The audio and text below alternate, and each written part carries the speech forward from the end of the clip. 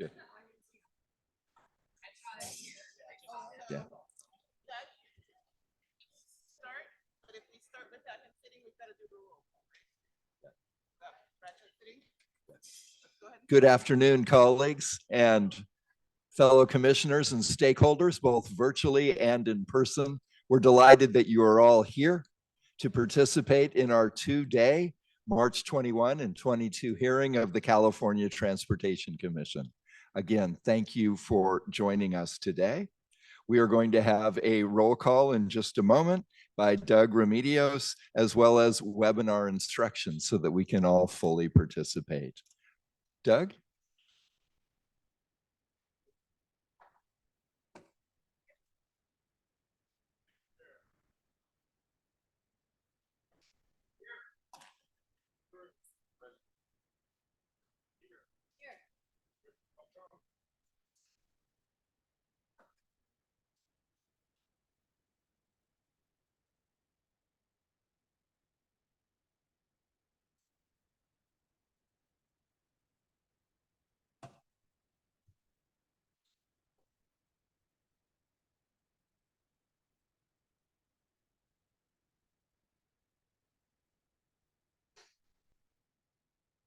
Commissioner Falcone?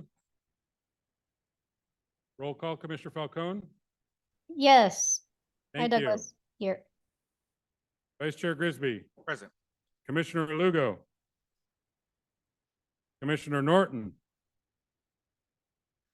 Commissioner Tavaloni? Commissioner Tiffany? Chair Guardino? Present.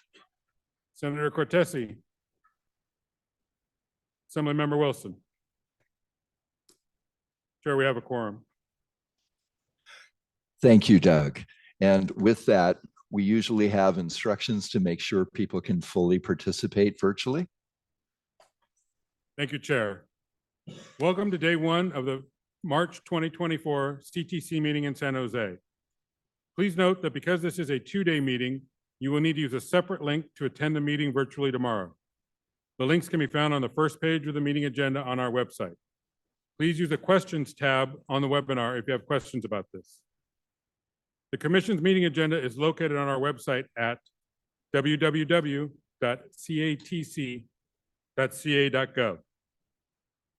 All of the presentations for today's meeting are also available on the Commission meetings page of our website under the View Download Meeting Materials tab. Any document the CTC creates can be translated into any language you need. Simply email us at ctc@catc.ca.gov, and we will have them returned to you as quickly as possible. American Sign Language is being provided on the webinar for this meeting. You should see the translators on your screen. Spanish language translation is also being provided, both in the room, at the back of the room, and online. You can access the online service through the interpretation tab at the bottom of the screen.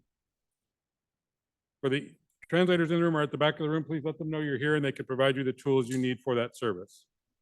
Please see the clerk, that's me, or use the Q&A tab if you have questions about this.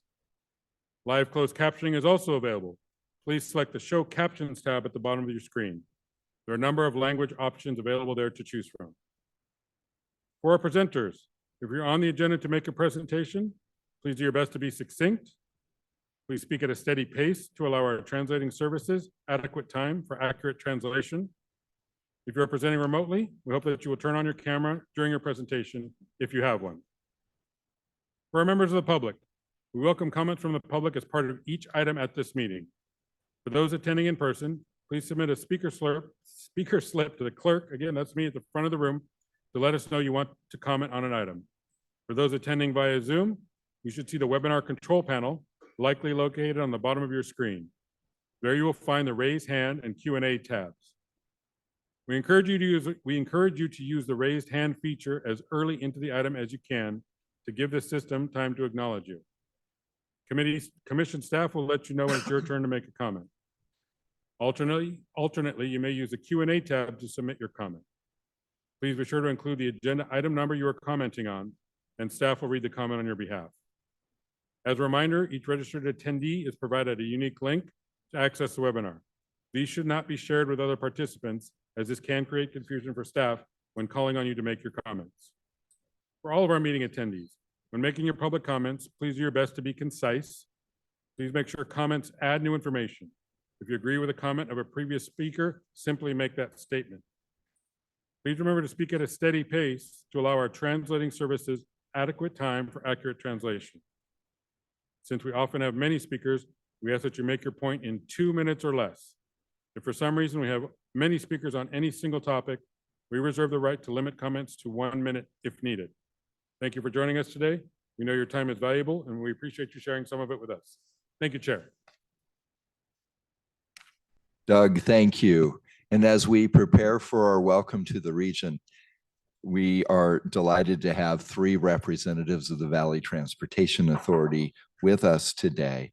I would mention to all of our guests, virtually and in the room, thank you again for participating. And just to let you know, this does not pertain to our welcome to the region, but as you may have seen online, we have 163 book items covering 1,750 pages for your reading enjoyment. There will be a quiz. And we want to be as respectful to the items that come up on our first day as they come up on our second day at the end, without rushing any item that deserves all of our due diligence.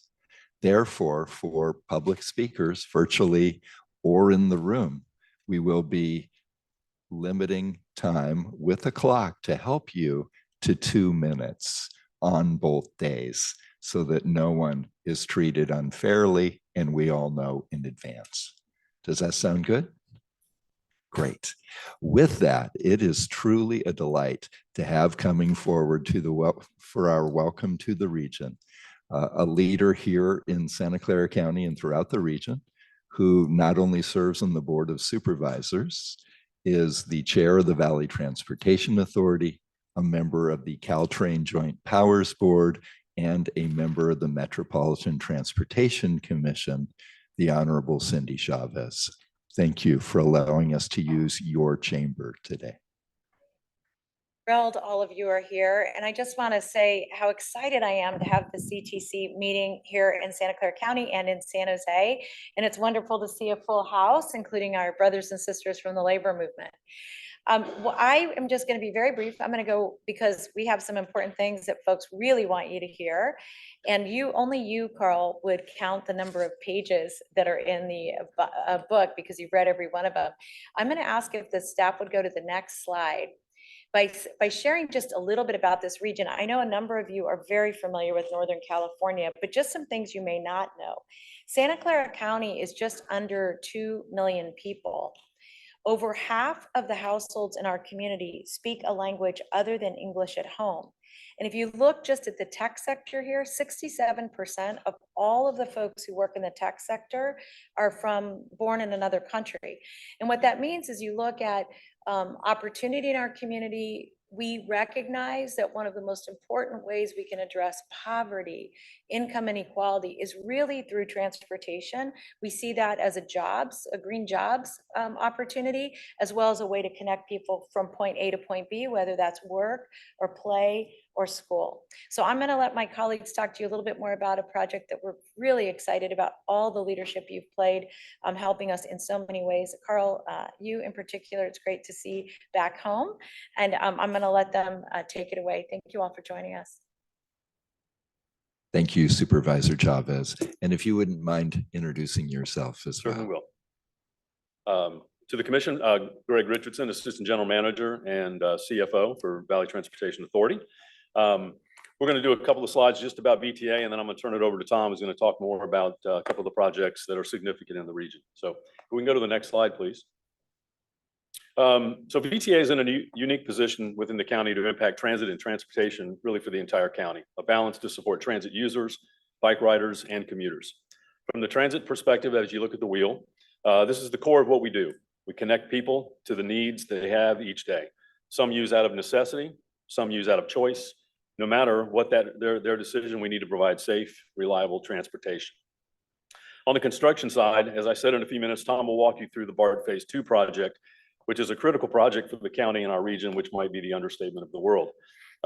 Additionally, we help drive other projects, either through construction or funding, that improve highways and streets throughout the county, in many ways, in respect to easing the congestion experienced by users. And then just last month, our board approved the construction of the East Ridge to BART Regional Connector, a light rail extension to serve the east side of San Jose that has been in the works for over 20 years. And as you continue along the wheel, you see the planning and funding side. As a multimodal agency, we positively impact the experience of those beyond the core transit mode with a continued focus of equity within the county. We can do this through the development of managed lanes throughout the county to improve commuter experience, which in turn can help provide needed resources to help support transit operations. And then through the development of a central bikeway, a major initiative to provide east and west connectivity via bike, providing direct access between the Santa Clara BART station and the Berryessa BART station. And Tom will touch on this very briefly at the end of his presentation. And then lastly, another key element in the portion is our transit-oriented development, encouraging transit ridership, provide critical housing supply throughout the county with a focus on affordable housing. And then part of the VTA portfolio to ensure, along with the support of the county residents via sales tax measures, we are self-sufficient as an agency. So if you go to the next slide, this one basically reflects the various sales tax measures supported by the voters of Santa Clara County. I think what this does is it effectively reflects how important transit is to the community and how committed they are to seeing it succeed. It also reminds us, VTA, of the responsibility we have to meet that expectation and provide safe, reliable service where it is needed most. And just roughly on this, the active taxes and fees that today directly impact VTA, this 1976 sales tax and the 2010 Measure B, both are in perpetuity. The 2000 Measure A is currently in place, but will sunset in 2036. The 2000 Measure B, that will sunset in 2042. And then the 2016 Measure B, that also will sunset in 2047. Just wanted you to have an idea of the measures that exist. And with that, I'm going to turn it over to Tom, and he'll walk you through the BART project and then the Central Bikeway. Thank you. Thank you, Greg, and thank you, commissioners, for the opportunity to talk to you about, next slide, please, the extension of the BART system here into Santa Clara County. All those measures that Greg talked about, if you looked at the fine print, you'll see that the thing that our voters here in Santa Clara County have asked for again and again is this long-term commitment to bring BART, the region's regional heavy rail system, which already connects San Francisco, Oakland, Alameda, Contra Costa counties, down to San Jose and to us here in Santa Clara County. Next slide, please. We've been working on it. We've been working on this project for almost 2 decades. Phase 1 is already open. BART was extended across the county line to Milpitas and Berryessa Station within the city limits of San Jose in 2020.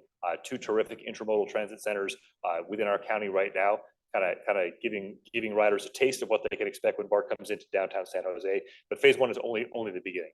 Phase 2 is the really ambitious completion of that dream. Next slide, please. That will again complete the regional dream of ringing the entire San Francisco Bay with heavy rail. So when this project is complete, when it connects up with Caltrain at both the Diridon and Santa Clara stations, you'll be able to ride electrified heavy rail greenhouse gas-free electrified heavy rail from San Francisco to Oakland to San Jose and back again on both sides of the bay, using quality, fast, frequent, and reliable rail service.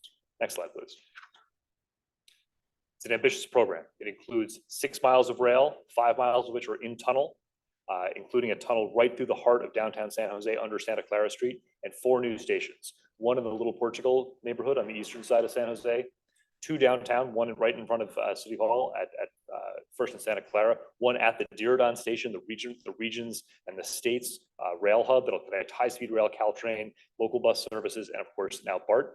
And finally, one in Santa Clara on the surface, just north of the city boundary. It's important to note that we're not just investing in the passenger service, the stations, and the tunnel. We're also building a state-of-the-art maintenance and storage yard so that when BART operates in the South Bay, it can operate with the same level of reliability and quality that it offers passengers in the East Bay and San Francisco. Next slide, please. We're really excited about what these stations can bring to San Jose. We're so bullish on downtown San Jose as the new urban center of Silicon Valley. These stations have an opportunity in terms of placemaking, in terms of architecture, and in terms of drawing transit-oriented development into our downtown and making Silicon Valley and Santa Clara County a transit-oriented place. Next slide, please. A couple of key details I want to share. When the project is open, riders here in our county will have a BART train every 7.5 minutes, the same level of service that folks in Alameda and Contra Costa County receive. It'll be a unique design. This is going to be the largest single board transit tunnel in the United States. And that design specifically reflects the very challenging tunneling conditions we have here with a very high water table and very unique geology in Santa Clara County. It is not a project in isolation. Because of the connection to the Diridon station, this will connect to local transit, to regional transit, and to mega regional transit when high-speed rail comes into Diridon. Next slide, please. Now we could talk all day, but I know we have a short time slot here. I just want to talk a little bit about the project benefits. This is a project that is going to bring 77,000 jobs during construction and through project delivery. This is a huge, it's going to be a huge employer. There will be tradespeople, skilled trades working on this project for as long as half their career. We're going to save commuters who travel between the East Bay and workplaces and homes in the Silicon Valley as much as 30 minutes off their commute every day. Huge improvement to transit access to the high-paying jobs we have here in our county, to transit-dependent communities, low-income communities, both here and in the East Bay. Opportunities to activate and make parts of Santa Clara and San Jose walkable and vibrant and active in the way that we know transit all over the world has done such a good job of doing. And I'll talk a little bit more later in the presentation about the specific transit-oriented development opportunities, but 60 million square feet of new residential and commercial activity and development could take place as a result of our program. And we're working very hard to make sure that we minimize the impacts that the construction has on our communities. We've learned a lot of lessons from other projects here in California and elsewhere about not just getting the project done and getting the benefits of the project, but doing the project right and doing right by our communities. Next slide, please. It's a unique partnership. VTA, as Greg said, is an operator, but we're also a delivery agency. We're standing on the shoulders of the folks who built our institution and built up the ability to deliver programs at this size. VTA is through the tax measures that Greg described, paying all the costs. We are letting the contracts, managing the construction. We will actually own the infrastructure at the end. But from a customer experience point of view, the system will be operated by BART. A rider will not feel any change in the level of service when they cross from Alameda County to Santa Clara County. It will be a BART passenger. The feeling and customer experience of being on this system will get us much closer to that goal of one region, one transit system. Next slide, please. A program of this size is going to be challenging, and it's going to take a while to build it. We're working closely with a big partnership of major contractors. We think that we have a revenue service date. We know we have a revenue service date early 2037. This is, again, it's a 6-mile rail construction, 5 miles of the biggest board transit tunnel in the United States. So it's no small thing. We're trying very hard to learn from the lessons of phase 1, the project that brought BART to Milpitas, learning how to work much more closely between VTA as the delivery authority and BART as our operating partner. And a lot of those lessons we think will not just pay benefits in terms of delivery of this project, but we hope we can share those with owners, deliverers, and operators across the state. Next, please. In terms of the funding picture, this project has benefited from the generosity of the voters who continue to come to the polls year after year to support the sales tax measures. Local funding accounts for more than a third of the total $12 billion budget. Very important contributions have come from the MTC and from the state. We're grateful for the TIRSIP funding and the other forms of state funding that have come through this body. We will be coming to you later this year to start allocating that money because we're ready to get a shovel in the ground this June. The final piece of the puzzle is a New Starts full funding grant agreement that we're pursuing with the Federal Transit Administration. We're hoping to get that by the end of this calendar year. We are about to submit the last deliverable before we apply for a full funding grant agreement, the New Starts Engineering application. That's going to go in about 10 days. And we've been very encouraged by the reception we're getting from FTA leadership, USDOD leadership, and staff about the readiness and eagerness to fund a project of this scale and impact. Next, please. I've got a slide here just with some of the details, probably not as important for now, but I want you to know that at the staff level, both here in the county, but also at the federal level, we're working very closely to bring this money home to California. Now, we think about transit projects. We always think about the riders, the customer experience, the shortened commutes. Oh, next slide, please. Sorry.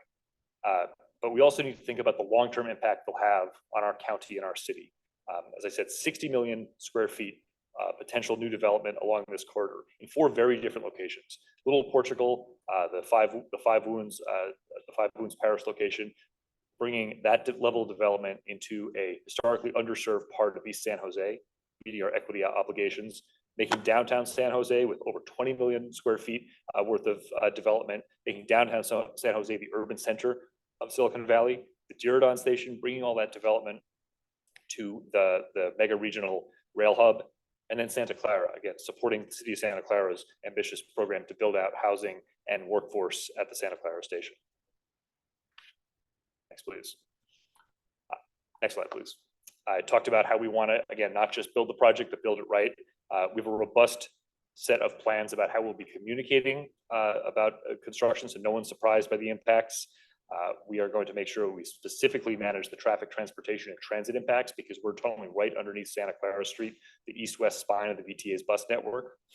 Very obviously working carefully with emergency services, but I also want to talk about how we are investing $3 million a year in business resources and support so that small businesses who may experience even a very short outage or dust or construction noise that might affect their customers and affect their operations will have access to resources from VTA to keep going, to cover their losses, and to emerge from the construction stronger than when we started.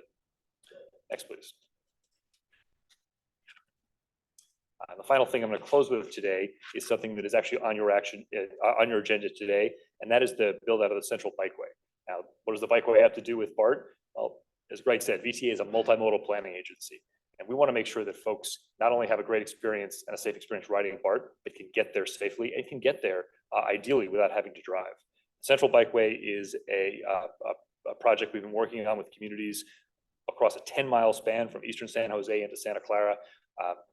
We've worked for 18 months to come up with a conceptual design for a fully protected bikeway that meets the east-west mobility needs, probably the most challenging mobility movement within our county, and connects directly with the Berryessa BART station and the Santa Clara BART station, so that first mile, last mile, it can be done safely and in a greenhouse gas-free way. And we'll be asking you later today, in this meeting's agenda, to approve the environmental clearance and the design funding for the Central Bikeway. It is the first step in the multimodal package, ultimately, of building out phase 2 of BART to Silicon Valley. That concludes my presentation. Look forward to your questions. Thank you, Mr. McGuire. Don't go too far away. Just, I wanted to just add one other point. First, thank you so much for letting us review this project. It really is one of the most important things that many of us have been working on. And if you went back to the slide that showed all the different times we've taxed ourselves to get to where we are today, the name you'd have to put after each one of them was Carl Guardino running those campaigns. And so one of the points I wanted to say is a very sincere thank you, Carl, because I know this was a vision of yours and Mayor Gonzalez back when, well, I don't want to say how much younger I am than you, but back in the day. But also just to make this point that that even though this has taken a long time, what you are going to be able to see and what you saw in the last couple of slides was the incredible economic impact that this will have on the whole region when you think about just the importance that Silicon Valley plays relative to the 9 Bay Area counties. And then also just to highlight that this part of the 9 Bay Area counties is 25% of all of Northern California. And that's why making sure that we have multiple ways to move people to get goods and services is so critical to us. So with that, I just want to say a very special thank you. And Carl, thank you so very much for making sure we could pay for all of this. We appreciate it. And the CTC as well. Your generosity and your vision has been really appreciated. Thank you, Supervisor Chavez and Tom McGuire. Colleagues, do we have any questions from the three leaders welcoming us to this region? Just maybe if you could say one more time for the benefit of the folks sitting right behind you, how many thousands of jobs will this create? 77,000 jobs during the construction phase and 60 million square feet.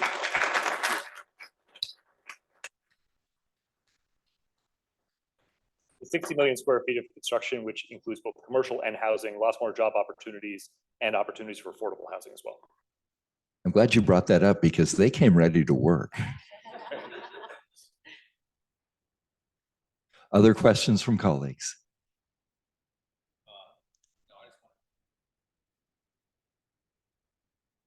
Commend our electeds who are today on all the work they've done in moving these projects and creating opportunities for folks who are in the crowd. I know that Santa Clara was like a pioneer when it came to self-help county and going out to the ballot and getting money, getting support from taxpayers to fund good projects. So keep up the good work, please. Thank you. Thank you very much. Colleagues? We have colleagues in the room. We also have 4 of our colleagues who have dialed in online. So I want to make sure if they have a question or a comment, they have an opportunity, but also just to recognize them and their work on the commission. We have Commissioners Clarissa Falcone, Adanya Lugo, Hillary Norton, and Joe Tavaloni all around the state today. Any of our 4 colleagues online have any questions before we move on? Okay, seeing none. Thank you. Thank you very much. With that, we're going to go to agenda item number 3, the approval of minutes from our January 25, 26, 2024 meeting. Is there a motion? So moved. Sure, we were going to take 3 and 4 together, if that's okay with you. Absolutely, Doug. Thank you. And the item 4 is the commissioner meetings for compensation. Is your motion still intact? It still is. Great, thank you. Second. And that was from Commissioner Bradshaw. We have a motion and a second. Any discussion? All those in favor, please say aye. Aye. Aye. Opposed? Abstentions? That passes unanimously. Moving on to item 5 is our Interagency Equity Advisory Committee member compensation. Sequoia, do you have a report for us today? Yeah, a short one. Thanks. Commissioners, tab 5 is a summary of the Interagency Equity Advisory Committee meetings and activities that are eligible for compensation. And we're really excited to be able to bring this in front of the commission today because in the last fiscal year, we obtained authority to use state funds to pay our Interagency Equity Advisory Committee members compensation as part of our budget.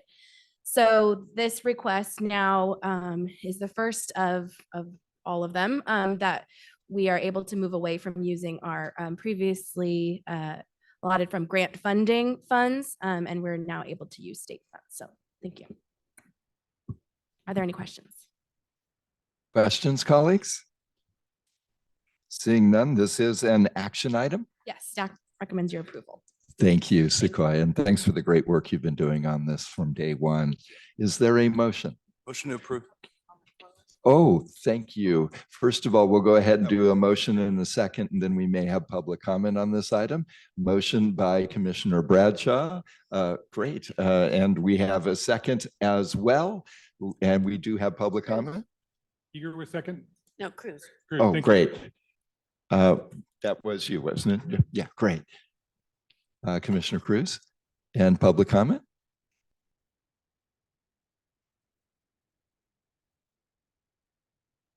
Any public comments in the room? There's none. Great. With that, then, are there any questions or comments from fellow commissioners? Seeing none, all those in favor? Aye. Opposed? Abstentions?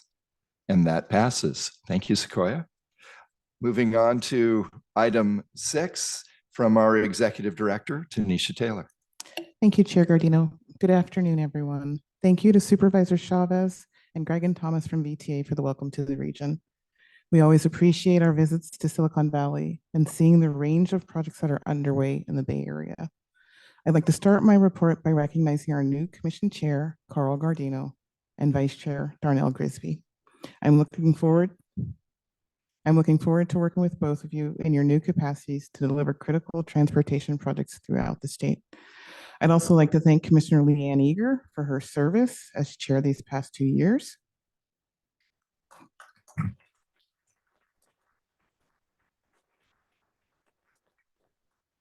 These were critical 2 years for the commission coming out of the pandemic, and I'm grateful for your leadership during this time. I'd also like to recognize a few new faces and thank some familiar ones who aren't here today. I'd like to welcome Commissioner Bob Tiffany, who was appointed to the commission earlier this year by Assembly Speaker Robert Rivas. Commissioner Tiffany's experience as a county supervisor in San Benito will bring a valuable perspective to our meetings, and I'm excited to have you aboard.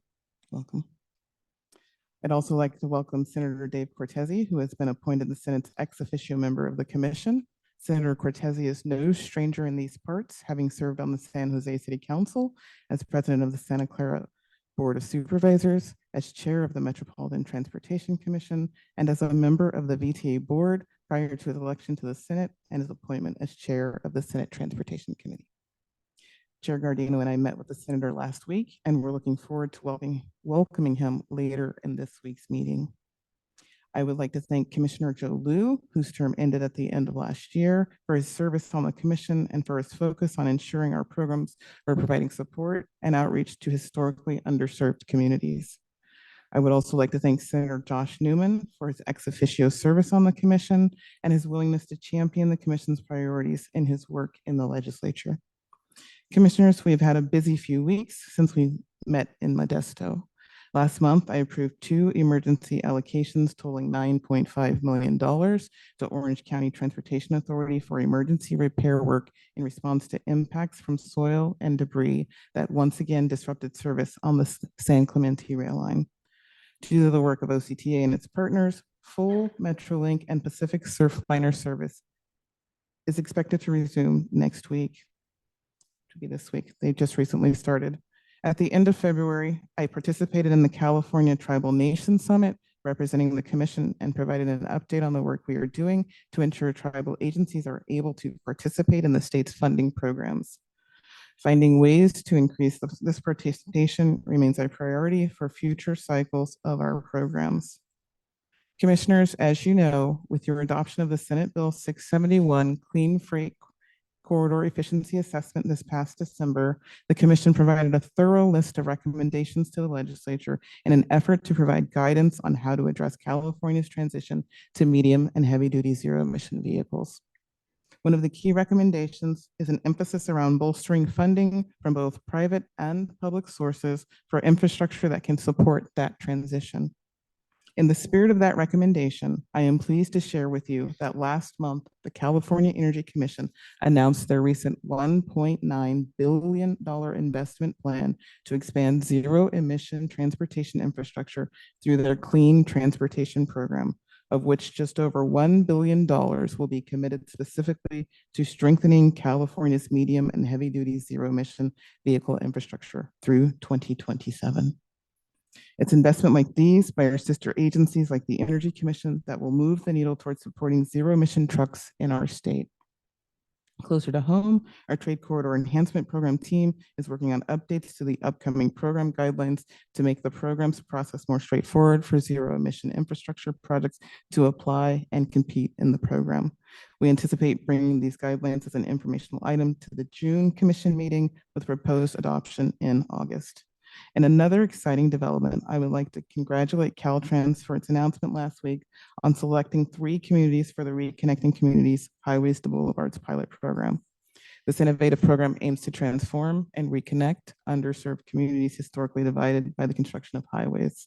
I would also like to recognize the members of our Equity Advisory Committee who participated in the application evaluation process.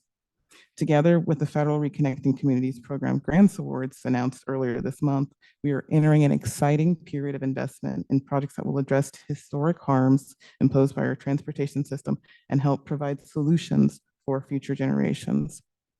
Turning to this week's agenda, staff will present two significant program adoptions for your consideration. First, staff will present the 2024 State Transportation Improvement Program. Staff is recommending nearly $2.9 billion for projects submitted as regional and interregional priorities, including more than $1.6 billion in new funding. These recommendations include a multimodal suite of projects with $677 million for rail, transit, and active transportation projects, totaling about half of the new funding to the state. Congratulations to Casey Ruggiero and Teresa Favila for putting this program together. Later, Caltrans will present the 2024 State Highway Operation and Protection Program. This program includes $21.2 billion over 4 years for projects that preserve and protect the state highway system, developed consistent with the Transportation Asset Management Plan and the State Highway System Management Plan. These products will enhance safety on the state highway system and make cost-effective repairs that will allow us to conserve transportation dollars in future years to spend them on additional priorities. Thank you to John Prey, Ahmed Ghonem, Jaden Gales, and Tim Sobelman of our team, as well as the Caltrans shop team for their work to prepare this program for the Commission's approval. We will also hear an update from our Local Streets and Roads program on the $1.2 billion in SB1 funds expended by the state's 539 cities and counties in the 6th consecutive year of 100% reporting compliance in the program.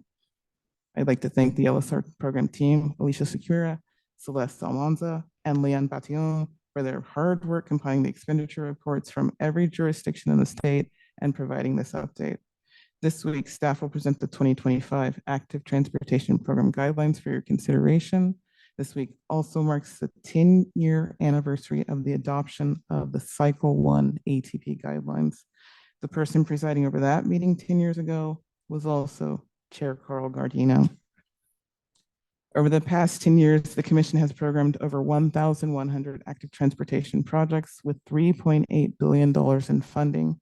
Over 96% of these funds have benefited disadvantaged communities, and 56% of the funds have helped to construct safer routes to schools. The program has funded over 1,700 miles of new bikeways, over 700 miles of new sidewalks, 21,000 new or enhanced crosswalks, and hundreds of non-infrastructure education and encouragement programs and campaigns. We're proud of what we've accomplished in this program so far, and we're looking forward to the next 10 years of the Active Transportation Program. The Commission will consider early approval of the Active Transportation Program regional guidelines for the Metropolitan Transportation Commission. While most of the remaining 10 large metropolitan planning organizations will come forward for regional guidelines adoption in June, the Metropolitan Transportation Commission requested early adoption of their guidelines. The Commission's early approval will allow the Metropolitan Transportation Commission to release their call for products at the same time as the statewide call for projects, streamlining the application process for project applicants. Commissioners, I have just one staffing update this week. Since 2022, Leanne Batillon has been integral to the success of the Local Streets and Roads program. I am happy to announce Leanne's promotion to program analyst within the Local Streets and Roads program team. Congratulations to her.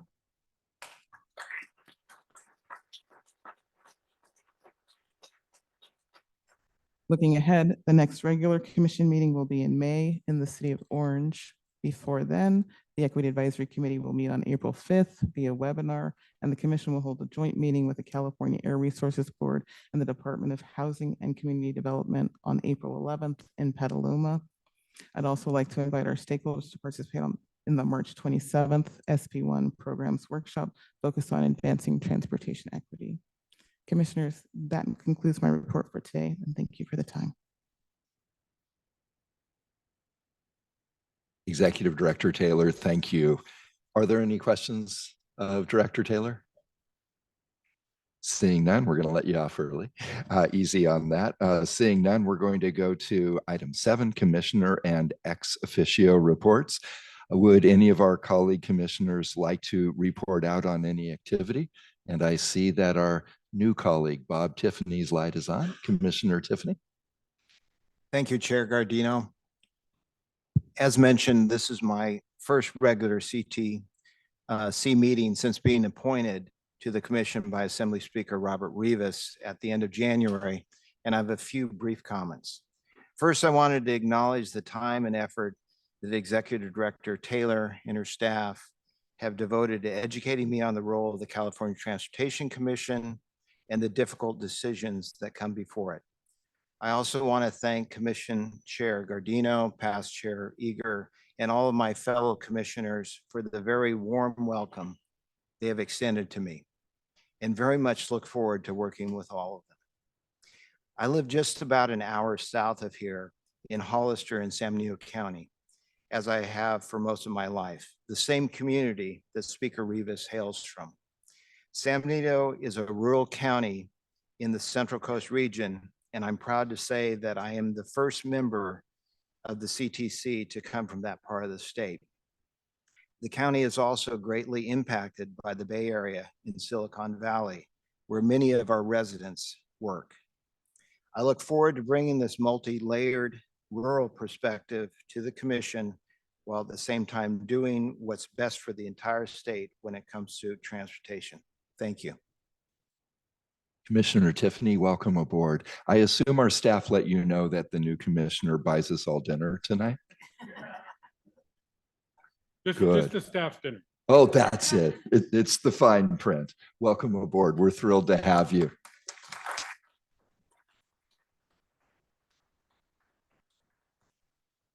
Reports from other commissioners, either online or in the room. Commissioner Bradshaw. Yeah, I just want to go real quick. Again, Jay Bradshaw, honored to serve on the California Transportation Commission. Let me say I want to welcome our new commissioner. I really look forward to working with you. And I want to say first to Executive Director Taylor and to the best team in the state. I work for the CTC. Thank you so much. The team of these commissioners, hey, I love working with every one of you, and we do great things. And we're going to have some challenges coming up in front of us. But I know that my experience with this group and this team, including those online, is that we will address it and we will get it done on behalf of the state and everyone. I want to send a special thanks out to the hardworking men and women who have attended this meeting today to really put a spotlight on that. That when you talk about all types of transportation, active transportation, green transportation, highway transportation, all that there's real blood, bone, risk, skills, and dedication from, I would argue, the hardest working folks in our state, and actually delivering solutions, because I would say that the overwhelming majority, you can challenge the statistic, it won't hurt my feelings, but probably upwards of 90% of those that use our transportation come of the working class, come from the working class, our state.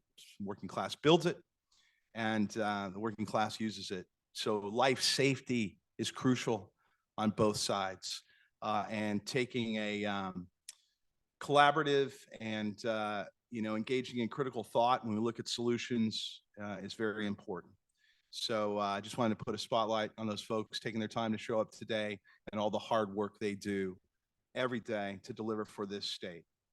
And that'd be the end of my comments. Thank you, Brother Chair.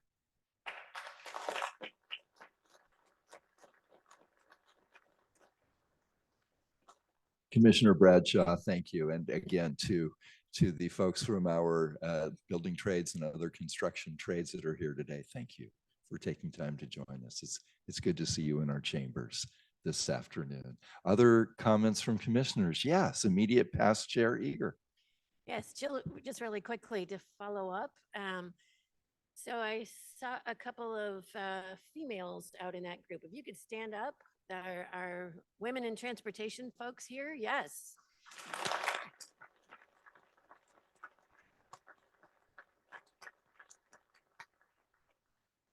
Now, this is National Women's History Month. Tanisha and I are representing up here, but we want to thank you all for, I know it's difficult work, especially for us who are blazing those trails in what used to be an all man's world, right?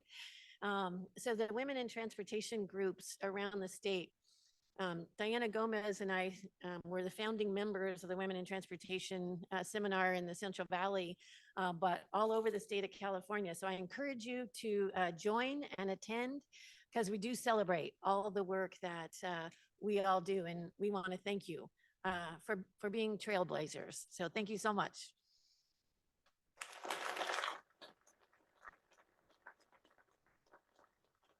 Thank you, Past Chair Eager. And with that, do any of our Commissioner Cruz?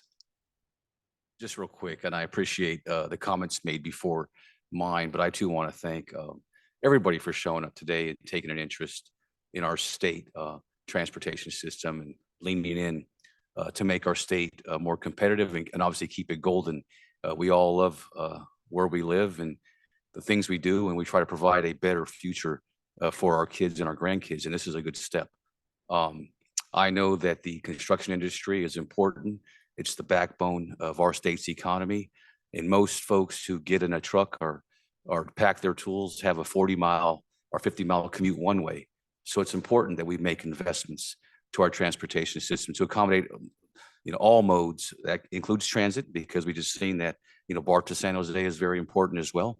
But the sort of looking at transportation holistically, but also keeping into mind that we are creating good opportunities for men and women in the construction industry is obviously part of how we look at separate projects. So thank you for being here.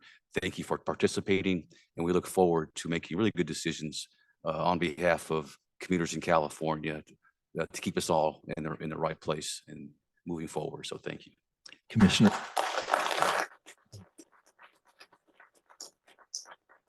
Commissioner Cruz, thank you. And Commissioner Falcone? Thank you, Chair Guardino. And first of all, congratulations to both you and Vice Chair Darnell Grisby for taking the lead. We are well led at CTC with both of you on the helm. So congratulations. Also, congratulations to the new commissioners, Commissioner Tiffany. I was so looking forward to meeting you in person. I promise that I will be there in May, and hopefully we'll get to break bread then, and to Senator Cortez and Assemblymember Walk. A couple quick things. I was at the March 12th Reconnecting Communities event. I was very honored to have been invited. I don't want to take the spotlight away from Darwin, because I'm sure he's going to be providing a thorough report on that, but it was a great event. We were honored to have it in National City, and it's a great first step into undoing the harms that our infrastructure has done to certain communities in our state. And so it was wonderful to be there. The great energy. It was just very positive, and organizations ready to help our agencies and all the public folks that are going to be working on all these projects. So, and yes, congratulations to the EAC for their work in helping to select these pilot projects. Also, I wanted to recognize Commissioner Liu for his service at the CTC and his willingness to, really challenge how we do transportation in California as it relates specifically to the health of communities. He has also tackled some highly charged efforts at CTC, including the Road User Charge Committee. It's no small feat, and we have to continue to really work very intently on that issue as it relates to the health and of the future funding of our transportation. And he's certainly encouraged me personally, and I want to express my appreciation for his time at the commission. And with that, I will end my comments. Thank you, Chair. Thank you, Commissioner Falcone. Seeing no other commissioner hands, if I may, as chair, then would appreciate asking our Vice Chair, Darnell Grisby, to join me as we recognize the amazing servant leadership and effectiveness of our outgoing chair, now immediate past chair, Leanne Eager, with thank you. I think I have to speak into the mic so that people virtually can hear. So I can't stand up just yet, but how much we have all learned from your creativity, your inclusivity, your professionalism, your ethics, and your effectiveness for our state and all of its 39 million residents in 58 counties and 482 cities and towns. It is a delight to serve with you and to learn from you. And as a small token of our appreciation, we would like to present you with this resolution. Would love to ask Vice Chair Grisby if he has anything he would like to say, and then he and I will present this to you. Madam Chair, I'm going to always call you that probably. Just want to thank you, and just watching you over the years balance all of the different things our state tries to tackle with our goals, whether it be economic growth, equity, the environment, balancing all those is a very challenging job, and you've shown that can be done effectively. So I want to thank you for all you've done for the state of California and for all of us on the commission. Thank you. Would you all join me in thanking our immediate past chair?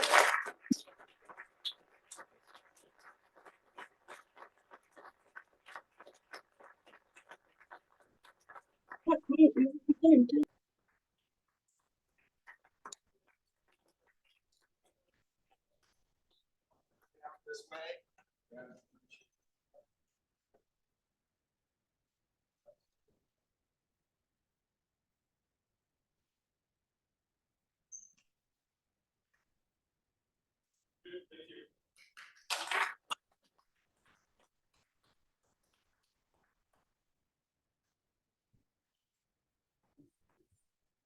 Oh, thank you. And if I may, we'd like to ask our immediate past chair, Leanne Eager, if she has anything we'd like to say. And I believe that both Commissioner Lugo and Commissioner Norton may also want to speak to this item in recognition. If that is what you would like to speak about, why don't we hear from you first, in case immediate past chair Eager has a rebuttal to anything that you...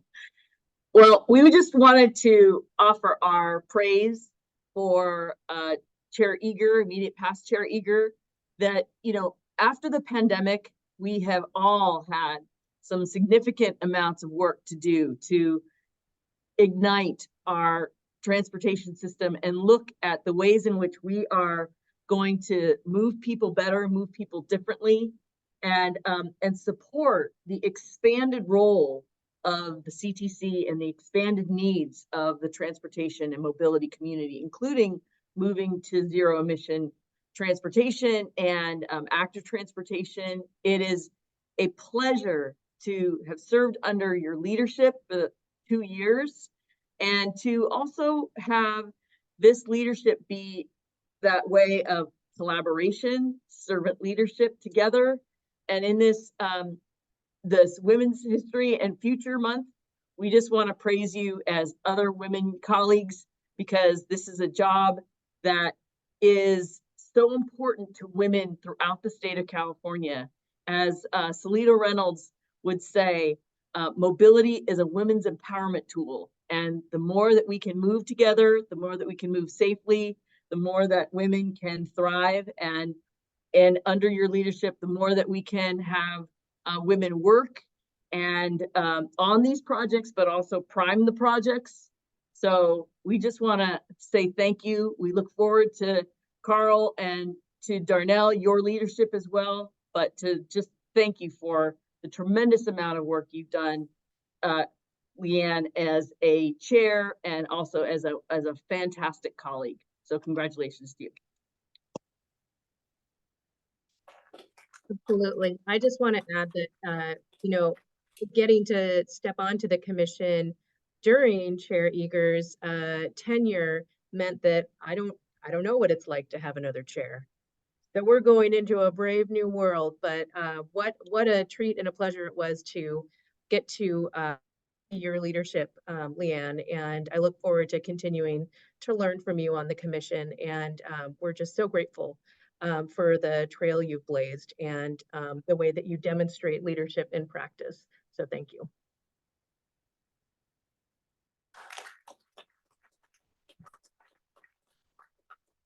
Thank you both. Immediate past Chair Eager.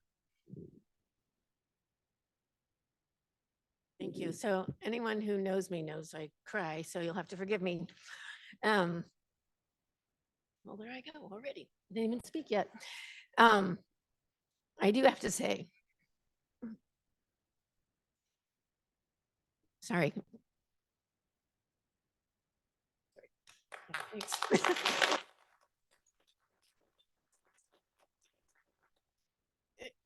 I did come on this commission during COVID. I was one of those COVID commissioners that we didn't know each other until we came back together, I think a year and a half later.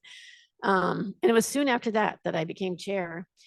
And it was an honor, not just to serve with these people here, but to serve with CalSTA and the secretary and Caltrans, and having us all come together as one transportation agency, really on behalf of all of you.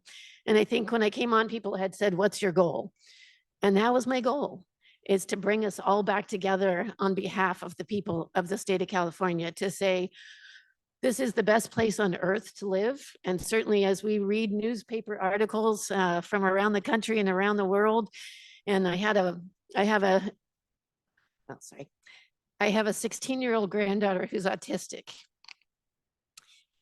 And she came to me a couple weeks ago and she said, gosh, I'm looking at the newspaper and I'm scared about what might be coming in the future. And she said, I get worried about what's going to happen to us. And I said, you don't have to worry. You live in California. You're safe here. We can continue to do wonderful things and not have to worry about what's going on out here, because in California, we know what's important. And this group up here that I've been working with, they believe that wholeheartedly, that this is that place that we can make strides, that we can move people forward, that we can continue to help the working class work harder, work stronger, and work together. And that has been certainly my goal here as chair these last 2 years, is how do we continue to do that? And I have utmost faith that it will continue with the new chair and vice chair. And it really, truly has been my honor to serve with all of you. So thank you.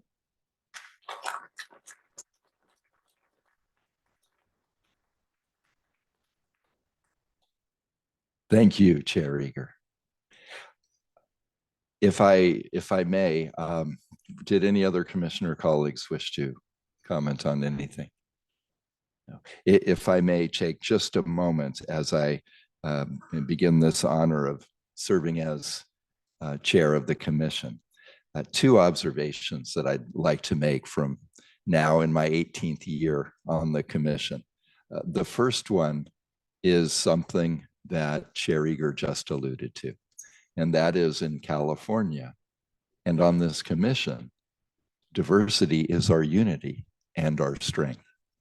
And I want to compliment Governor Gavin Newsom for building a commission that is not only bringing together and shining a light on geographic diversity in our state, but ethnic diversity, cultural diversity, gender diversity, age diversity, because bringing together people with such unique backgrounds and experiences only allows us to build a better California for everyone. The second observation, Chair Eager also alluded to, the discourse, especially at the federal level,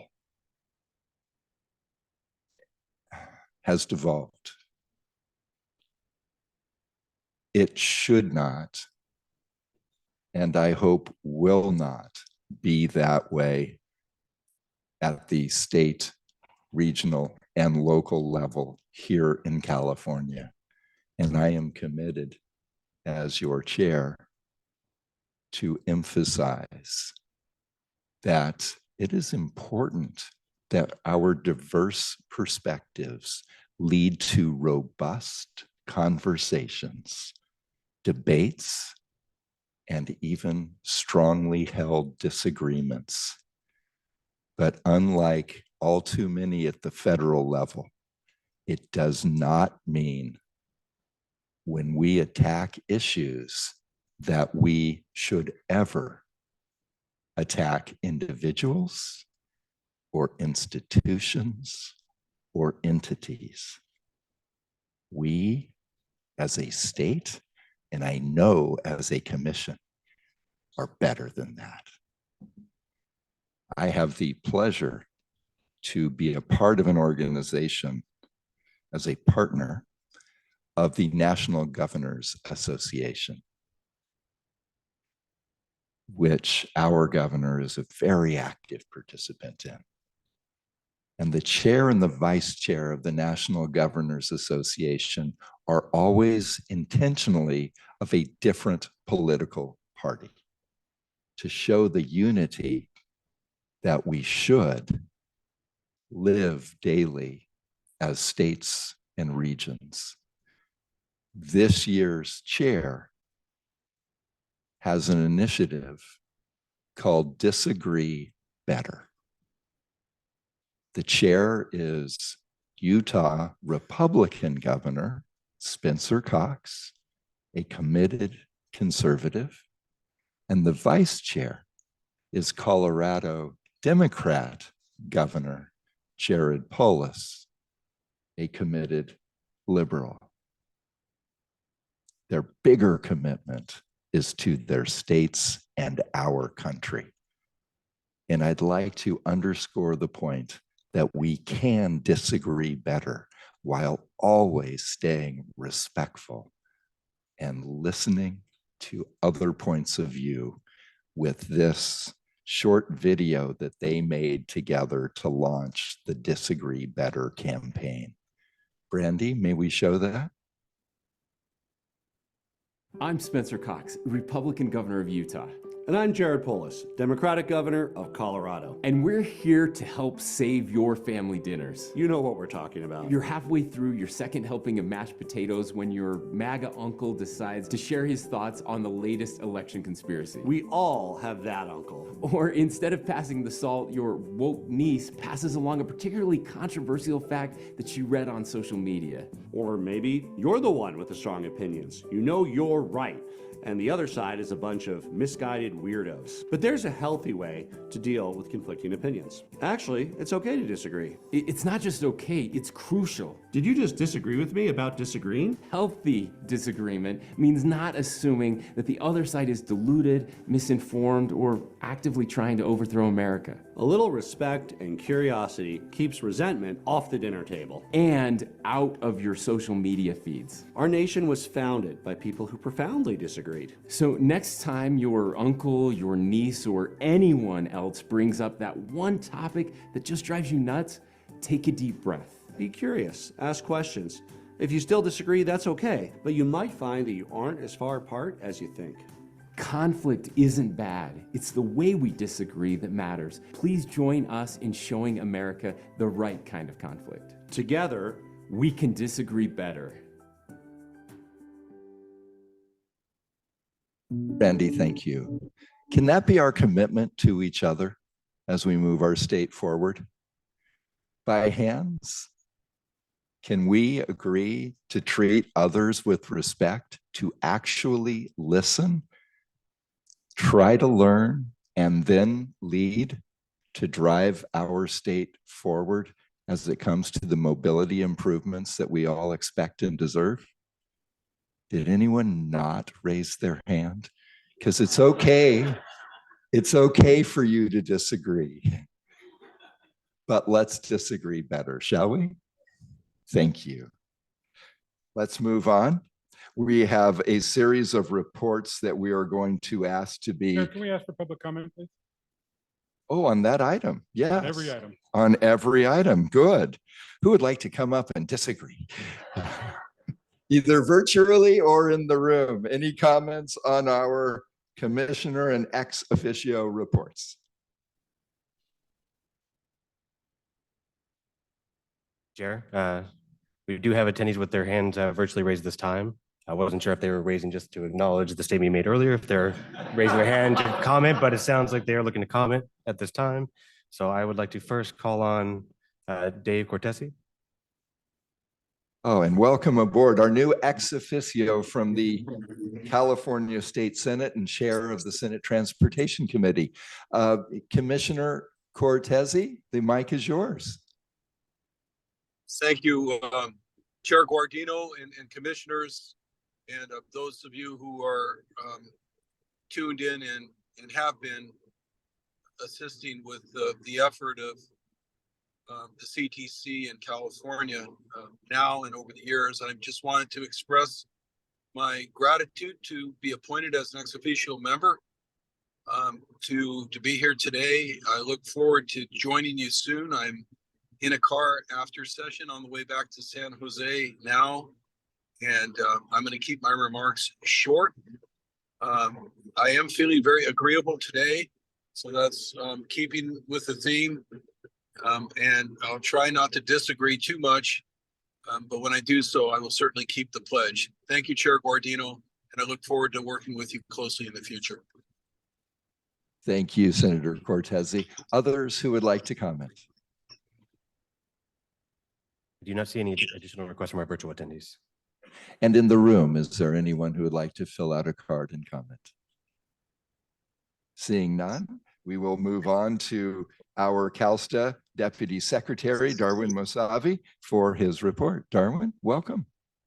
Thank you so much, Chair Guardino. I unfortunately do not disagree with anything that's been said, so we're not going to be able to test out your hypothesis here to see if we can disagree cordially. That'll have to wait till later in the meeting, but did want to quickly start off by congratulating outgoing Chair Eager on the recognition, the well-deserved recognition, and then also welcoming new Commissioner Tiffany to the commission on behalf of CalSTA. We're very excited to have you and looking forward to working with you.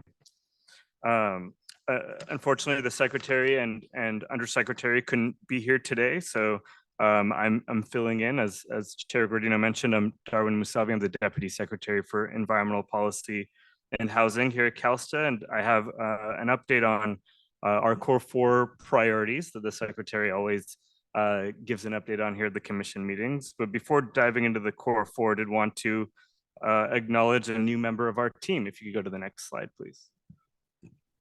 We wanted to welcome Christine Casey, who's our new Deputy Secretary for Freight Policy. She was sworn in earlier this month as our new and first ever Freight Policy Deputy Secretary at CalSTA. So we're very excited for this new position.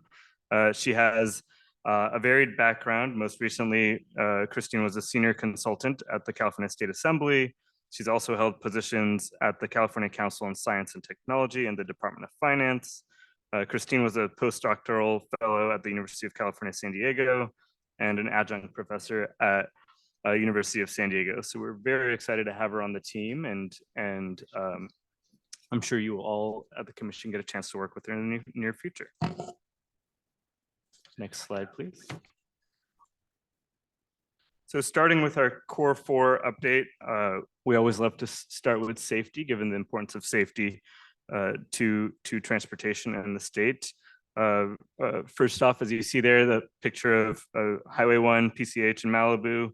We continue to focus on the Pacific Coast Highway and corridor that runs through Malibu. Collaborative efforts continue between OTS, CHP, Caltrans, cities of Malibu, Los Angeles, and Santa Monica. The safety enhancements that are being applied in this corridor range from infrastructure improvements, targeted safety, traffic safety enforcement, and education. And they highlight how we're embracing the safe systems approach and taking a holistic approach to safety. We're really excited about a new campaign, the Go Safely PCH campaign.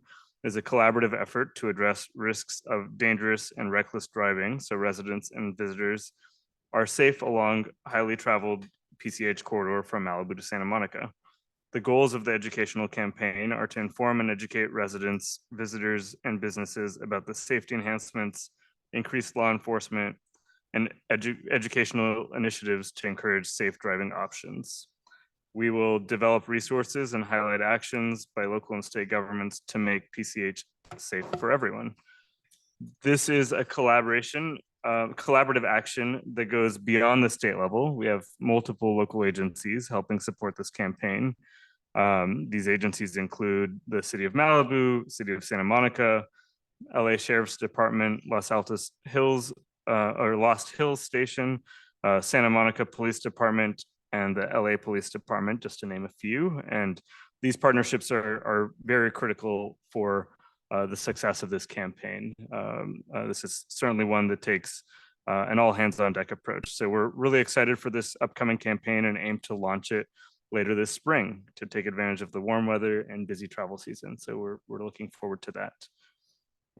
While on the topic of safety, I did want to highlight some new safety data. Though we have a lot more work to do, I wanted to take the opportunity to acknowledge some recent indications that the needle is indeed moving in the right direction when it comes to safety data. The Governor's Highway Safety Association annual Spotlight on Highway Safety report shared preliminary data gathered from state highway safety offices, showing a modest 4% decrease in pedestrian fatalities nationwide. California specifically was one of 24 states with a double-digit decline from January to June 2022 to the same 6 months of 2023. 498 pedestrians were struck and killed on California's roads, which is an 11.7% decrease, but as we know, still far too many. This is why safety continues to be CalSTA's top priority, and we will continue to push every single day to keep every Californian safe on our transportation system. Next slide, please. In terms of climate, we have a couple updates for you as well. The Transit Transformation Task Force had its first official working meeting on February 29th in Sacramento. The photo on the slide was part of the presentation that was given to the task force members to help spark some discussion. The photo actually shows some of the original streetcar suburbs of California and reminds us that public transit helped create the original streetcar suburbs of California and was an integral part of our transportation system. And in the 21st century, we think public transportation can once again be the mode of choice by innovating with existing assets to shape a sustainable and prosperous future in California. So that was the spirit we wanted to take to that inaugural working meeting. We had many discussion questions during that conversation.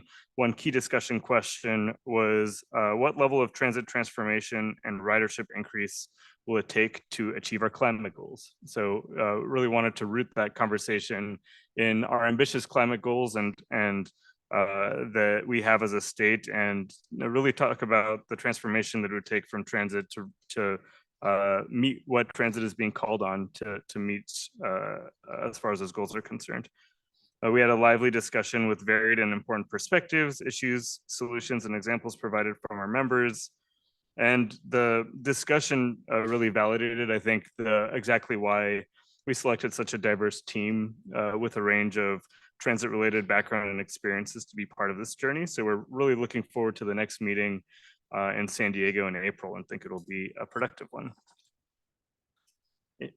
On the topic of climate, wanted to also provide an update on a topic you probably hear me talk about often, CAPDI, our Climate Action Plan for Transportation Infrastructure.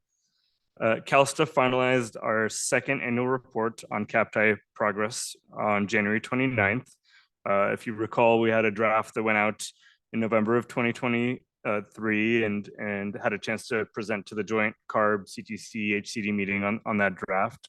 CalSTA and the administration are celebrating the well ahead of schedule and near completion of all the original CAPDI actions to help align the state's transportation funding programs with its climate goals. As you all may recall, only after 2.5 years since its release, we are on track to complete all the actions by the end of June this year. That's well ahead of our originally planned schedule. So we're really excited about that.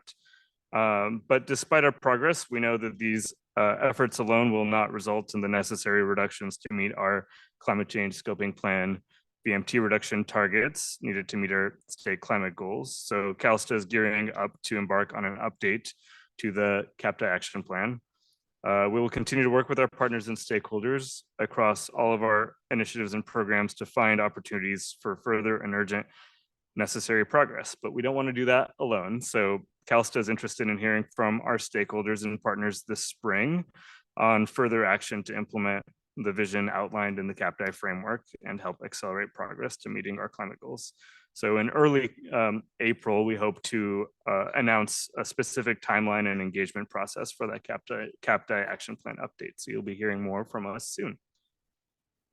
On the topic of CAPDI, there are a couple CAPDI actions that have seen significant progress these last couple of months since the last meeting. Those being the Caltrans System Investment Strategy, also known as CSIS, and the Transportation Equity Index, or the EQI.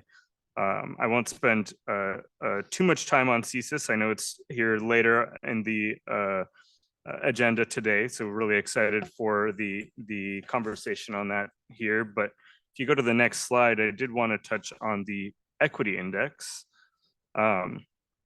So version 1.0 of the tool known as the EQI was launched by Caltrans, and we're very excited for this groundbreaking development. It's now available publicly to transportation planning partners and members of the public.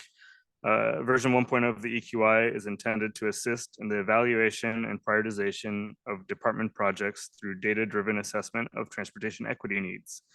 An engagement process informed the development of the tool, and we're really excited to have this tool out there. And one of its first applications will be its use as part of CSIS, which you'll hear about more later today. The tool identifies indicators to account for equity-based outcomes, and I think it'll be a huge game changer in our ability to really further our equity goals here in the transportation sector. So really excited for that.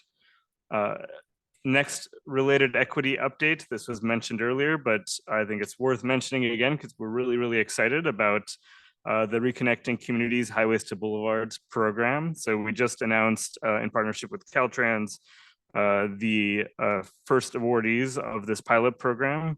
This pilot program was actually called for in CAPDI and was established to plan for and fund the conversion of key underutilized highways into state multimodal corridors to reconnect communities divided by transportation infrastructure. Historical harm will be addressed through community-based transportation planning, design, demolition, and/or reconstruction of transportation facilities, parks, and other infrastructure. Of the many applicants, we selected 3 communities for the pilot program: Arcata, South San Francisco, and a application from San Diego and National City. The enthusiasm from the selected communities and the public itself was tangible at the kickoff events, as Commissioner Falcone mentioned, and we're really excited to work with these communities to realize their vision for how to repair and reconnect their communities, and to do so in partnership. In other exciting Reconnecting Communities news, the day after our announcement, the Biden-Harris administration actually announced a historic $3.3 billion grant award for the Reconnecting Communities program and neighborhood access and equity grant programs at the federal level. These are exactly the types of dollars that we're hoping to leverage and go after with our state dollars, and partner with the federal government. And based on the awards that just came out, looks like we're already having some success in doing so. So these programs were created as part of IIJA as well as IRA, and were administered jointly. The 17 of these projects, or 132 grants, I should say, were given out, and 17 of these projects are in California, totaling $237 million for the state. So we're really excited for that award.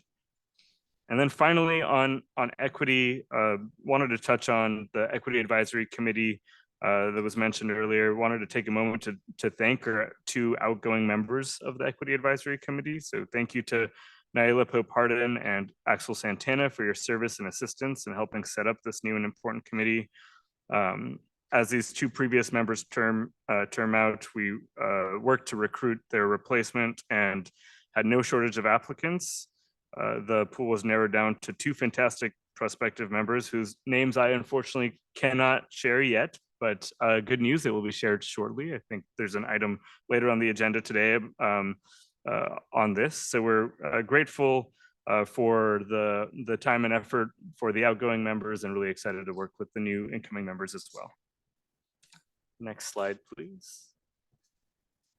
So finally, as part of the core four of two items on economic prosperity, wanted to touch on the new Venture rail cars. So on March 5th, we held a launch event for the first set of the long anticipated Venture passenger rail cars on the Amtrak San Joaquin's line.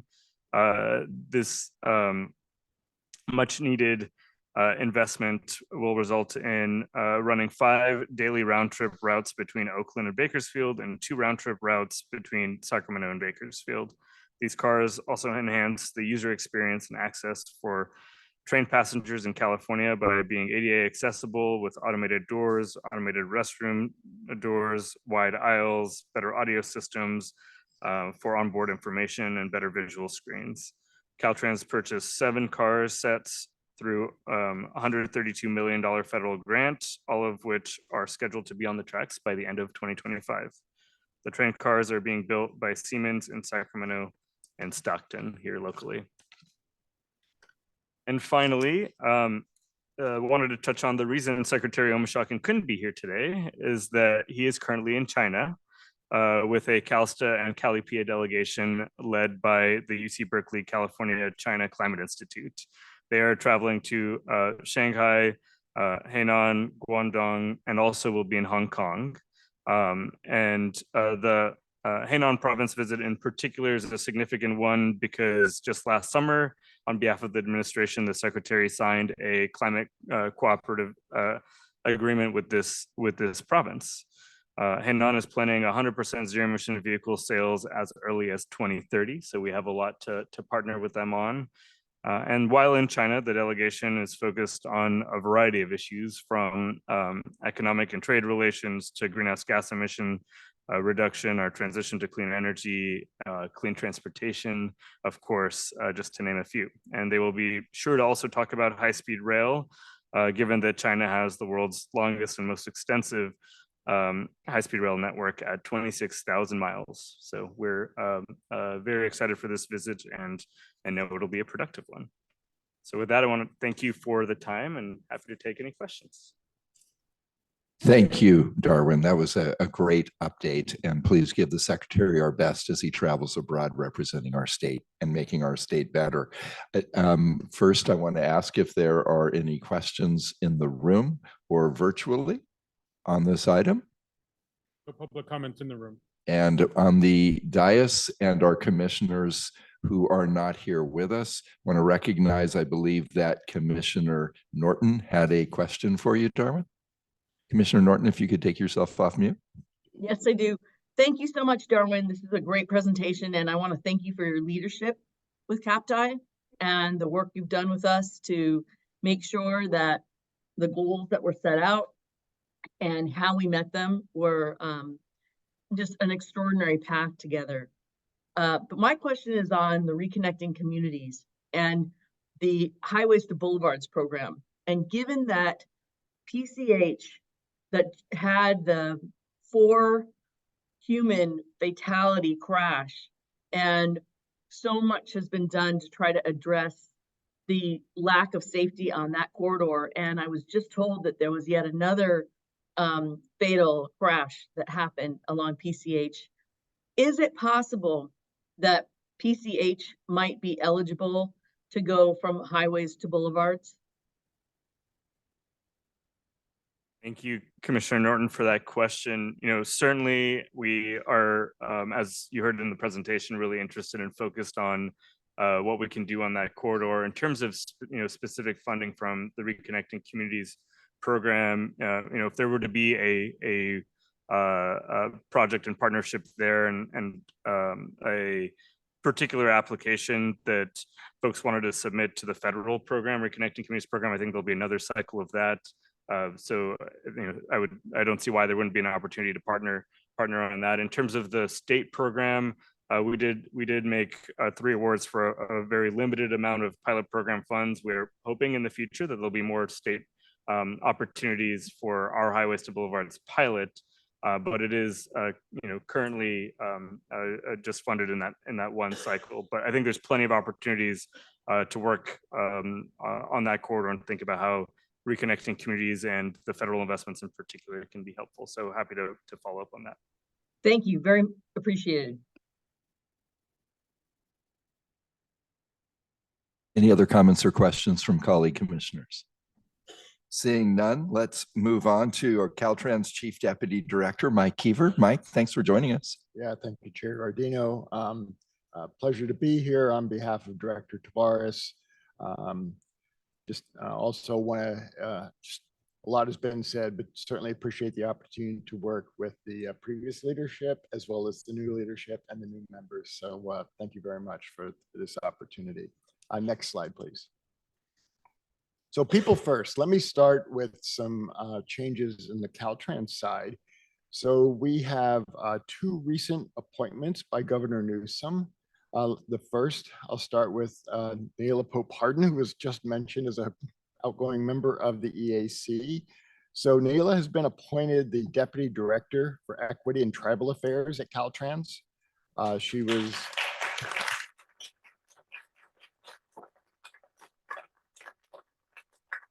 very happy and proud to have her joining us on the team. And many of you know her background, but Executive Director at Climate Plan since 2021, Principal at Naila Consulting since 2012, Capital Region Organizing Project, Organizer Charter Schools. Anyhow, very, very happy to have Naila joining us on the Caltrans team. In addition, Eric Sundquist has been appointed the Deputy Director for Sustainability. He's been the Sustainability Advisor at Caltrans since 2021. And prior to that, Eric came to Caltrans as the previous director of the State Smart Transportation Initiative, some know SSTI, at the University of Wisconsin. He was there for about 10 years from leaving in 2021. He also held several positions at Georgia Tech, including research scientist. And Eric's had a very varied career.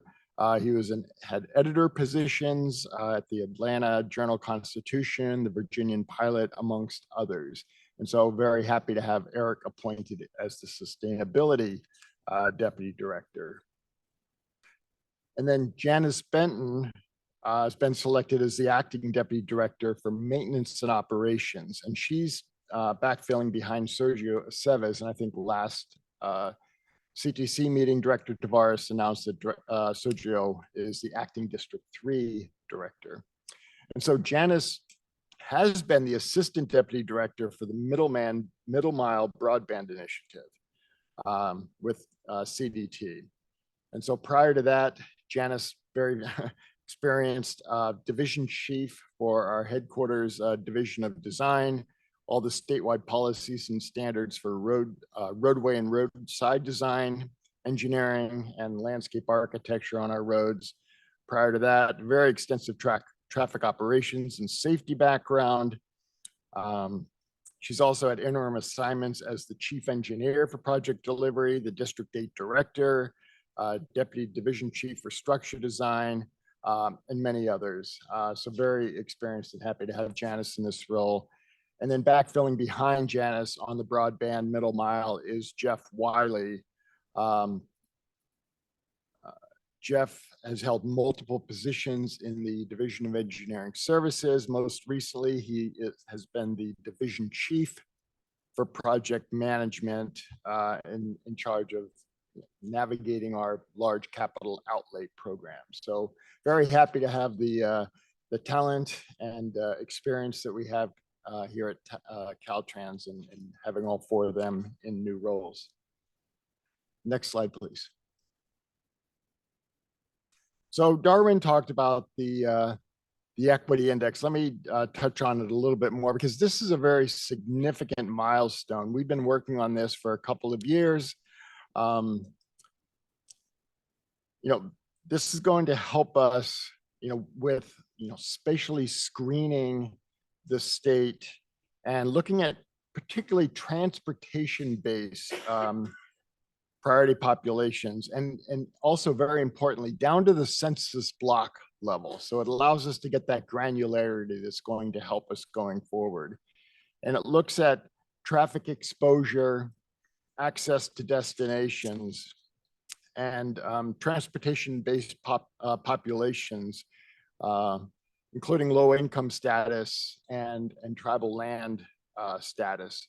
So there are similar tools, CalEnviro Screen amongst others, but this is transportation focused, and it gives us, again, that granularity that's really going to help us going forward. And I think there are a lot of opportunities. We're still looking at our use cases, but as Darwin mentioned, the first one is going to be our CSIS process. And just like CalEnviro Screen, this is the first version. I'm sure we'll find opportunities to continue to refine and improve it, but looking forward to utilizing it again as we're seeking to make sure that we're looking at how both our investments, positive, and the burdens we have a good understanding of the equity impacts associated with those. The next slide, please.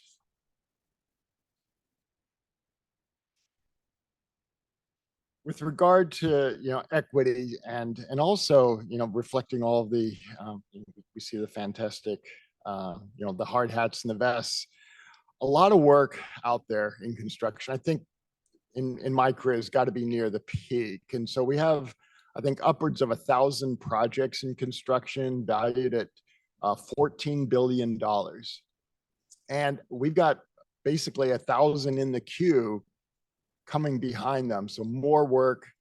We're competing very well for projects at the federal level.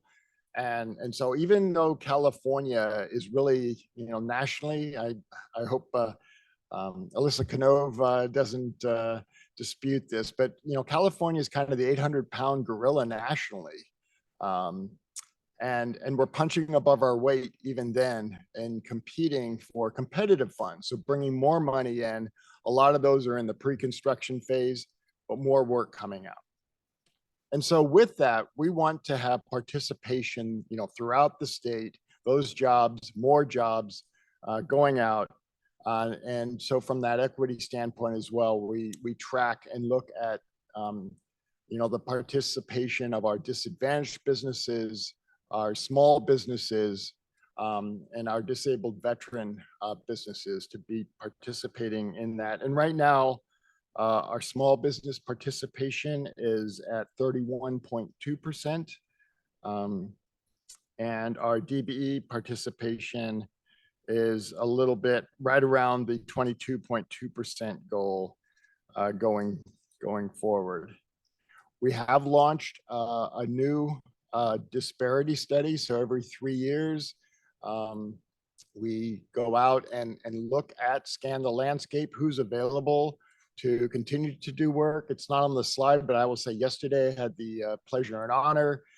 We have a mentor protege program, appreciate our mentors. So our contractors that come in to help new emerging companies come in and look at, see if they want to bid on work. And again, bring more companies into the fold, more people participation, those jobs, people come from those communities and looking for ways for that broad participation here in California. We also have 5 grassroots outreach contracts that we just recently executed. And they're going to be also going out and, utilizing their connections to seek to try to find others that want to participate in this again, it's been mentioned several times, this great place to make a living, make a solid living, and at the same time, give to the people of California that we're all here supporting. Next slide, please.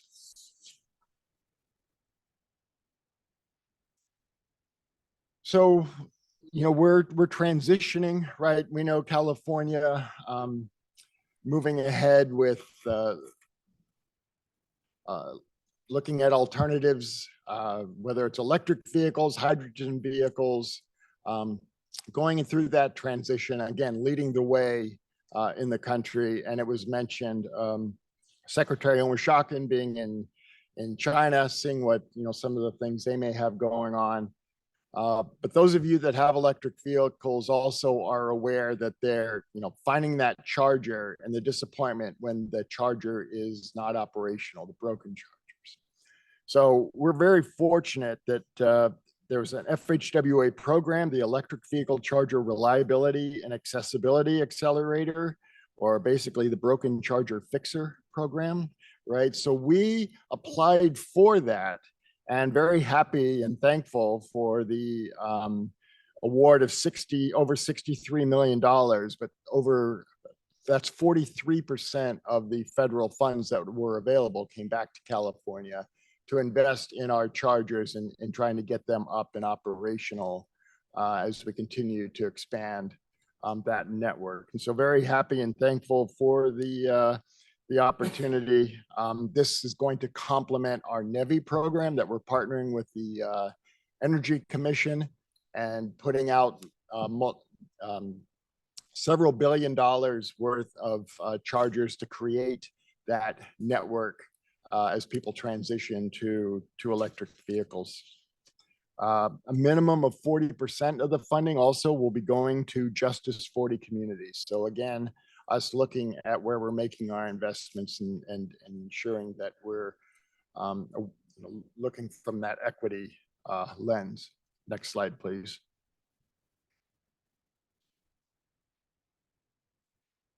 So I want to talk about safety. Darwin talked about PCH, and that's certainly right now a high profile effort, but we're making investments in safety throughout the state. Right now on PCH, there's a lot going on there. There's sort of a short-term, medium-term, and long-term plan associated with that. And so right now we're doing the fast stuff as fast as we can. So sign repairs, you can see up there the pictures, the lane separators to try to create that buffer, speed limit and curve warning signs, new striping. We'll be putting up more visible crosswalks, permanent speed feedback signs. All of those are going out now, but this isn't all being done by Caltrans. This is a partnership, right, with very much the city of Malibu. They have a smart corridor signal synchronization project that we're coordinating with them on that allows the Caltrans TMC to control the signals and lower the speeds through that synchronization of the traffic speeds. And so that will help us to try to monitor in real time and address with the congestion and the interaction with the pedestrians. It's also a Go Safely PCH website that's being rolled out. But again, we're also looking at opportunities throughout the state, and we're trying to take advantage of the things that we know make a difference. So for instance, leading pedestrian intervals are going out in the District 7 area pretty much at every opportunity.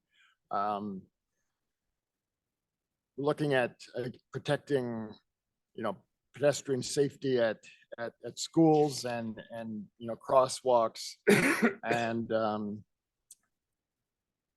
we're getting feedback with our district safety officer, both thanks and opportunities going forward. Next slide, please.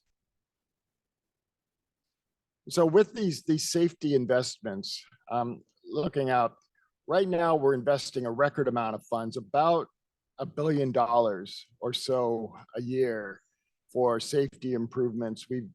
A lot more is going into proactive safety investments in addition to our reactive safety investments that we continue to do. We're using both our shop and our highway maintenance funds to look at those opportunities. And you can see some of the examples up there: cable barriers, metal beam guardrails, rumble strips, roundabouts, two-way left turn lanes, speed radar feedback signs, speed reduction markings, all to try to create, from a safe systems approach, a more forgiving system going forward. Next slide, please. So Mike Johnson will be talking about the 2024 shop going forward. As part of that, there are 60 billion projects valued at over $20 billion. This will be the first shop that incorporates CAPTI. So Darwin talked about CAPTI. This will be the first shop that is based on CAPTI. So a lot of people are saying, hey, I'm looking for all of the advancements that are coming. And so I want to point out, again, we're about to program the shop. This will be the first one based on CAPTI. A lot of the advancements that have been made so far, and I'll talk about a few, have been based on adjustments to the pipeline, right? Working with our partners, working internally to say, as we're delivering, what can we do in order to be aligned as much as possible with CAPTI? I think we've made a lot of progress, given, frankly, we're not even doing CAPTI projects yet in the shop. We're about to program them. And so a lot of that advancement is taking place by working together collaboratively to see where are those opportunities. Over this next 4-year shop period, almost $1 billion will be invested in bike and ped improvements, and nearly $500 million in climate adaptation. And I know Mike's also talked about the SHSMP. If you look forward, going forward, with that next cycle, so the SHSMP is what starts this process. And we continue to have, you can see that it's rich in CAPTI aligned projects going forward. Next slide, please. Oh, sorry, if we could stay here. I forgot. I wanted to do just a quick project highlight and about things that we can do. So Caltrans recently met with city officials in the city of Fresno, and they have taken advantage of an opportunity. They bought a bunch of older motels and have done a conversion of an area and associated with that conversion. So this is going to offering opportunities for people that were previously homeless, working to help them with that transition to get on their feet. But it's almost, it goes from step by step by step through these until at the end, the opportunity to actually be in permanent housing. So the services are provided. To see that program, that success and transition was remarkable when we were there. With that, we're doing a project that we're going to be connecting, the community across Highway 99 there. It will provide access for those that are now residents in that area with the greater community. ADA compliant. We'll be working to put up a sound wall to make the area more pleasant with the noise from the highway. And we're reconfiguring the interchange with roundabouts to improve safety, and also aligning it to move it away from and reducing conflicts with the pedestrian route to the local elementary school. So again, trying to find the ways that when we program, working with the community to say, hey, how can we be part of your community's goals, and seeing what we can do to make improvements. Next slide, please.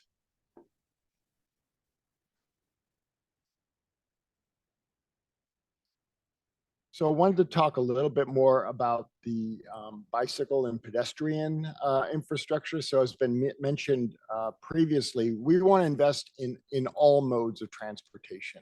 And so VTA came in, talked about some of the things that they have going on. And we want to be able to give people choices. What are those choices? What best works for you for that trip that you're seeking to make? And so we have a complete streets policy at Caltrans, and over the last 2.5 years, we're really starting to see the fruits of that policy. So every project that was submitted in this 2024 shop was required to look at potential for bike and pedestrian improvements as part of that. And so 257 of the 600 projects that are to be constructed in the next 3.5 years will include some sort of enhanced bike and ped features. And so again, I want to remind you that CAPTI is just hitting. We're making adjustments as we at every opportunity that we can.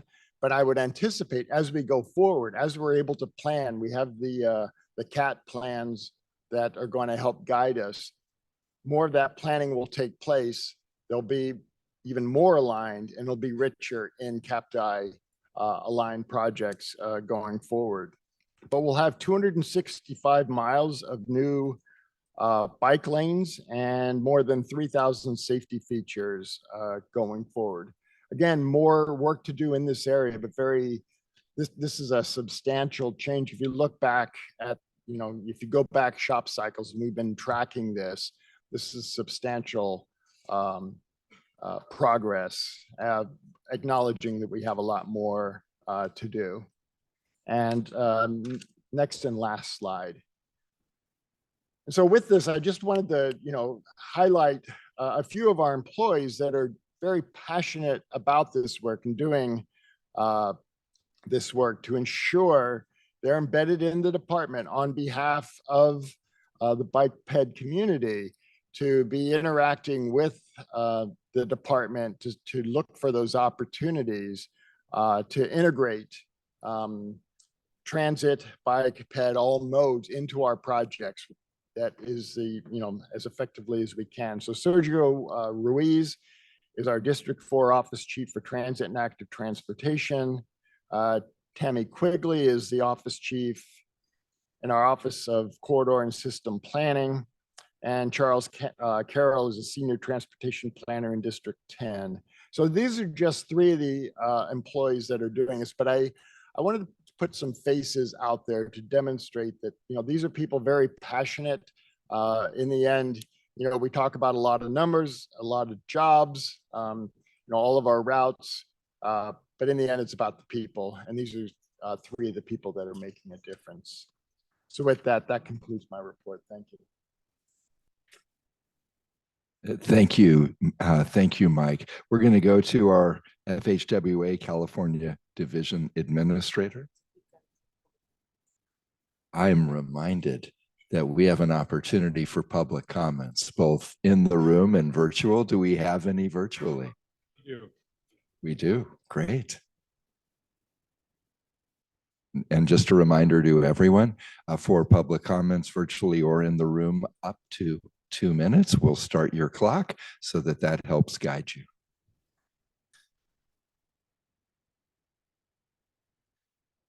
Thank you. I'd like to call on Lisa Ramsey.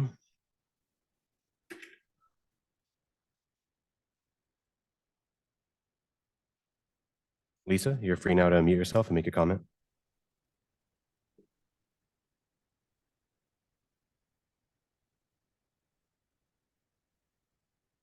Lisa, I see you're unmuted. If you are speaking, we cannot hear you. I was not intending to make a comment at this time. Sorry. I was just trying to log into the meeting. My apologies. Thank you. I see one other virtual attendee with their hand raised at this time. I'd like to call on Martha Armis Kelly.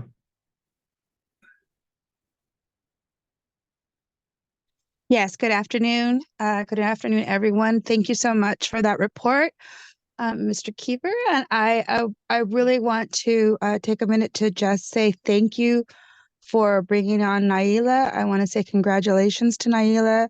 It's been a pleasure working with her in the EAC, as I am the vice chair of the EAC. And I just think the strides that we're taking as an organization to ensure the safety of our region is so important, and looking forward to seeing more roundabouts, more infrastructure that will lead to better outcomes for the community at large, especially in the Central Valley. So consider little town of Merced, California, to be included in all those updates. Thank you.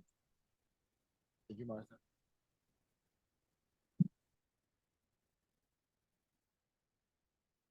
Do not see any other requests to comment at this time. Thank you.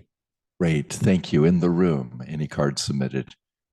Seeing none, we will move forward. And Doug, thank you for the reminder on that. Our FHWA California Division Administrator, acting, Elisa, there you are. Great, thank Hello, you. good afternoon, Chair, Vice Chair, Commissioners. Thank you for the opportunity to provide an FHWA update today. My name is Alyssa Conove. I'm the Acting Division Administrator in the California Division. I do want to share that I have a guest with me today, and it's not former DA Vince Mamano. He does keep just showing up, but I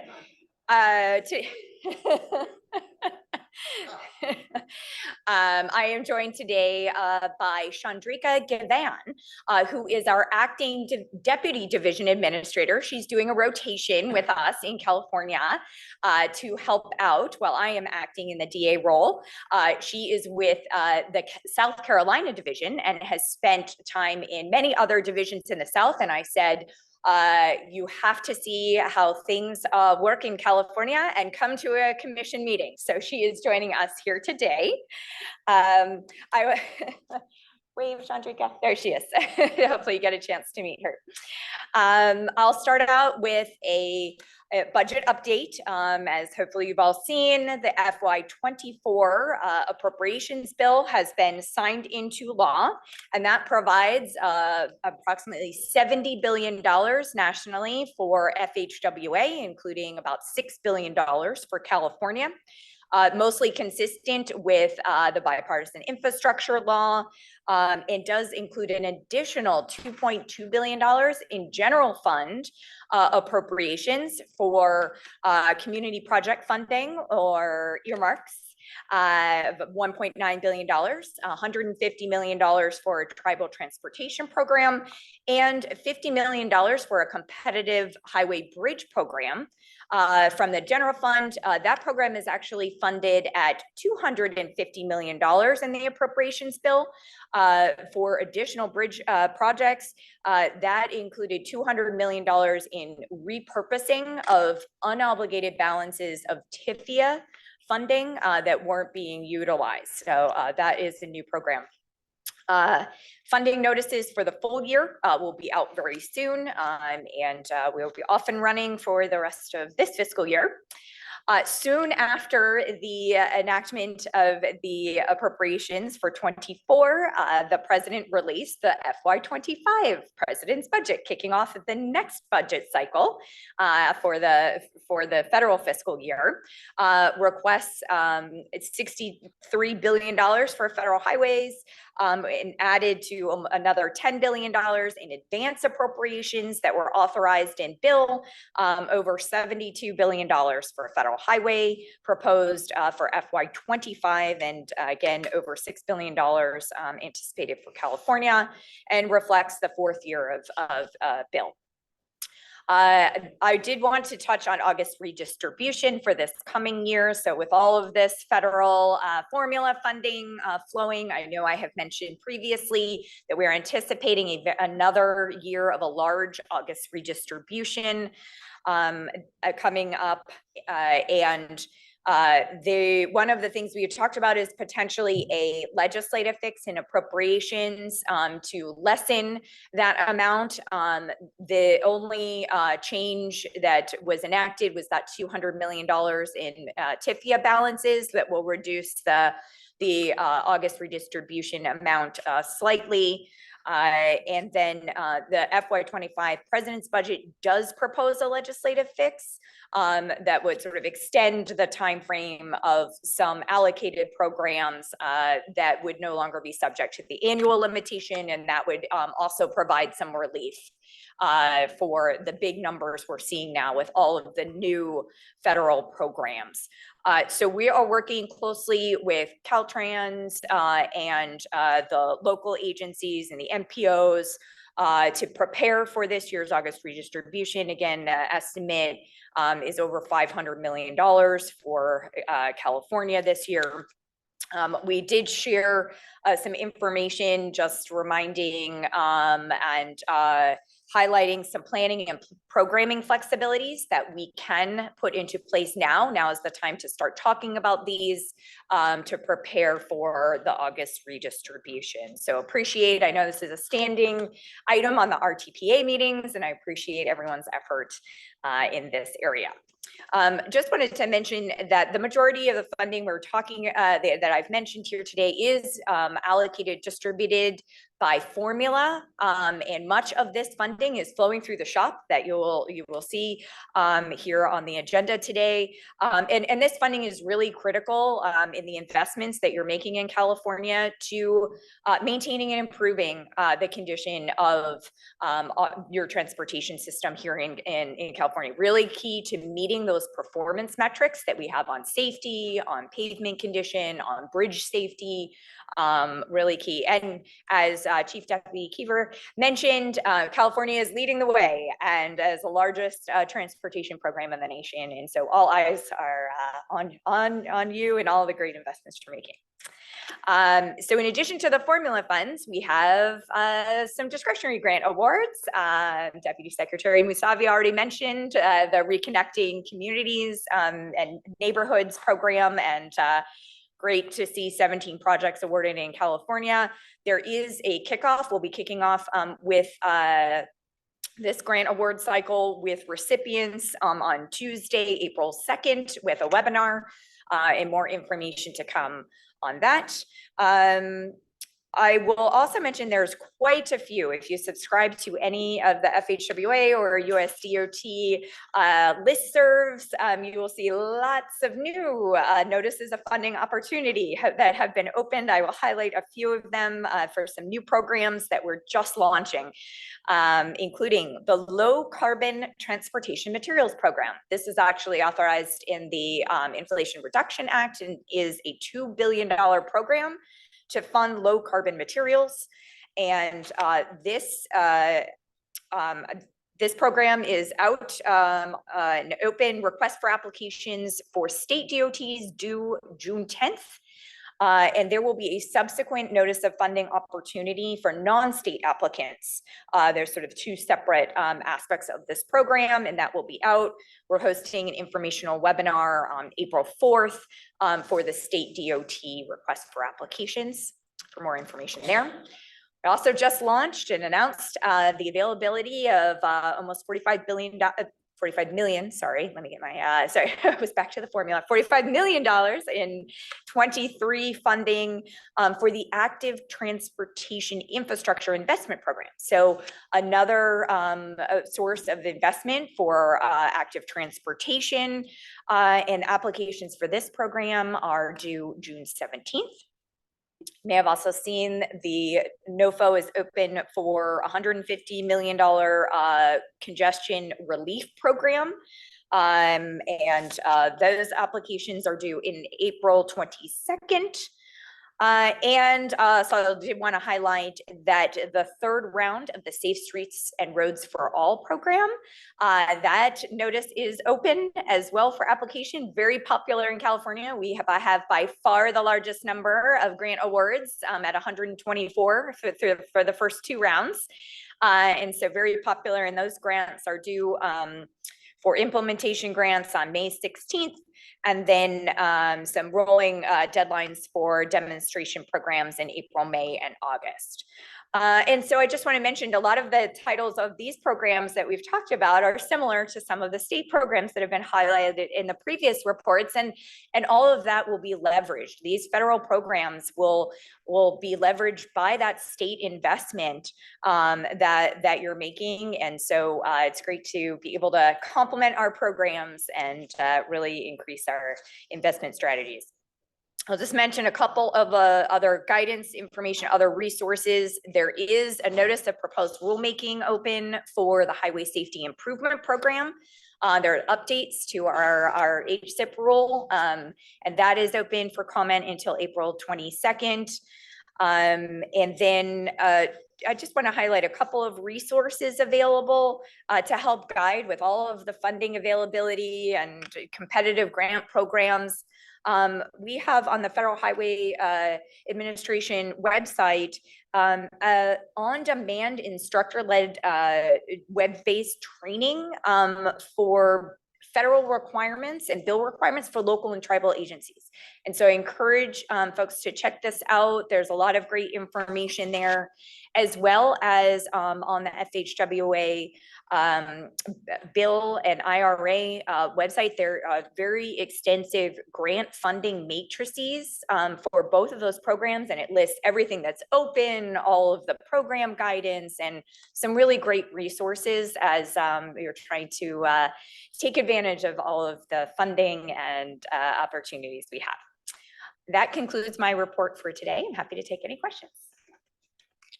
Questions from the public, either virtually or in the room?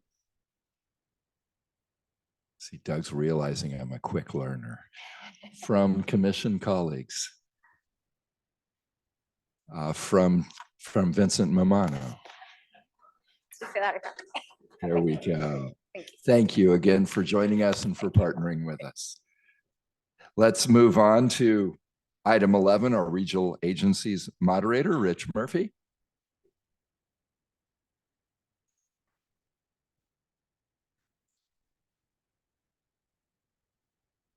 Good afternoon. I just wanted to take notice of the bright vests and to remind us all, drive slow in the cone zone. We value you. And keep our eyes open, everybody. We as the regional agencies, right, we are consumers of this information that we've already received. A lot of reports, a lot of great information coming from your agency staff, the deputy secretary, as well as from Federal Highways. One note I just wanted to make with respect to Federal Highways, we also had heard from the Appropriations Act that there was a considerable amount of community project funding earmarks that were made to some smaller regions.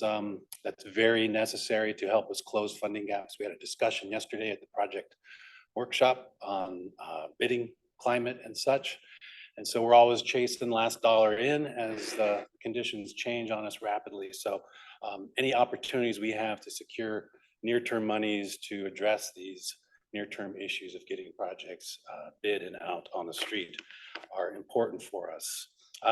Just want to hit a couple of quick issues that we discussed this morning. It's a bit of a whirlwind. We come in the morning of your meeting, we go through your action agenda and hit some of the key topics. Of course, your ATP guidelines are very exciting for us to see approved later in your calendar. And we've, as regional agencies, fully support the efforts that have been put into it and how the guidelines have been developed.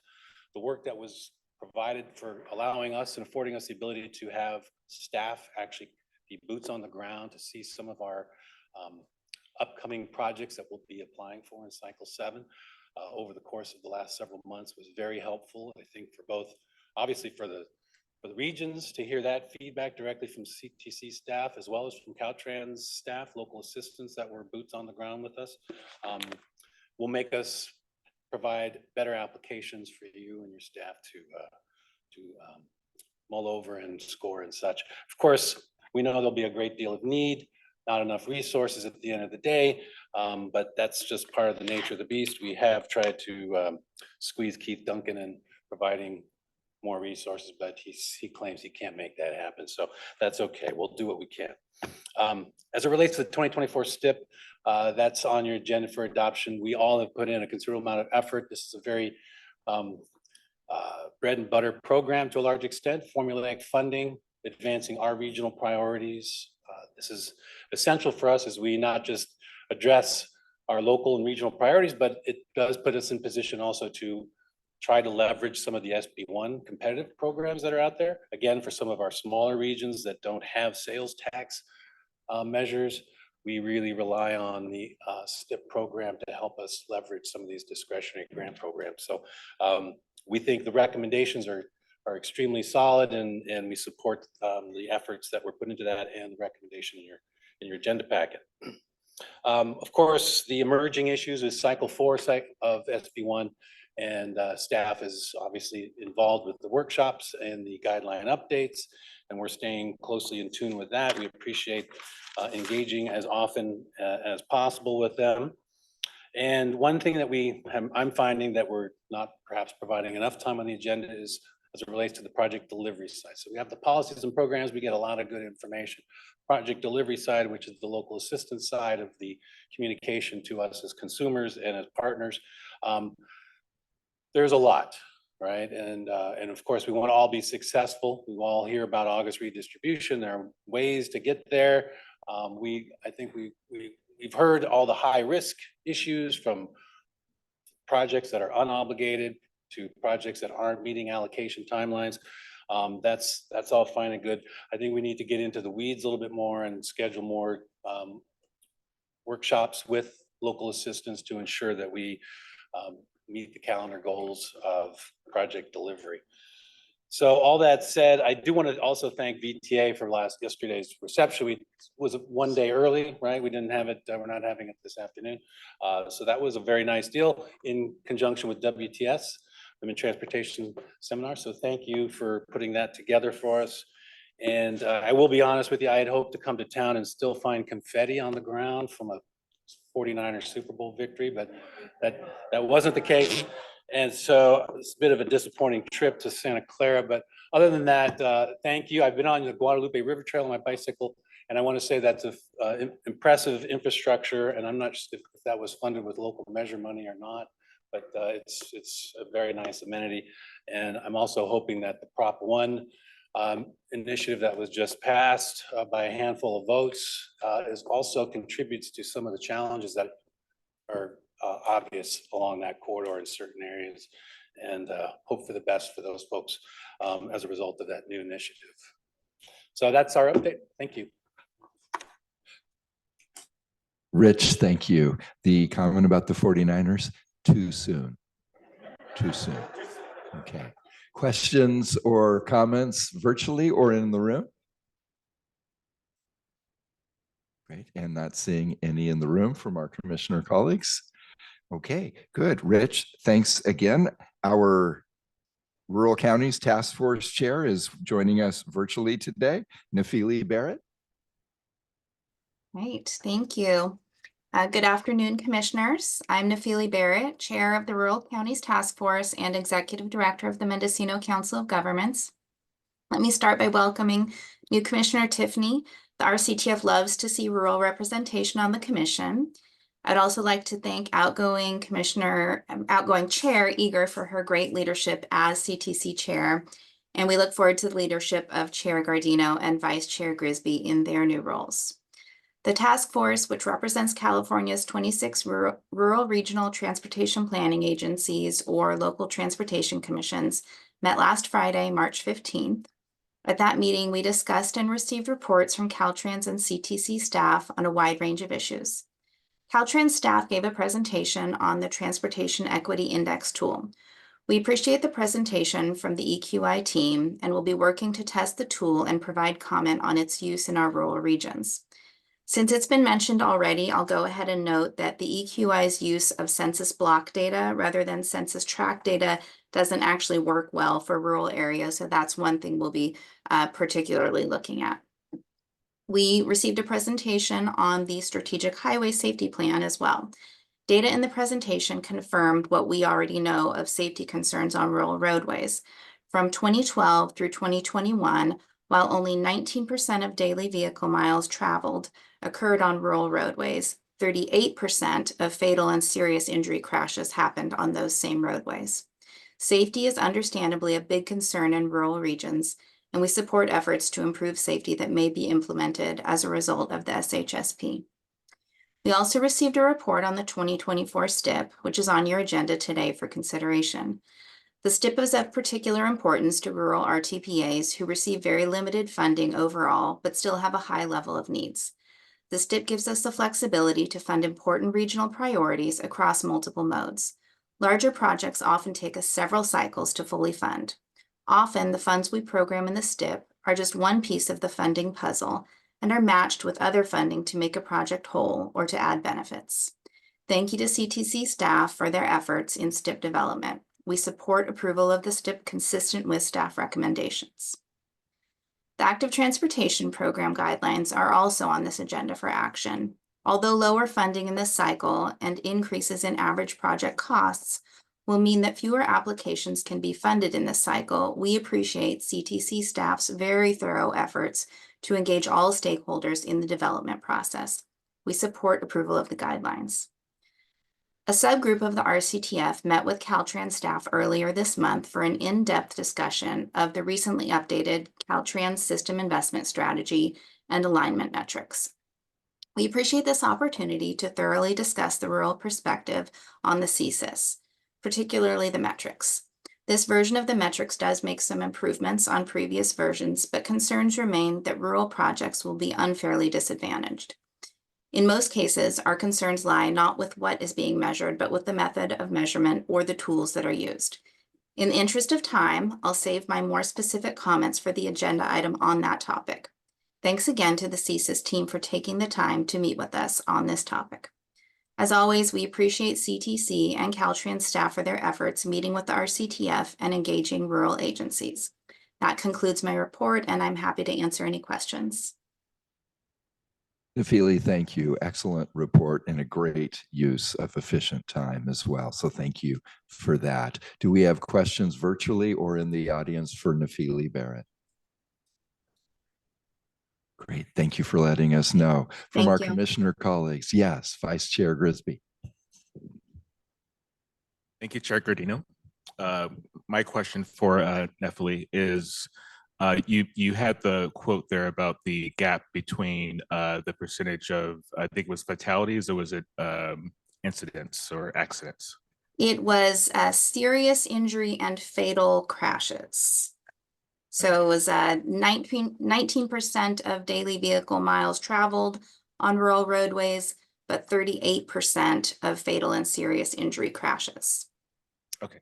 So with that stat, that other variables, were they held constant, or might there be noise like speed and distance in that number? Or did you hold those constant when you did the ran the analysis?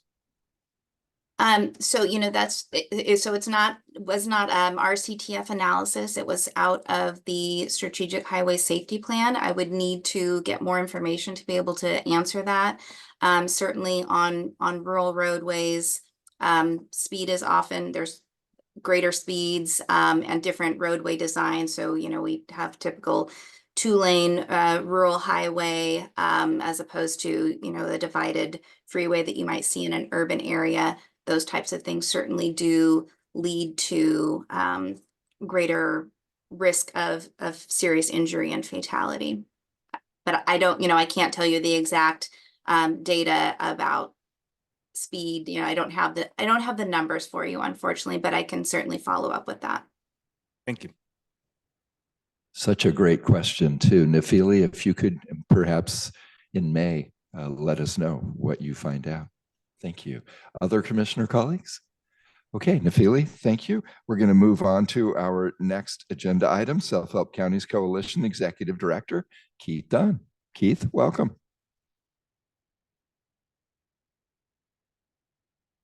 Thank you, Mr. Chair, fellow commissioners. I'd like to stipulate everything that's been said before me and maybe move on to a little area that hasn't yet been discussed yet. I'm going to need to check my inner Irish and try to abide by the chair's admonition of a kinder, gentler disagreement, but I need to just say that, you know, we have heard a lot today about all the great work that we're doing with regards to active transportation and complete streets. And those are very important programs and we support them. You've heard from VTA about the billions of dollars that have been put in to their programs in transit and ATP and others. There's 24 other self-help counties that have done the same thing. The men and women behind me in orange also work on road expansions, which are critically important and a part of a modal delivery of infrastructure. And I have to say, as funding partners for this agency and other state agencies, it's a great disappointment when I see another agency submit a comment letter the night before you all contemplate an action that restates a letter that was sent in January. You know, we are all partners in this effort.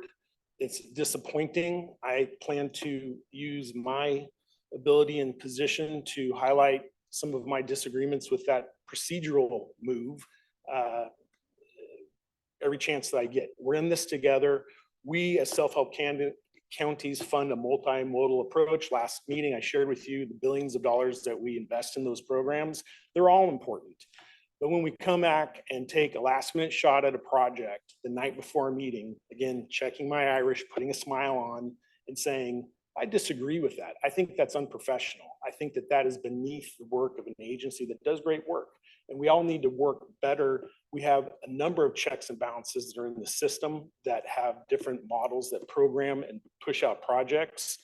And again, I am just going to say that I think that's unprofessional. I don't appreciate it. And I'm going to be voicing that opinion throughout Sacramento. So thank you for the opportunity to vent a little bit. I hope I abided by your direction and have a smile on my face when I disagree with the smile. So thank you for the opportunity.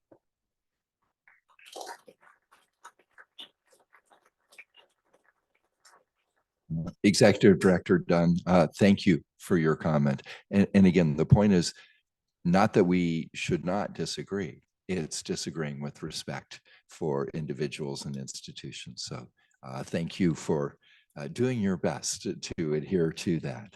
Do we have questions or comments virtually or in the room? Not seeing any requests from our virtual attendees. Thank you. Okay, in the room? Seeing no one moving towards the mic or towards Keith's throat, but we do have commissioner colleagues. Commissioner Bradshaw. Yeah, thank you, Keith. Couple things, and one, you know, Carl, if you're ever looking for a job as an arbitrator, you let me know. Great advice. I want to echo what was brought up though by Keith in that, you know, I believe it is always appropriate to have passion. You know, you don't have to have passion, but I find it appropriate on very serious issues. And it's often confused with unjustified anger. And I disagree with that. I believe that very important issues need to be addressed head on. I agree. It should never be about personal attacks, you know, but, you know, and not everyone has to agree on everything for sure. And we can respect that. But sometimes there are actions taken that a lot of us feel some righteous indignation over. And righteous indignation is only good when it's proper indignation and it's righteous, you know, and I believe that some of the points that were just brought up, that's the case. So anyway, I just want to thank you, Carl, for setting the stage. But Keith, keep the flag flying, brother.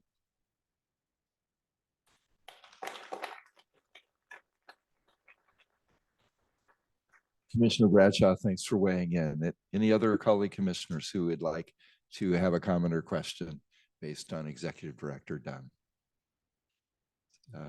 Comments today? Yes, Just real Commissioner quick, Cruz. I appreciate Mr. Dunn's comment on this issue. And, you know, we all agree to disagree at times, especially when it comes to projects that we feel passionate about, not just as members of this commission, but as the public who lean in and voice their opinion, as well as different governmental agencies. But we do have sort of a protocol we must maintain to continue to move projects in California without adding additional cost. And my fear is that if you delay in the 11th hour, that there's going to be added costs to pay on these type of projects.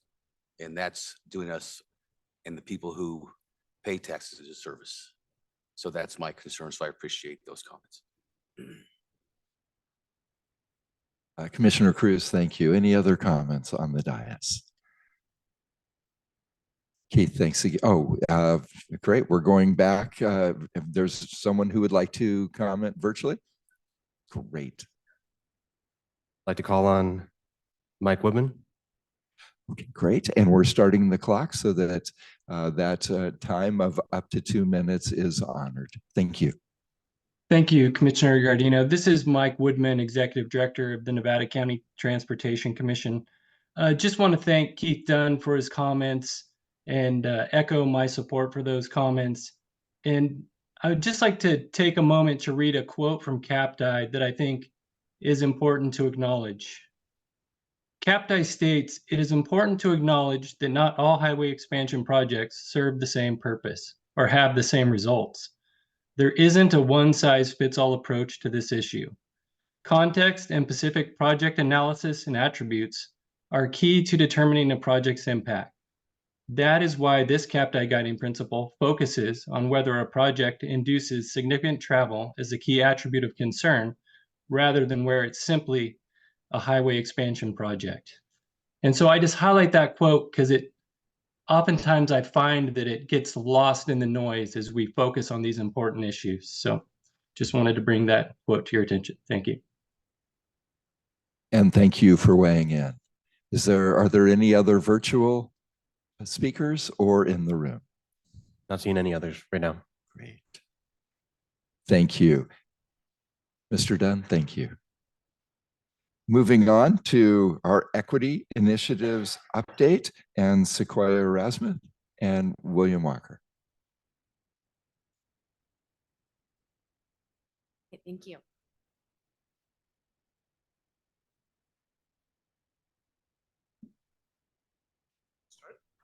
I'll get us going and then I'll finish with the nominations after you. Commissioners, tab 14 features an update from EAC Chair William Walker, who will share updates from recent committee meetings, some other committee members, and his own work. And after William's remarks, I will present the names of the recommended applicants to fill the 2 vacancies on the committee. With that, I'll hand it over to William. Thank you very much, Sequoia. Good afternoon. On the topic of disagreement, and I'll make it quick. I went to a meeting this morning that I just thought I'd kind of show up and greet everyone, give a quick report. And I talked about where I thought the status was on where the EAC was going to be on ex officio items, or I'm sorry, ex officio members.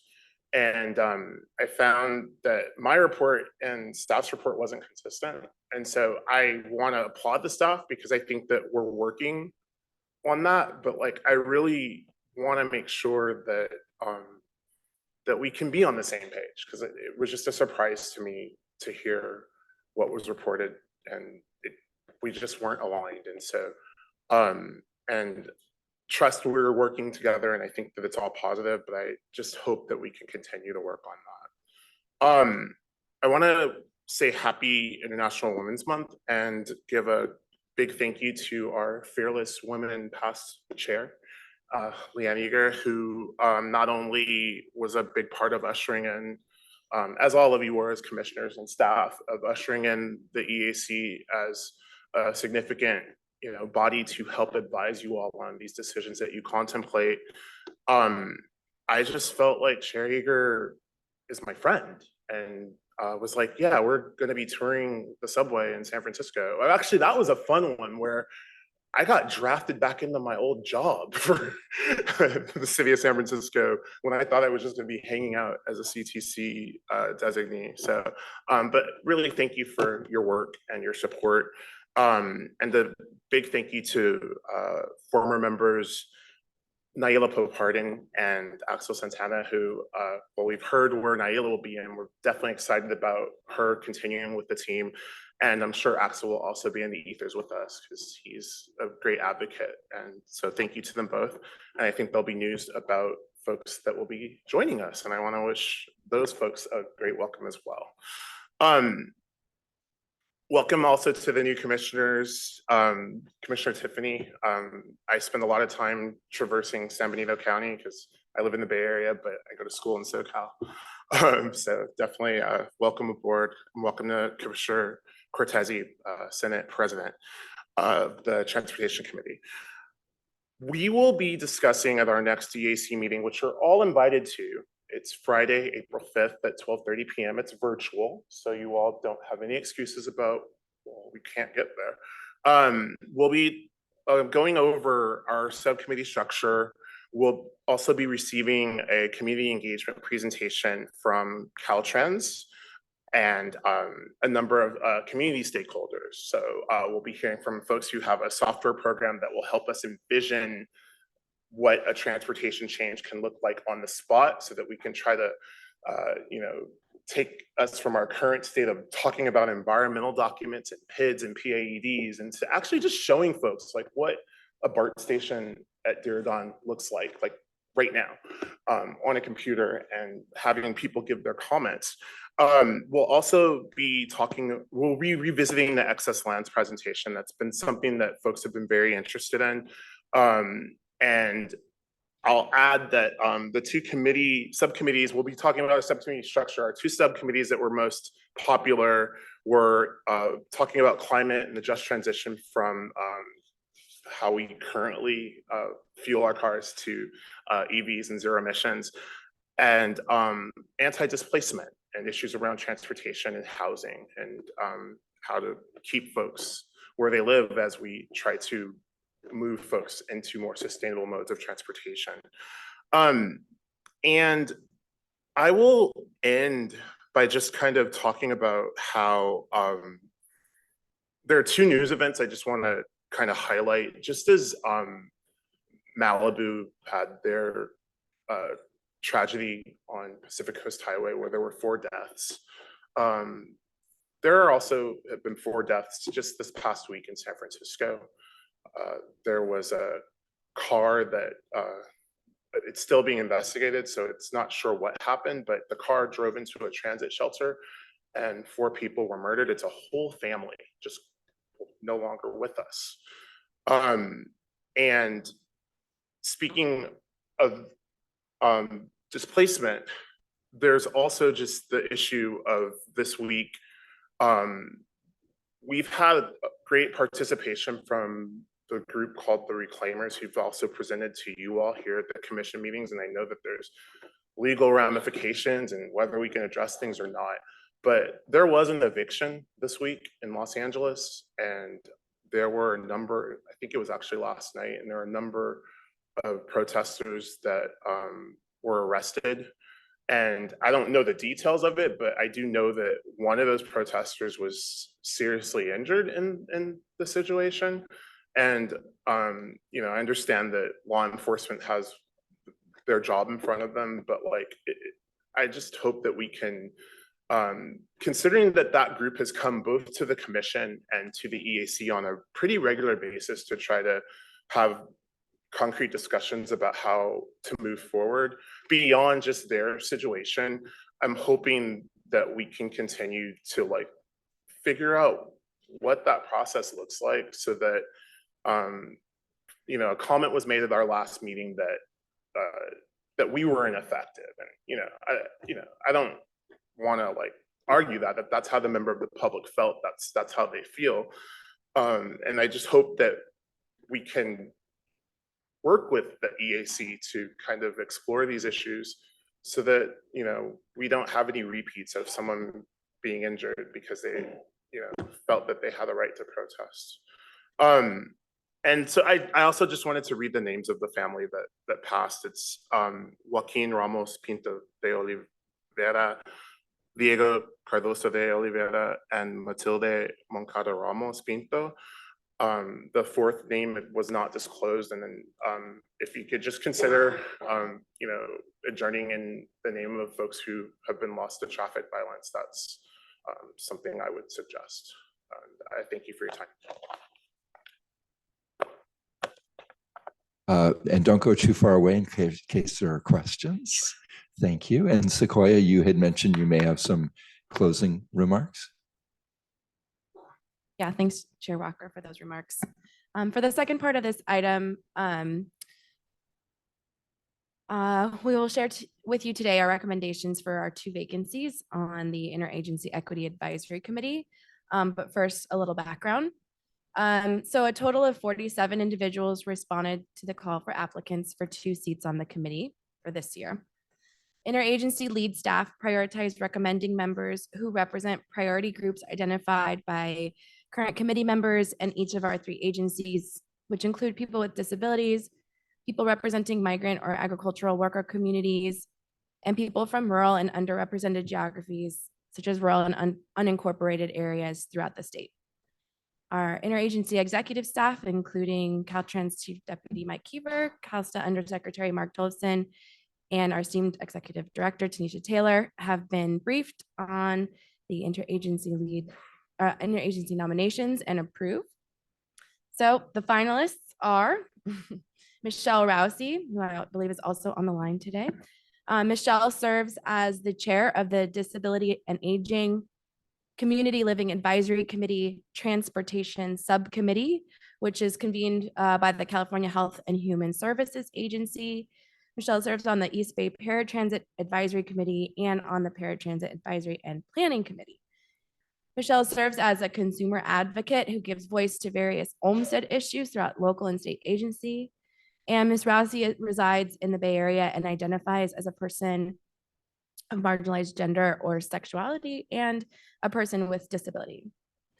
Our second nomination is Andres Ramirez, who has 19 years of experience advocating for equity in priority communities throughout Los Angeles County through community organizing and policy advocacy, and currently serves as the executive director for People for Mobility Justice.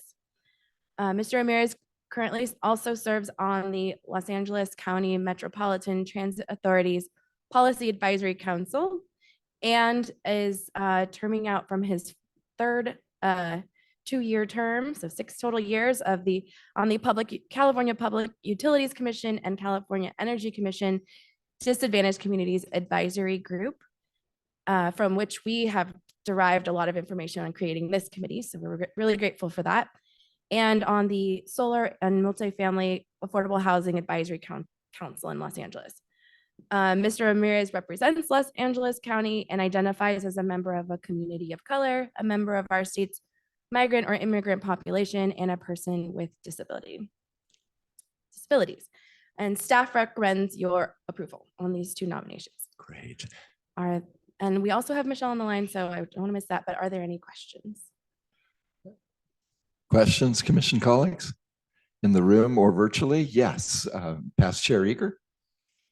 Yes, thank you so much for all the hard work and thank you, William. And I know as we add people to the committee, looking at who else do we need in order to fill those gaps. I know your vice chair is from the Central Valley, but there's 4 million people in that central area. So have we been doing some more outreach to the Central Valley? Yes, we are working with communities. We had some folks on our short list for this round who represented Central Valley, and we plan on reaching out when we have our next cycle for 13 seats in next January. So we can hopefully get more representation. I'll also on the next agenda, when we discuss subcommittees, when we discuss community engagement, we also ask for a report from Caltrans about how do you articulate the 15 of us onto the 12 districts of Caltrans, onto whatever the governing structures are of CalSTA and the commission. And so we definitely have ideas about that. And we know that even if those 2 members were from the Central Valley, as it stands right now, we need to continue to build our structure so that we can be more than just at this meeting. Like there should be town halls at, for this district, it's the headquarters in Oakland or whomever D4 would want to partner with, et cetera. Great. And I believe that Commissioner Falcone or Doug, we had another commissioner online that wanted to be heard from. Commissioner Falcone had her hand up. Yeah, Commissioner Falcone, your hand was up. Yes, I just wanted to say quickly, as I usually do, congratulations to the EAC, the members and staff for really establishing such a um, impactful group, and very encouraged to see the expansion of diversity on this EAC. It's really exciting to see, especially from the aged community, and look forward to after approval of these new members, really incorporating their voices in this work. So I wanted to say that. The second thing is back to reconnecting communities really quick, since it was mentioned, and we had a number of comments about it earlier from our agency partners. I wanted to, and I was reminded by our esteemed colleague, Commissioner Norton, when the announcements of these pilot projects were put out, that we did do a tour in San Diego back in August of some of these spots that are now going to be recipients of these pilots. So I just wanted to highlight that, because I did not mention it earlier during my reporting. So with that, I just wanted to make this quick comment. And again, thank you, Chair Walker, for your engagement with us, and to your colleagues on the EAC. We look forward to all the work that you're doing as we are moving towards some very meaty and very involved issues, including reconnecting communities, but also some of these larger issues such as CSIS we'll be hearing about earlier. I'd like to hear about EAC's engagement with CSIS when that item comes up. But anyway, looking forward to the expansion of your group, and thank you to your outgoing members as well, Naila and Axel. So thank you. Thank you, Sequoia, for making sure that a lot of us could participate in the reconnecting communities from highways to boulevards. And I felt like I was a part of that process. I wasn't just an adjunct. And Mike Leong was our team lead, so big shout out to him. Thank you. We have an item that's an action item. Is there a motion? Oh, I'm sorry, Commissioner Lugo. I didn't see that your hand was raised. Please. Problem, sure. Yeah, just wanted to thank William for bringing the tragedy in San Francisco up. I was there recently with my family, and with my 3-year-old and another family with 2 small children, walked along the waterfront between the ferry terminal and Pier 39, and so it's really hitting home in terms of just how completely senseless the loss of that family's life is. So thanks for bringing that into the space, and I support your recommendation that we end in thinking of people who've been lost to traffic fatalities. On a lighter note, I wanted to thank EAC and staff for bringing us 2 fantastic candidates to join the EAC. I do not have experience working with Michelle Rousey, but just looking at what she brings to the table, I think that's fantastic. I can say with pleasure that I do have experience working with Andres Ramirez, and his voice in the transportation and mobility space in Los Angeles is invaluable. And I'm particularly happy that he potentially could be joining EAC, because he has previously served on the Disadvantaged Communities as advisory group that is also an interagency advisory group advising both the Energy Commission and CPUC. So I think that experience Andres brings to the table could be great as the EAC is continuing to get established and working across this vast space that we all know is deeply complicated. with state transportation policy. So just happy to hear about those folks that we get to be voting on.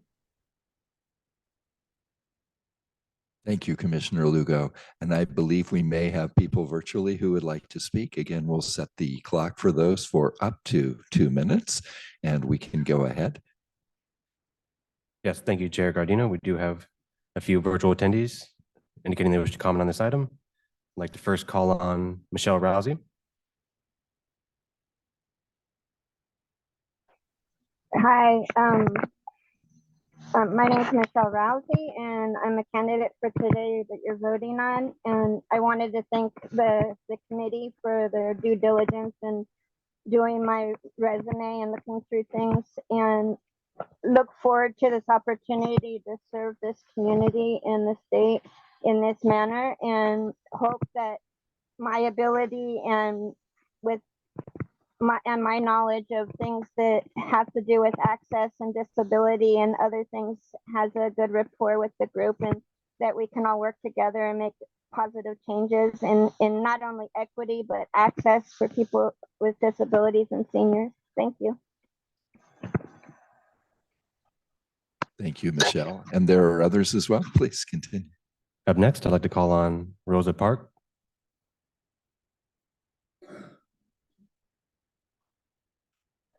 Rosa Park, you're free to unmute yourself at this time and make your comment.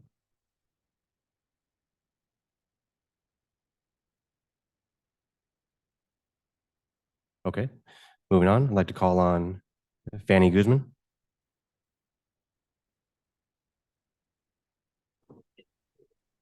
Hi, can you hear me? Yes. Okay, thank you. Hi, my name is Fanny Guzman.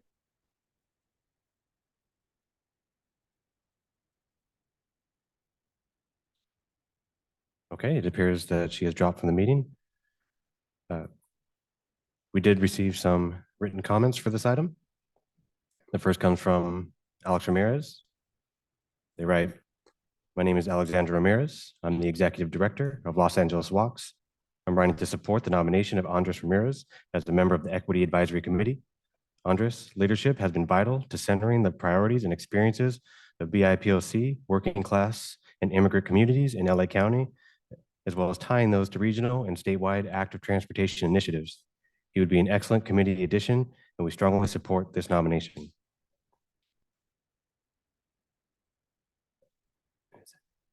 Next, we received a written comment from Eli Kaufman. They write, "Please accept Bike LA support for approving new Equity Advisory Committee members per tab 14 on the CTC agenda item. On behalf of Bike LA, formerly the Los Angeles County Bicycle Coalition, I enthusiastically support Andres Ramirez to serve as a member of the Interagency Transportation Equity Advisory Committee. Andres has been a long-time champion of active transportation policy that is rooted in equity, and currently as the Executive Director of People for Mobility Justice. I've had the privilege of working with Andres as a co-chair of the Our Streets Action Committee, and have benefited from his vast knowledge and thoughtfulness about the opportunities to create a more sustainable, equitable, and joyous Los Angeles for everyone, no matter their zip code. Please confirm Andres Ramirez today." The next written comment comes from Martha Armas Kelly. She writes, "I am very happy to congratulate the two new nominees for the EAC. I also thank former Chair Eager for her expressed interest in seeing for representation from the Central Valley. We look forward to meeting in April and begin with our subcommittee, work in hopes for better outcomes in some of the challenging issues that are part of the intersectionality between transportation and environmental and social justice." That concludes the written comments, but at this time, we're going to go back and see if Fanny Guzman can have another opportunity to comment. Fanny Guzman? Oh, shit. Hello, can you hear me? Sorry. I'm sorry. I thought I almost lost the call again. Second. Yeah. Your Hi, clock's going. everybody. You know what? I apologize. I should have been there at 1 o'clock, but unfortunately I was arrested by PHP and I was hurt and kept arrested for more than 10 hours without food. or even got to seen by a medical doctor. I wasn't even there to do civil disobedience. I was there to protect the reclaimers and support of the housing justice leaders court as they were trying to protect a single Black mother with 4 children for being thrown into the streets. And as you know, we have been asking HAPLA for open discussions to explore opportunities for people to go into their next phase of health instability without having to move out or having to end up in the streets in the manner that it happened last night. 12 people got arrested, including myself. And for the past 4 years, HAPLA has refused to sit with community members in conversations about housing alternatives like community land trust. We support housing that does not take away the networks of support households needed to heal from the trauma of homelessness. We believe some solutions honor this belonging and want HAPLA to sit with us and explore those options. You know, our members have a goals and they share their goals with us as they need. And last night was not supposed to have happened the way it did. And unfortunately, HAPLA continues to permeate the oppressive ways in which people are thrown back into the streets instead of giving them permanent housing. And I do apologize. I'm driving and I was trying to be there on time. And my call got dropped since I'm multitasking. But Fanny, I apologize, but your time has expired. Thank you. okay.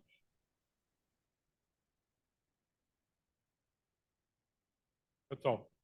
Yes, that concludes everything received. So that's all of our written and oral comments virtually or in the room and from commissioners. So why don't we move to the action items? Sequoia, again, thank you for your work with all 3 agencies to bring us these 2 candidates. We're looking for a motion. Motion from Vice Chair Grisby. Is there a second? Second. Second.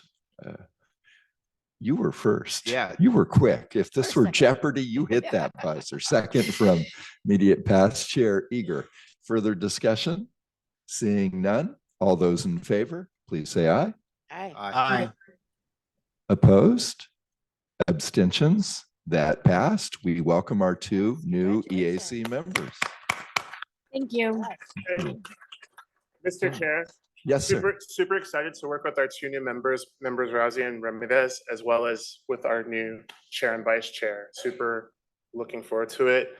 I wore my Caltrain tie, and if you're here and you haven't taken Caltrain before, there's an item later in the meeting that's going to electrify all their engines, but that F40 engine, if you can go take it, it's what I grew up taking. I know it pollutes, but it's quite a ride, so definitely check it out. Thank you. Thank you. Thank you, William. We are going to move on to item 15 for our state and federal legislative matters. Justin Behrens. There you are. Great. Good afternoon, commissioners. Tab 15 is the update on state and federal legislative matters. February 16th was the deadline for new bills to be introduced in the legislature, and at this time, commission staff is tracking about 50 bills. The book item attachment includes most of those bills with updates as of February 23rd, but there have continued to be some amended measures since that time that aren't reflected in the book item. Staff is not recommending the commission adopt any positions on bills at this time, but we continue to engage with legislative staff and stakeholders to provide technical feedback as bills move through the committee process. Policy committees will meet through the end of April, and bills must move out of the appropriations committees by May 17th. Staff will report on the outcomes of those processes at the May meeting. On the budget side, the budget subcommittees in the Senate and Assembly have begun to meet and consider the governor's January proposed budget. The Senate Budget Subcommittee on Transportation Issues heard elements of the governor's proposed general fund solutions last week, and the Assembly Subcommittee will hear these items next month. The commission's budget items are also expected to be heard in April. Yesterday, the governor and legislative leadership announced their intention to approve several parts of the governor's proposed budget early, including a number of fund shifts and delays to address the general fund shortfall. Details of this agreement, including what specific proposals will be approved early, have not yet been made public. As a reminder, the governor's revised budget is due to the legislature on May 14th. And again, staff will report on the contents of the revised budget at the next commission meeting. This concludes my report. Justin, thank you. Let's find out if there are questions or comments virtually or in the room. We have not received any virtual requests at this time. Thank you. Thank you. In the room, seeing none. Commissioners? Justin, thanks for the excellent update. We're moving on, and after 16, looks like some folks may benefit from stretching their legs for a few moments. So after item 16, no pressure, but you are the only thing standing between us and standing up. No pressure at all. Welcome. It's good to see you. So very quickly, commissioners, tab 16 is an informational item. Keith Duncan from Caltrans Budgets will present the item on budget and allocation capacity.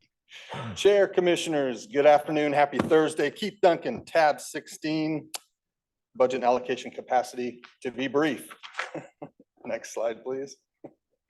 As indicated in the slide before you and your agenda materials, the commission through January, 653 projects, $5.5 billion. Billion. Next slide, please. Next, quick report on departmental activities related to the G12. The G12 is delegated authority by the commission of the department to make minor adjustments to our allocations. In total, we've made adjustments to 173 projects for both the SHOP, State Highway Operation Protection Program, and the STIP, State Transportation Improvement Program, with a total value of $2.7 billion. But those adjustments resulted in a net savings of about $50 million. We do provide monthly reports to staff. They include all the details about each of those adjustments. And we've definitely been able to provide those details when you're interested. Next slide, please. As is the case over the last few years, latter part of the fiscal year will just show how the current year is progressing. As you can see, the green line, it's mirroring that yellow line from 2 years ago. We're about 33% allocated through January. Not as good as 3 years ago, but better than last year. Next slide. We always want to give good news. So using the same data, now just looking at the cumulative, this is actually how much we've actually allocated in the current year. And that green line, that's current year, $5.5 billion through January. We're trending to have the greatest amount, at least over the last 4 years. So that's great news. Next slide, please. Looking ahead, April, this is when Caltrans Budgets produces our annual California Transportation Financing Package, which includes our wall size chart C. Everyone enjoys that in the budget world. In May, we have the May revise, as Justin has already mentioned. Timing wise, hopefully we'll be able to provide a budget update at the May commission meeting as planned. And then in June, hopefully we get the budget approved by the legislature June 15th, budget in place for July 1. And at the June meeting, we do plan to present to you the draft 24-25 allocation capacity. So we can see how much money will be available for allocation next year. Next slide, please. As quickly as I can do, I want to thank commission staff, Caltrans Financial Programming, and our Caltrans Budgets team. It takes a team to manage the budget. $15 billion is a lot to manage. I'm available for any questions you may have.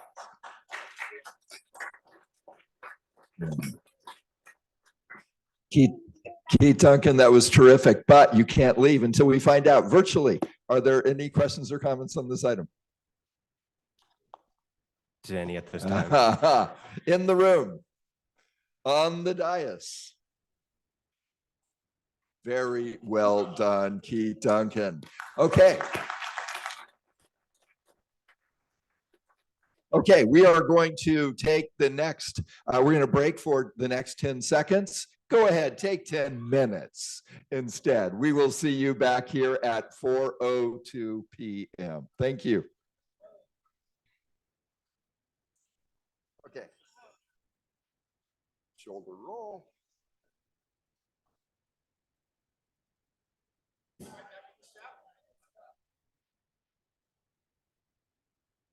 And service, public and private sector, to get started. Ask my colleagues on the commission to come back onto the dais. And I'm really glad we're taking time for networking time as we all come back into the room.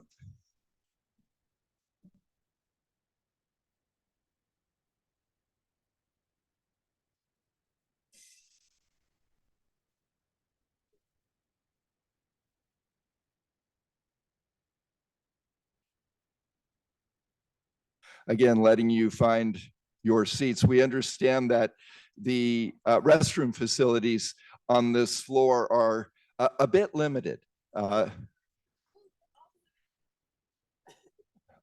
Sequoia, I'm sorry.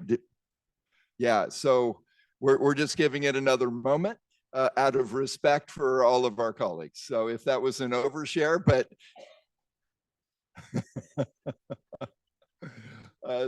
but thank you all for coming back as quickly as you could. Let people take their seats so that we can once again get started with a very full and important agenda today. I think for Women's History Month, we should have been able to convert all the men's restrooms to women's restrooms. Who's with me? Good. And as we start to, I'm going to ask William Walker to come back up to the dais because I'm going to give my first Disagreeing Better Award as a reminder that you can have a powerful voice, you can make powerful arguments, you can have powerful points of view, while also showing respect and kindness in doing so, so that we lift everyone up rather than pushing them down. So to represent power with kindness, William Walker, you're going to get a power bar and a kind bar, because it is that combination of power and kindness that we can achieve together in California. Thank you. So we are going to move on to item 17 and 18. We're going to take public testimony together. We are moving our discussion, deliberation, and decision on YOLO 80 to our May meeting. So that will not be addressed today on our agenda. So we're going to again take our presentation of the 2024 State Transportation Improvement Program and staff recommendations by Casey Ruggiero, as well as the adoption of the 2024 State Transportation Improvement Program after that, but we'll take the public comments on items still on our STIP agenda for today together. So we, as always, will start virtually and then in the room as after we hear from Casey. Thank you, Chair Gardino. Thank you, Brandy, for putting the slide up. Good afternoon, Commissioners. Tab 17 is an information item. This is the presentation of the 2024 State Transportation Improvement Program, also known as the STIP. The STIP is a program of capital projects that funds highway and local road improvements, active transportation, intercity rail, and transit projects. Each even-numbered year, the Commission adopts a new cycle where the last 3 years of the current STIP become the first 3 years of the new STIP. The STIP is a statutorily driven formula program where 75% of the funds go to the regions and 25% to Caltrans. The 2024 STIP process began with the adoption of the 2024 STIP fund estimate and 2024 STIP guidelines in August 2023. Commission staff received the Interregional Transportation Improvement Program, also known as the ITIP, from Caltrans, and Regional Transportation Improvement Programs, also known as RTIPs, from the regions by the required deadline of December 15th, 2023. Each region and Caltrans develop their individual RTIPs and ITIP based on their regional and state priorities. As required by statute, staff held 2 public hearings, one in the north and one in the south, and released the 2024 STIP staff recommendations to the public, regional and county transportation agencies, and Caltrans on Friday, March 1st, 2024. Next slide, please, Brandy. In August 2023, the Commission adopted the 2024 STIP fund estimate, which identified $1.674 billion in new programming capacity. And staff received $1.742 billion in total proposals. So on this slide, we can see here that the proposals exceeded the available new program capacity of about $68 million. Next slide, please. After, excuse me, after reviewing all proposals and working closely with the regions and Caltrans, staff is recommending a total of 1.643 billion in projects for the 2024 STIP. The total recommendations are split into two subcategories. The first subcategory is 1.384 billion to new projects or new phases of existing projects. And next, 259 million to existing projects. This category includes cost increases to carryover projects, and regional administration, also known as planning, programming, and monitoring, or PPM. The 1.384 billion of new projects or new phases is broken down further. So we can see that the new projects and phases made up of 463 million in rail and transit projects, 214 million in standalone active transportation projects, and 707 million in multimodal highway and local road improvements. Next slide, please. So this is a great slide. This slide shows a comparison of the type of projects programmed in the 2024 STIP versus, I'm sorry, the 2022 versus the 2024 STIP. We can see on the slide that rail and transit has increased by 13%. Active transportation has increased by about 2%, and those are standalone active transportation projects in that subcategory. We have local roads, which did decrease by about 2%. Highway also decreased. We can see it went from 54% down to 41%. And there is a little note on here just indicating that while we are seeing a decrease in highway projects, we're seeing an increase in more multimodal investments on the highway system. Next slide, please. Excuse me. The following slides provide an example of the type of projects that are being recommended in the 2024 STIP. So on this slide, we have rail and transit. This is a rail project in San Bernardino County near the city of Rialto. A rail improvement project is being proposed where the MetroLink San Bernardino line connects to Los Angeles County. This project will complete the final design and construction of a 0.7-mile segment of double track and includes a pedestrian underpass, a second platform at the Rialto station, intertrack fencing, which is a chain link fence placed between tracks to discourage crossing, station upgrades, and much more. Next slide, please. In Los Angeles County, LA Metro is proposing to procure 100 zero-emission buses to replace their existing bus fleet. And we can see here that the STIP is funding zero-emission buses that will help LA Metro transition to a cleaner bus fleet. Next slide, please. So now we're looking at active transportation projects. This project was mentioned earlier during the welcome to the region.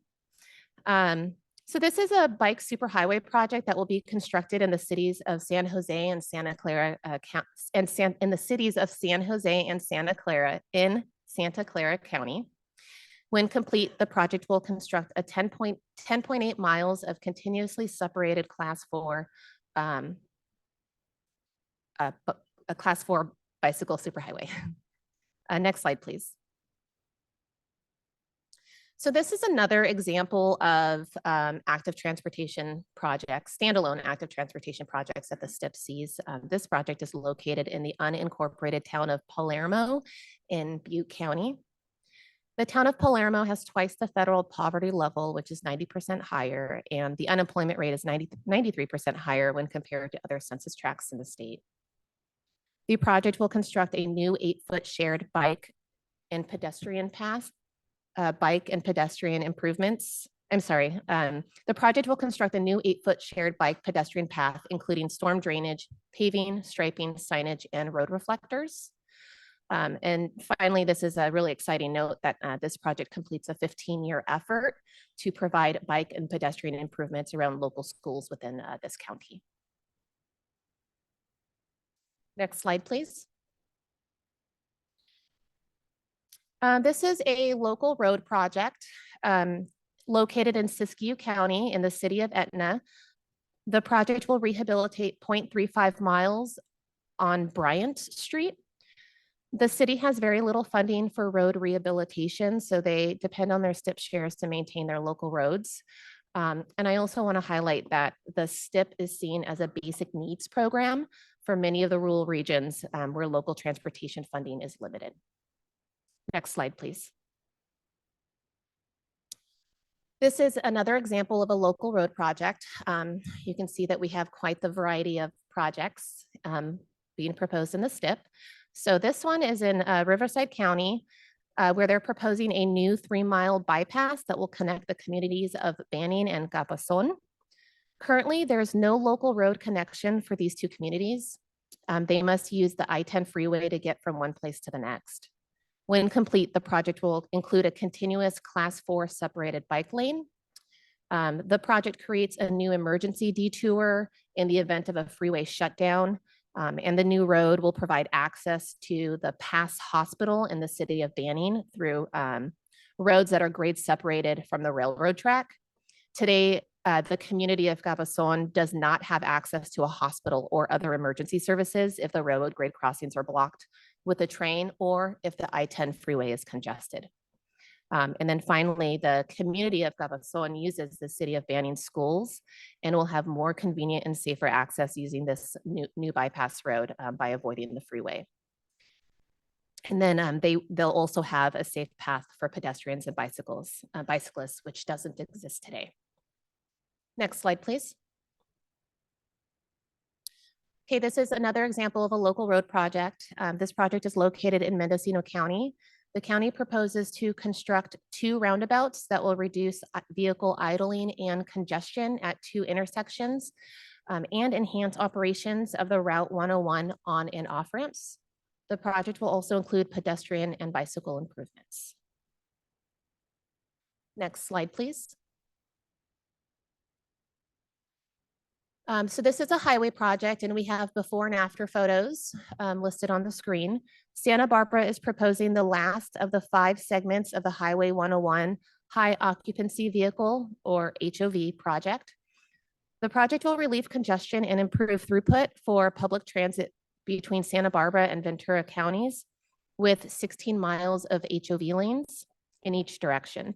Specifically, this last segment will add 1.1 miles of HOV lanes from Edmosil Road to Sycamore Creek. Next slide, please. This slide shows the variety of projects that are being proposed in the 2024 STIP. I think this is a great representation of the variety of projects we see. So for example, on active transportation, standalone active transportation projects, we see a lot of multi-use paths, bike lanes, sidewalks. Under rail and transit, we have new stations, station modifications, et cetera. So this is a great slide to go back and reference if you're interested in looking for just the variety of projects that the STIP sees. Next slide, please. Okay, so that concludes my presentation. Commissioners, before I turn it over to you for questions, I'd like to inform you that there are 2 projects in the 2024 STIP that we are not recommending for funding. One project is in San Mateo County. The project is not fully funded and therefore not consistent with the program's guidelines. The second project is in San Diego County. San Diego County's proposal exceeded its county share target. However, there was not sufficient statewide capacity to support their entire proposal. Staff worked with both counties prior to the release of the staff recommendations.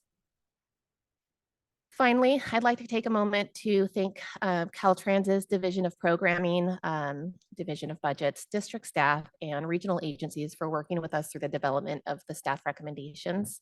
I'd also like to thank the CTC team who assisted with the 2024 STIP process because I did not do it alone. It's physically impossible.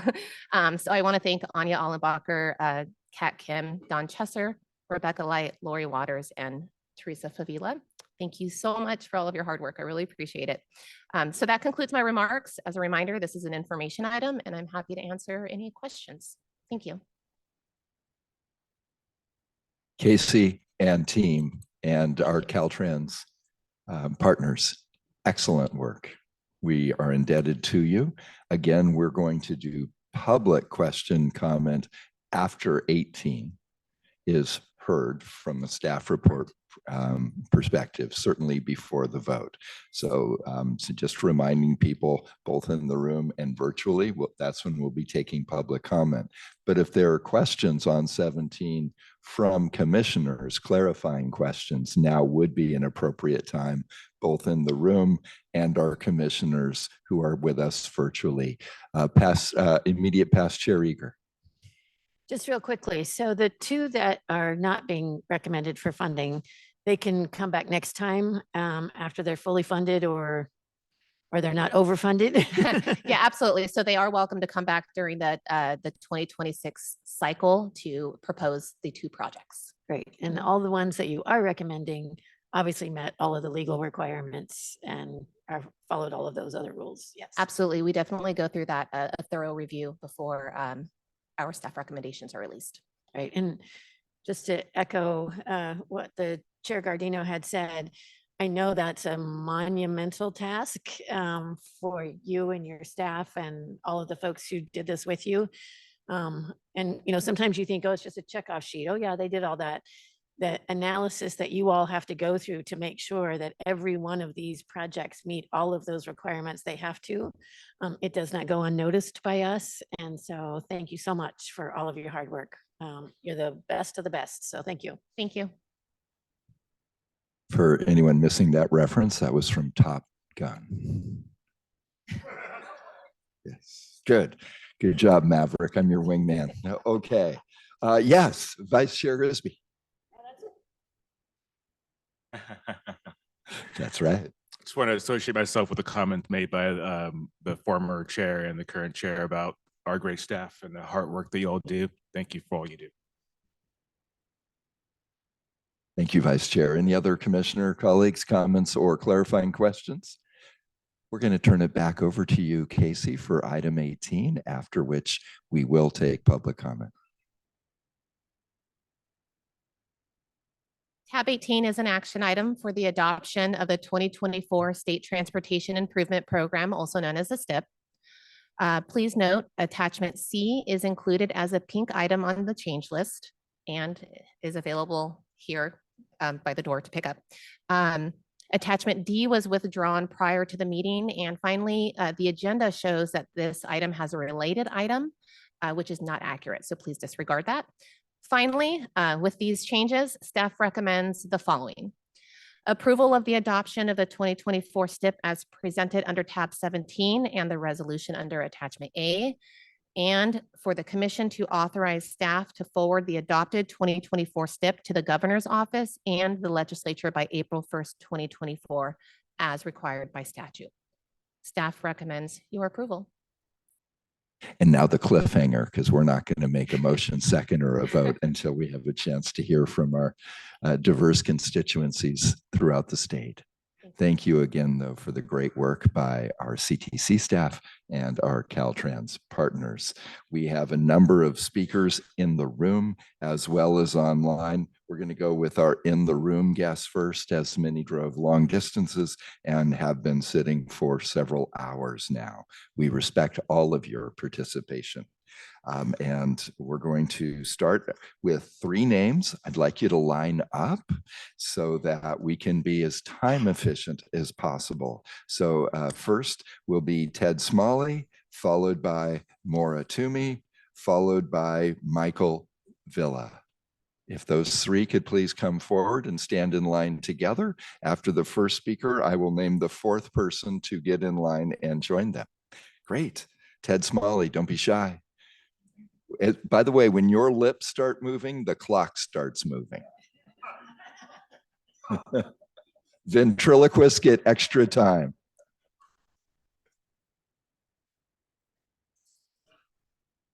All commissioners, Ted Smalley representing Tulare County Association of Governments. We want to give our strong support for staff recommendations. And thank you for all the hard work. I thank Caltrans for their partnership. We want to give strong support for the 99 projects that are in Madera and Tulare. These are critical projects that need to be get done.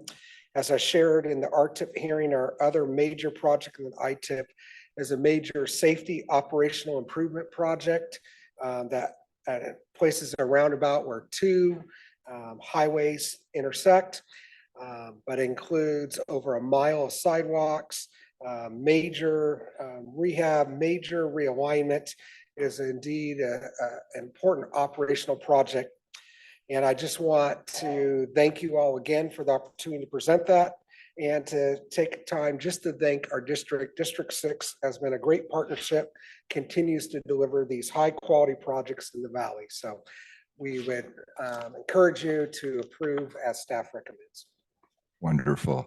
Mr. Smalley, thank you. And Mr. Smalley would like to auction off his 46 seconds to the highest bidder that he still has remaining. Not true. If Kiana Valentine could come into the line as our fourth speaker. Maura, welcome. Good afternoon. We're still holding your CTC job open for you. Thank you. I may need it. Good afternoon, commissioners. Maura Toomey. You know you said that out loud, right? I do. Maura Toomey, Association of Monterey Bay Area Governments. I want to note that the staff recommendations include priority projects throughout the state, which support the state's safety, equity, climate, and economic goals, and address critical regional transportation needs. Specifically, the AMBAG program includes safety, rehab, transit, highway, and active transportation projects, as it takes all modes to meet the transportation needs of a diverse rural region. The Association of Monterey Bay Area Governments supports staff recommendations and urges your approval. We thank the staff for all their hard work and hope to see the recommendations approved. Thank you. Maura, thank you. And after Michael and Kiana, next in line will be Sarkis Kachak. Michael, welcome. Good afternoon, commissioners. My name is Michael Villa. I am speaking on behalf of the Lake Area Planning Council in support of the Lake 29 Konocti Corridor project. Lake 29, once a county road, was adopted into the state highway system in 1951. There have been limited geometric improvements since the transition, which has left the facility with an inconsistently applied design speed and geometrics that are not consistent with its use today and those needed into the future. The highway is unsafe due to the existing at-grade intersections, the narrow shoulders, the limited passing opportunities, the congestion, and just the unstable traffic flows. For users of State Route 29, this project will advance design standards, thereby improving the horizontal and vertical alignments, improving lanes that will create safer passing opportunities, enhancing recovery areas, and minimizing exposure to fixed objects. This project is also expected to improve the overall safety by providing widened shoulders, thus removing multimodal conflicts. This project is also, the goal of this legacy project is to establish the Lake 29 as the freight corridor and preferred route for interregional traffic. This change is also needed to facilitate and bolster the planned traffic calming and multimodal improvements projects on State Route 20 and reestablish livable communities amongst the North Shore. The planned projects on the principal arterial corridor will have minimal impact on the overall network VMT. This is common for projects in the rural settings which typically do not induce demand. Furthermore, the project will achieve goals of the CAPTI, complementing safe multimodal infrastructure and equitable improvements to economically disadvantaged communities. Lake County is one of the poorest communities in the state, providing improved access to transit. In closing, Lake APC is a strong partner for this project. To date, we have contributed over $21 million to this project, so we're hoping to see it go through. Thank you. Thank you. And then if we could have Kiana, followed by Sarkis, and then James, and forgive me, my I don't want to mispronounce your name, Sukni, perhaps? Great, thank you. Kiana, welcome. Thank you. Good afternoon, Mr. Chair and members of the commission. Kiana Valentine, representing Transportation California and the statewide transportation construction industry that builds, repairs, and maintains our statewide multimodal transportation system in support of the staff recommendation on tab 17 and 18. I'm compelled to stand here today and express our unwavering support for investments in all modes of transportation, including strategic highway capacity investments, which yes, this program includes. I have been troubled over the last few meetings as this position has seemingly become bad, for a lack of a better term. If you support highway capacity, you are against climate. If you support highway capacity, you are against active transportation. Harkens back to what you were saying earlier, Mr. Chair. In that supporting these types of strategic projects are at odds with our other goals. But the industry I'm very proud to represent also supports the state's multimodal transportation goals, meeting our climate equity and public health goals. And in fact, the men and women behind me stand ready to build that future for us. Supporting and solving all of these things are not mutually exclusive. In fact, from my worldview, under CAPTI and SB 743 implementation, strategic highway investments are actually helping solve the climate equity and public health crises through mitigation measures into active transportation, transit, intercity rail, and other sorts of modal programs. The criticisms that we've heard recently lump all capacity projects together, and I urge this commission to look more closely at the types of capacity projects and how they're contributing to our multimodal goals. I'm out of time, so I will stop there. Thank you. Kiana, thank you for joining us today. If Sean Teagan can join the line. Sarkis, welcome. Thank you. Thank you, Chair and Commissioners. Welcome, Commissioner Tiffany. This is a historic day for the Central Coast, so we look forward to working with you. I'm Sarkis, Contract Director of Programming with SBCAG. I'd like to first off by saying thank you to Casey for working with the 58 counties in California. It is not easy and it's lifting a lot. So thank you to Casey for all her work. We strongly support the staff recommendation. We are thankful to the Commission for your investment of state gas tax dollars for improvements in our regions.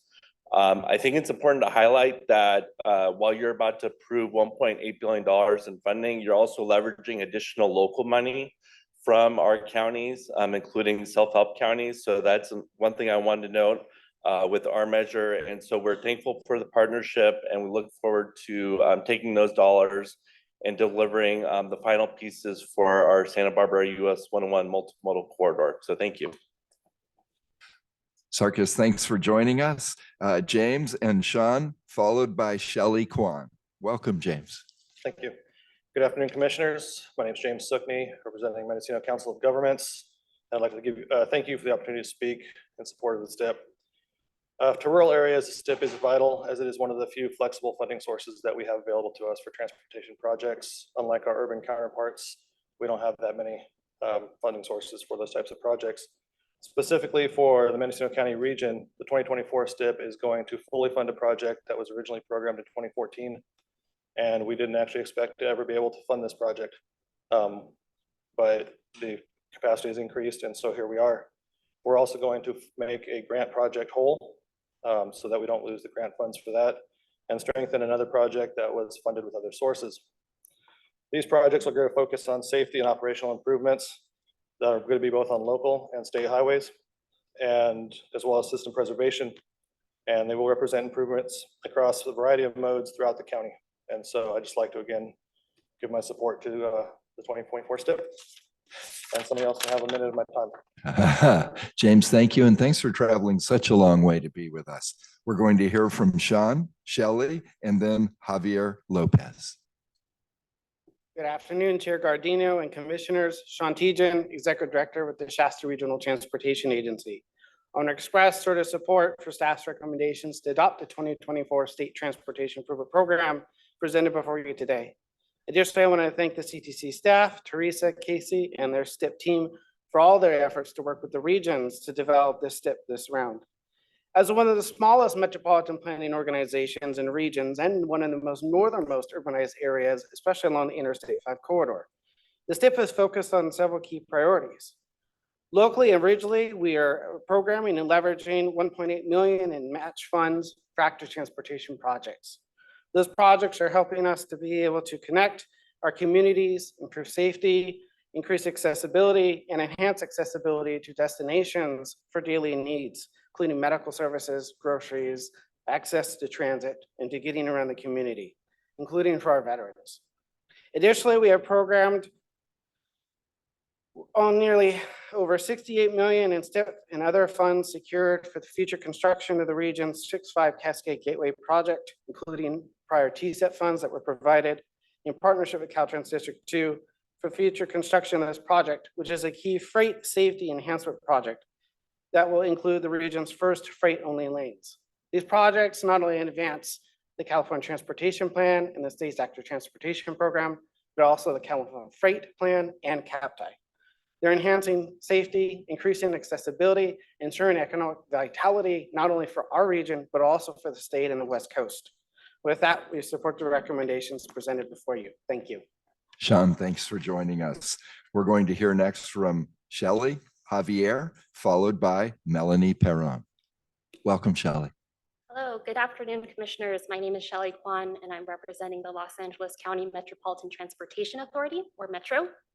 Metro wants to offer its support for the staff recommendations.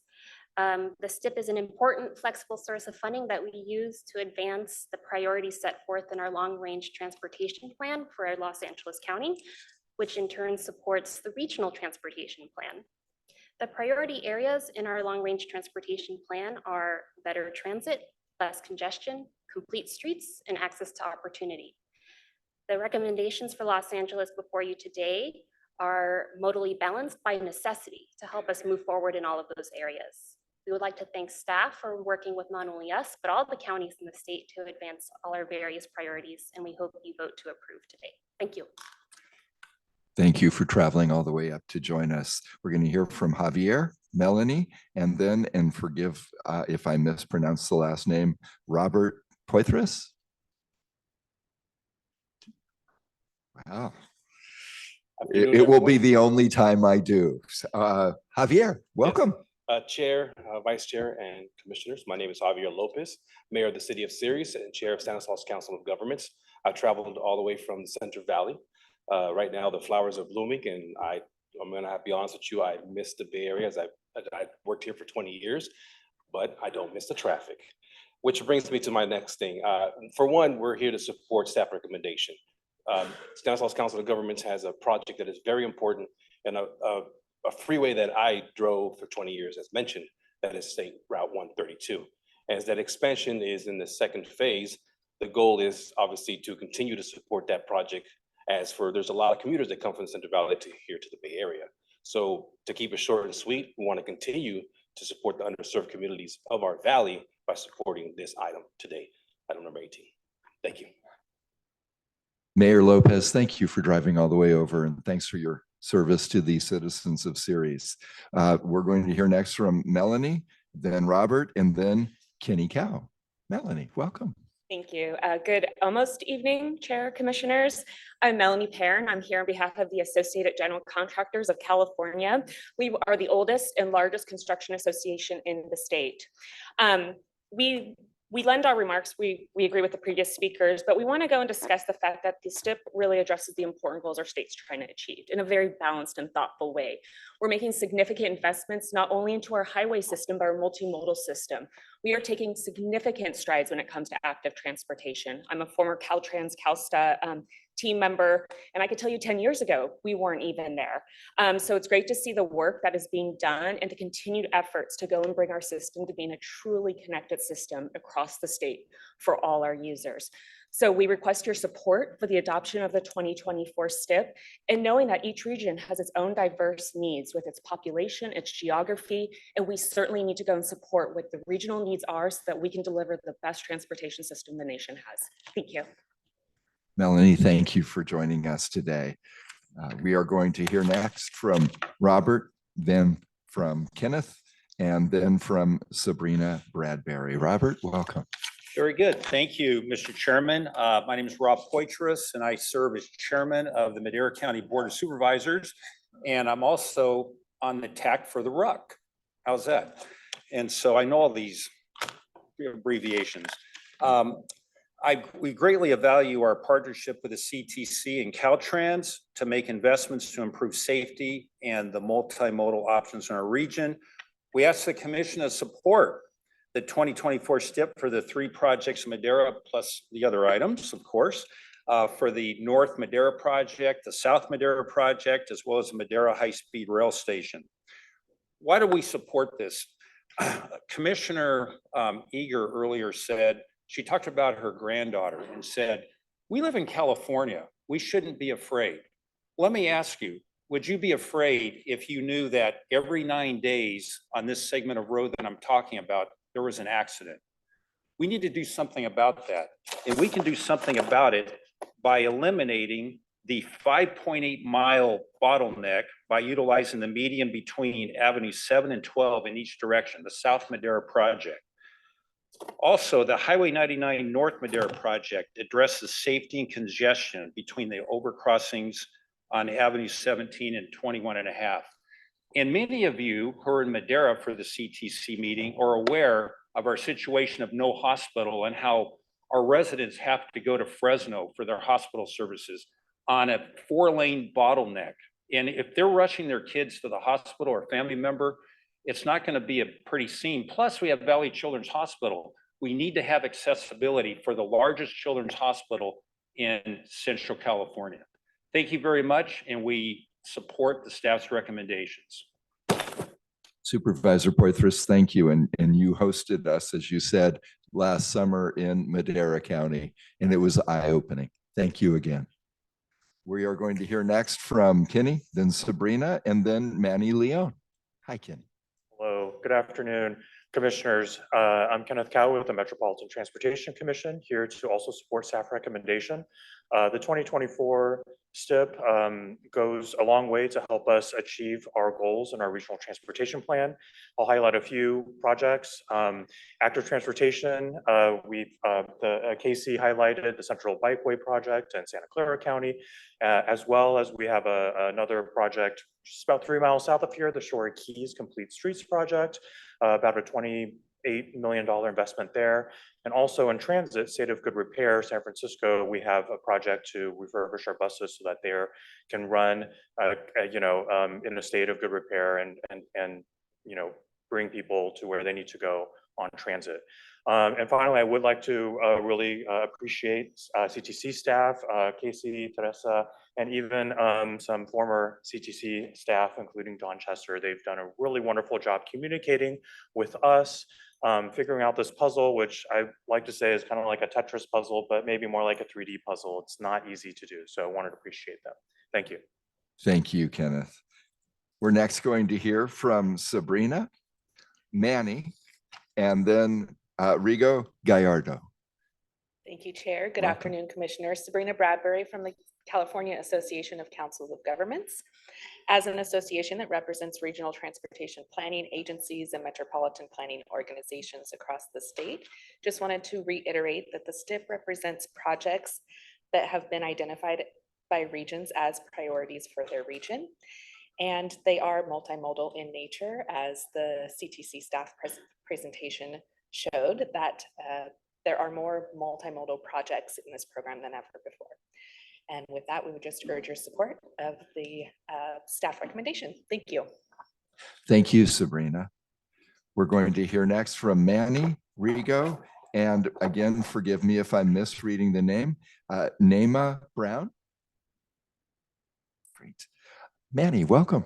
Thank you, Mr. Chair, members of the commission. Manny Leon, California Alliance for Jobs. Vince has cornered me and said I need to be short, and so we're going to cut the last paragraph out. How does that sound? So, I want to first echo many of the comments and support here today, and we ask for your approval of the 2024 STIP.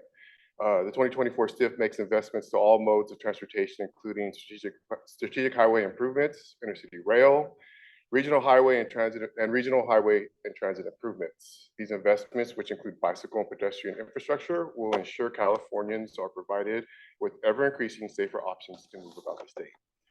As we stand here in alignment with our industry partners, such as Transportation California, I want to offer an additional perspective. As you consider approving several transportation funding programs today and tomorrow, we ask that you uphold and support the intent and integrity of these transportation funding programs. These programs, the STIP, the SHOP, the ATP, the TCEP, just to name a few, were all created with the intent to fund a specific transportation need. Furthermore, these programs provide regional transportation agencies with the funding tools not only to meet their regional transportation demands, but also to leverage revenue from sales tax measures passed by the voters to ensure that the projects included in their expenditure plans are completed. With that, we ask for your approval today. Thank you. And thank you. Rigo is next, followed by Naima, and then by Gus Khoury. Good evening, Commissioners, Executive Director Taylor. My name is Rigo Gallardo. I serve as a field representative in the South Bay region for NorCal Carpenters Union, Local 405. Bringing with me 17 years of valuable construction experience, I stand here today representing 36,000 dedicated members. Today, I wish to draw attention to the findings of the YOLO 80 Managed Lanes Project Draft BMT Mitigation Plan, which underscores the significance of transit-oriented housing developments in mitigated negative environmental impacts associated with vehicle miles traveled, VMT. Historically, our approach to housing, transportation, and environmental sustainability has been soiled. Yet, it is imperative that we recognize the interconnectedness of these elements by prioritizing transit-oriented housing. We not only address housing needs, but we also foster economic growth by creating construction jobs and safeguarding our environment. As we strive for a prosperous future for our state, it is essential to integrate these components into a cohesive strategy. Therefore, I urge the Commission to continue aligning policy goals that promote job creation, housing, accessibility, and environmental stewardship. In support of this endeavor, I advocate for advanced funding for projects that prioritize transit-oriented housing developments. By investing in these initiatives, we invest in the well-being of our communities and the sustainability of our environment. Thank you for the opportunity to share these comments. I look forward to our continued collaboration in shaping a brighter future for California. Thank you. Rigo, thank you. Rigo, thank you. We're going to hear next. And correct me if I mispronounced your name. It's Naima. Naima, thank Yes. you, Naima. After Naima, and then Gus Khoury is our last card in the room at the moment. Welcome, Naima. Thank you. Good afternoon, Commissioners, Chair, and Executive Director Taylor. I stand before you today as a proud field representative of NorCal Carpenters Local 405, representing the South Bay region. I'm here to express my my support for the approval of the advance funding for the YOLO 80 project. As a union representative, I understand the importance of efficient transportation systems in our state. We believe in reducing travel times, easing congestion, and facilitating freight travel across California. However, the current state of YOLO corridor possesses a significant threat to commuters all over, with over 1,000 collisions recorded in the past year alone. 3 years, excuse me. Approving funding for the YOLO project is not just improving commute times, it's about prioritizing safety of thousands of individuals who rely on that corridor daily. By enhancing infrastructure and implementing safety measures, this project will undoubtedly save lives. And moreover, I commend the comprehensive approach taken by this project to address environmental concerns, from expanding the Capitol Corridor to transit services in Yolo County. By investing in this project, we are not only improving transportation infrastructure, but also enhancing social and environmental vitality of our region. In conclusion, I urge you to approve the funding for the YOLO project. Let us seize the opportunity to make a tangible difference in the lives of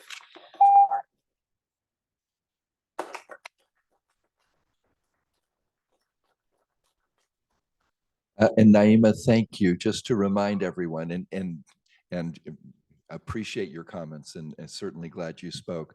But for the YOLO 80, again, we are moving that to our May 16th and 17th meeting. Great, Thank you for at least our deliberation and decision on that project.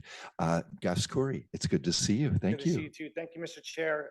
Good afternoon, Commissioners. Gus Corey on behalf of the San Joaquin Valley Regional Policy Council, representing all 8 Valley COGs from San Joaquin and Kern County. I'm going to be very brief. I could use Mr. Smalley's time, but I won't. Just a couple points. So much of the infrastructure in the San Joaquin Valley has not been addressed since the Eisenhower administration in the mid-50s.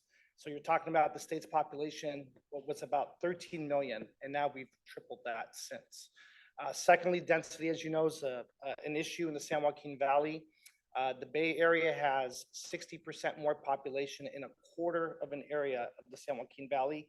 LA County alone has 2.5 times the population and 1/6 of the area of the San Joaquin Valley. So we're having to cover many more miles to provide accessibility to jobs, healthcare, and safety and the like, as you heard Supervisor Poitras mentioning. Goods movement is obviously an issue.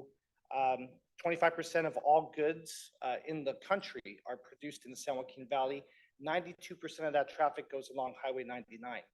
And so we have 4.5 million residents in the valley. We're having to accommodate 27 million drivers in the state. So we're a smaller county. We're trying to do our fair share to help support goods movement. And 50% of all imports and exports actually come from California. 40% comes from the ports of Oakland, or sorry, 10% from Oakland, 40% from Los Angeles, Long Beach. And we're talking about doing inland ports as well. So we're in a real conundrum here, but this is why we're also full throat on passenger rail, whether it's high-speed rail, ACE, the San Joaquins, Valley Link. We have an extensive outreach program with our disadvantaged communities through the environmental process, development of expenditure plans, and we look forward to continuing to do that so that we have a plan and a vision that's really inclusive in the valley. So we support the staff recommendation and thank you for your time. Gus, that was incredibly well timed. Thank you for joining us. And we may come back to people in the room before we close out this item. So if you haven't spoken yet, there may still be an opportunity, not to speak a second time, of course, but to speak if you haven't. I do believe we may have some people online. And as we talked about early, celebrating the diversity of our state means not all of our residents have English as a first or primary language, and we want to accommodate all residents of our state to fully participate in our process. So we do have, I believe, a translator in the room to be available for some of our speakers who may be joining us online. I'm going to look for real-time clarification from our executive director in that, so our speakers online who may not be speaking English have still up to 2 minutes to make their remarks and then up to 2 minutes for the translation. Is that how this works? That is correct. Good. So we'll be starting and ending the clock twice if the speaker online is choosing to communicate with us in a language other than English. Great. So if our translator would like to come forward so that we again stay efficient with our time, welcome. Thank you. Great. And your name is, just so that we know? Hi, my name's Vanessa. Great. Vanessa, thank you for joining us. And you're also a translator? Great. My name is Tomas. Wonderful. Vanessa and Tomas, welcome. So if I'm hearing correctly, we're going to hear from someone online and then either Vanessa or Tomas will translate for us. Is that accurate? Great. No, in the cases where this person online is not speaking English. Right. If they're speaking English, they don't get to repeat it twice for emphasis. Good. Let's go ahead and open up for online and we'll start the clock when they start speaking. All right, thank you, Chair Gardino. We're going to move to some of our virtual attendees. I'm going to first call on Leslie Martinez. Leslie has roughly 20 individuals with her, some of them English speakers, some of them Spanish speakers. We do have interpreters here on site who will interpret in real time. As indicated, our English speakers will get 2 minutes. Our Spanish speakers will get 4, allowing for that interpretation. A reminder to our Spanish speakers to speak at a steady pace, allowing for sufficient time for accurate interpretation. So that being said, I'm going to call on Leslie Martinez. Hi, just for clarification really quickly, since the start of the meeting, we have had folks disperse, but we've collected comments from folks who couldn't, had to leave for childcare. So I have 4 comments that I've translated already for efficiency, and my coworker has another one. Does that work? Is that okay with the chair and the rest of the commission?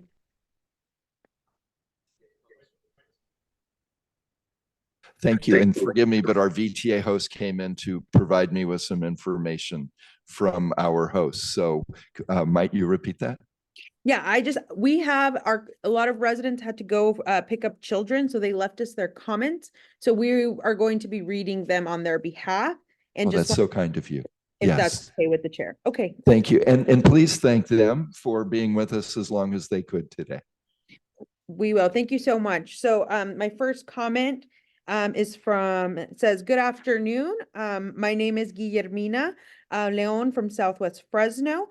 We are here as a community today asking that the CTC not fund the American project. We have seen so many community residents suffering from asthma, from kids to our elders. We don't have to consistently endure these issues from our loved ones, specifically chronic asthma attacks. We can make changes and we can make better investments to prevent asthma in Fresno. We ask that you please put yourselves in our shoes. How would you respond to a county asking for funding for a project in your community that you know is going to hurt your family?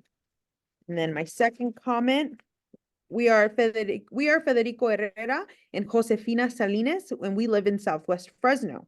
We ask that you stop the funding for the American project because the well-being of my family is my top priority, and it should also be the state's. My son and daughter both have asthma, and I really hope you are hearing me and my community. Thank you.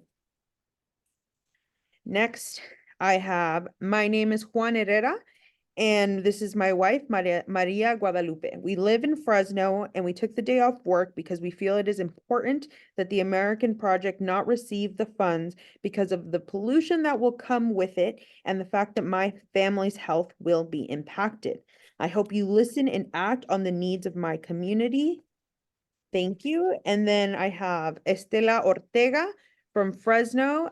She lives in the zip code 93703. She wanted to make sure that I told you the zip code so you can look it up on Cal Enviro screen. For many years, I have been affected by the contamination in the air.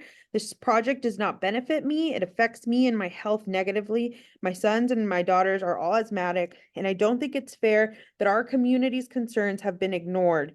We ask that these funds not be approved because it's not fair that our communities are always impacted.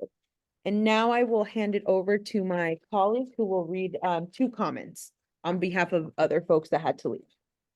Leslie, thank you. Thank you, Chair. And we'll be getting started on next comments. This comment comes from Juana Juarez. Hi, my name is Juana Juarez. I'm a citizen in the county of Fresno in the southwest side of the city of Fresno. I currently suffer from a chronic medical condition, asthma. My concern is that this project is not favorable for the other residents who suffer from the same medical conditions as I do. I would like the money for this project to be invested in other projects needed by the county, like more sidewalks to walk safely in my area, better asphalt so my car isn't damaged when I drive, and restorations of neighborhood streets, sidewalks, and alleyways within my community. That is the end of the first comment. The next comment reads, my name is Natalie Delgado. I'm a policy associate with the Central California Environmental Justice Network.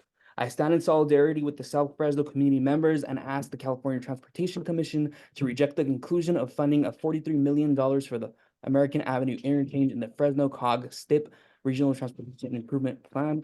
South Fresno already faces an overconcentration of individual facilities, industrial facilities, and heavy duty truck traffic. It does not need another highway expansion. It needs investments that reflect the needs of the community. It needs funding that supports active transportation planning and public transit options that increase this part of the city's access to different amenities such as hospitals and grocery stores. Residents deserve infrastructure projects to reduce emissions like trails, trees, tree-lined community streets, healthy public transportation, safe pedestrian and bike lanes separated from roads that have increased heavy-duty diesel trucks and safe routes to schools. The CTC STIP guidelines state that it must describe community input and then share how that input was addressed. Over the last few years, residents have shared their concerns with multiple state and local agencies during the EIR development and process, but have been consistently ignored.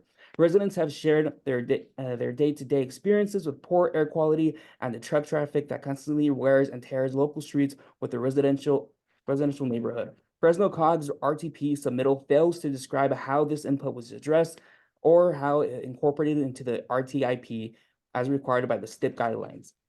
Guidelines are also explicitly ask local governments to outline what actions are taken to protect the state's most vulnerable populations. The EIR completely omitted the presence of the existing environmental burden communities by stating that there were no communities within a mile radius of the project. Communities such as Daleville, Britton, Malaga, Calawa all fall within 1 mile of the project. Additionally, Calawa ES, East Central, and Malaga ES are located within 1 mile. And that's time for that comment. Thank you. Thank you. And that's But all. please continue with other comments if you have them.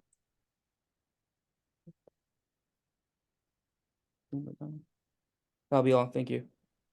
No, thank you. That's really gracious of you to step in and be flexible in this way. Are there other speakers online? Yes, we do have other attendees indicating they wish to comment on this item.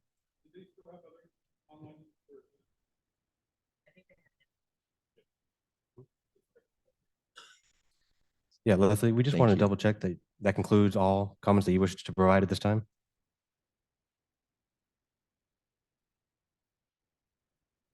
Leslie, if you're there, you're free to unmute yourself.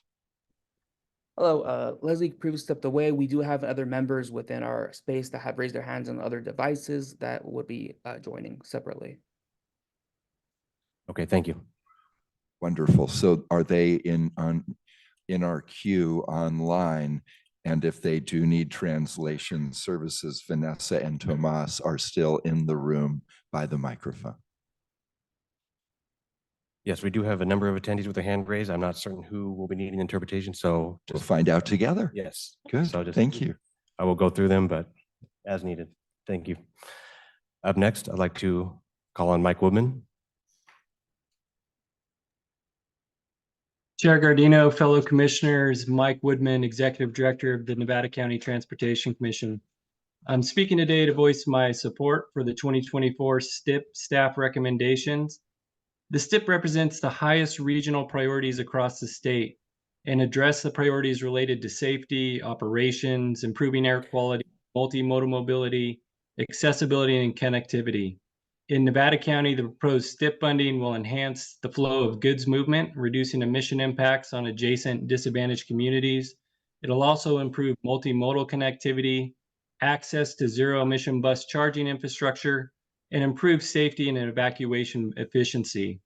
Again, I'm pleased to voice my support for the adoption of the staff recommendations and also want to thank Casey Ruggiero, Teresa Fabula, and the team for their hard work. That concludes my comments, and thank you for your time.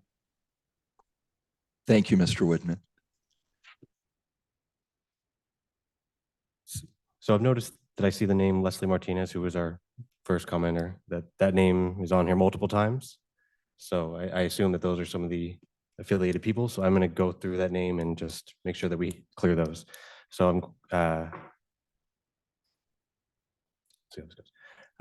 so for one of the Leslie Martinez is, I've unmuted you. So please recognize that you've been unmuted and you can provide your comment at this time.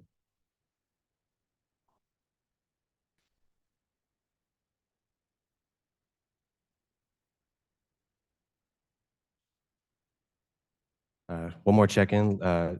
For those who, okay, yes, we hear you. We recognize you. Please provide your comment. Hi, are you guys able to hear me? Yes. Okay. I'm Milena Alvarez. I am representing Calawa, and I'm speaking on behalf of Laura Moreno.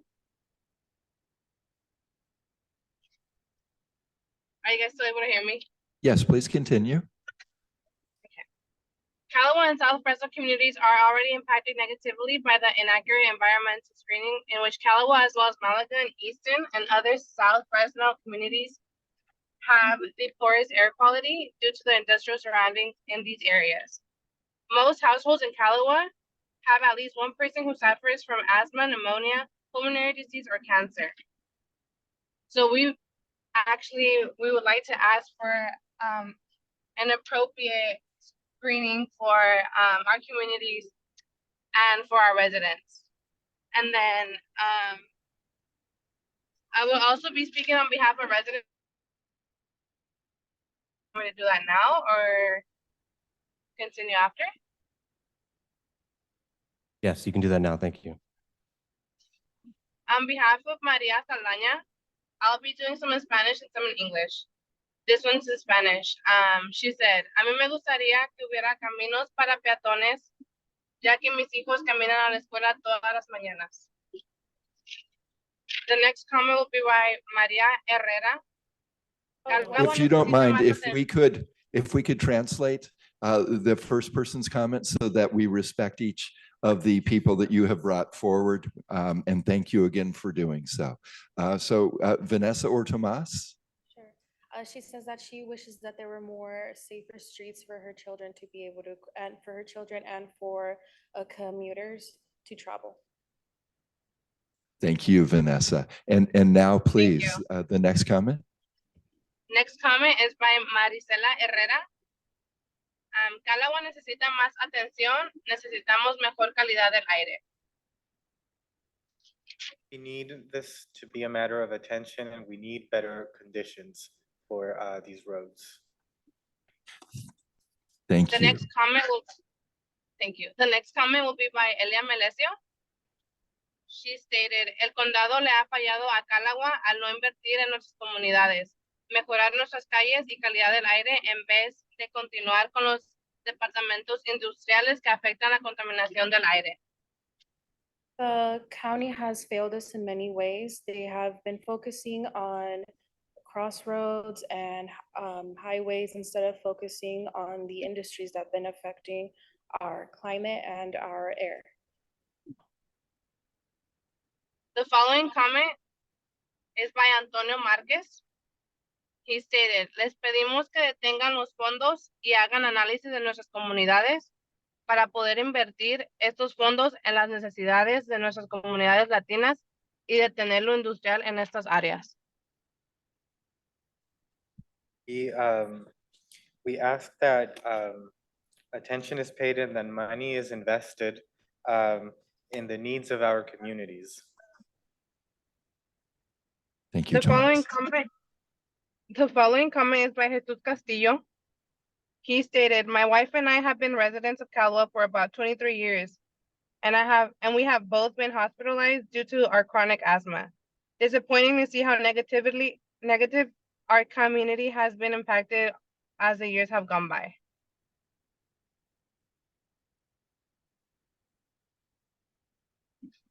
Are there more online comments? Yes. The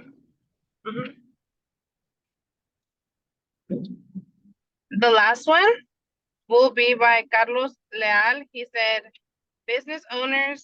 I'm a business owner in Calawa, and I can honestly agree that this project brings no positive impact to our community or our residents due to the lack of air screening quality. And that'll be the last comment that we had on our end. First of all, thank you again, and thank you all for your patience as we try to accommodate all of our speakers online and in the room and the translation services that Vanessa and Tomas graciously provided. Are there other speakers online that would like to comment? Yes, so I'm going to check in with the next person utilizing Leslie Martinez's name. If you have not yet provided comment, you're free to unmute yourself and do so now.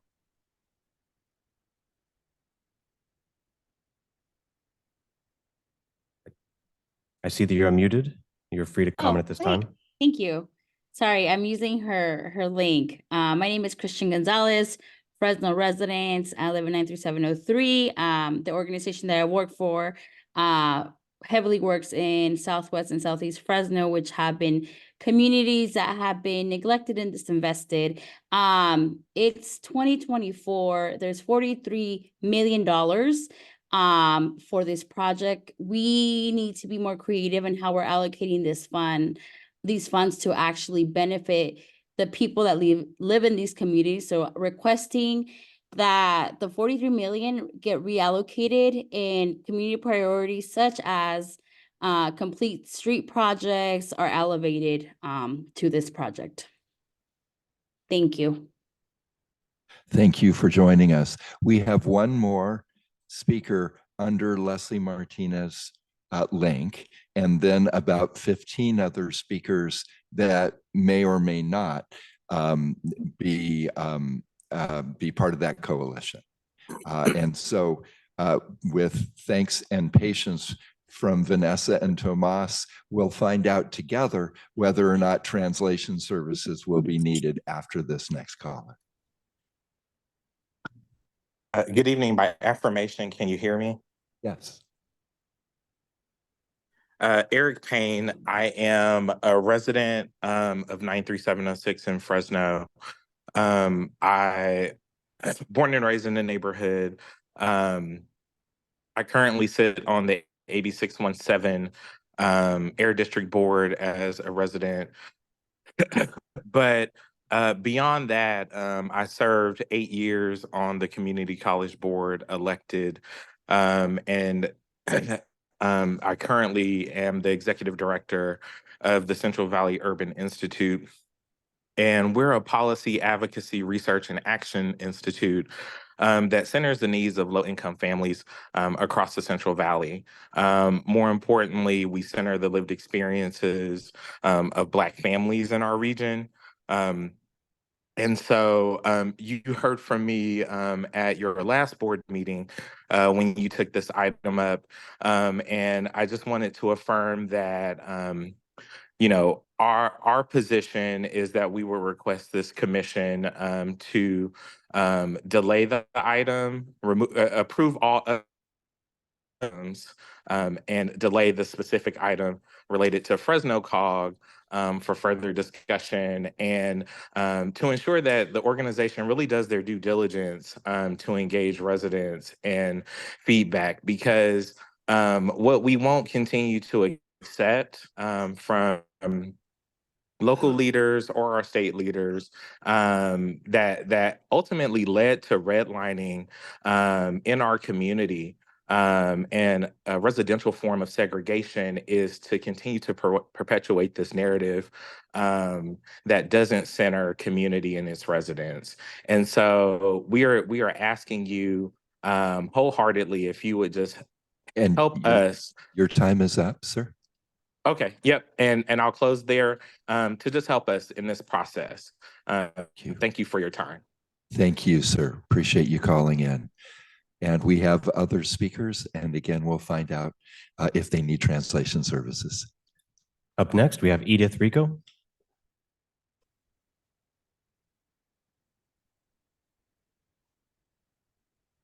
Hello, thank you. Can you hear me? Yes. All right, awesome. Thank you. So my name is Edith Rico. I live in Fresno County, and I'm here today to express my opposition on the funding recommendation to outline in the STIP for Fresno, for the Fresno American Avenue interchange on State Route 99.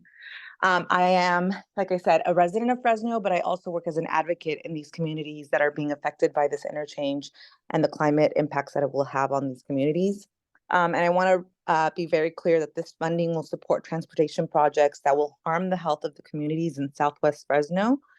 These communities have been historically overburdened by transportation projects that have severely impacted the health and quality of life of residents, including children of Calawa and Malaga.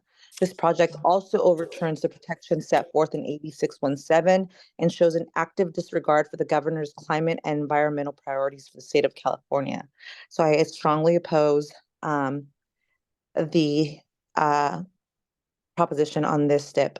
So thank you for your time. Thank you. Next. Up next, we have Leticia Gonzalez.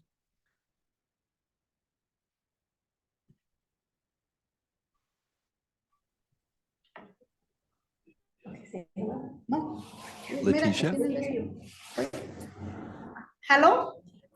Yes, Letitia, you are unmuted and ready to speak, please. No. Si estás lista para comunicarte,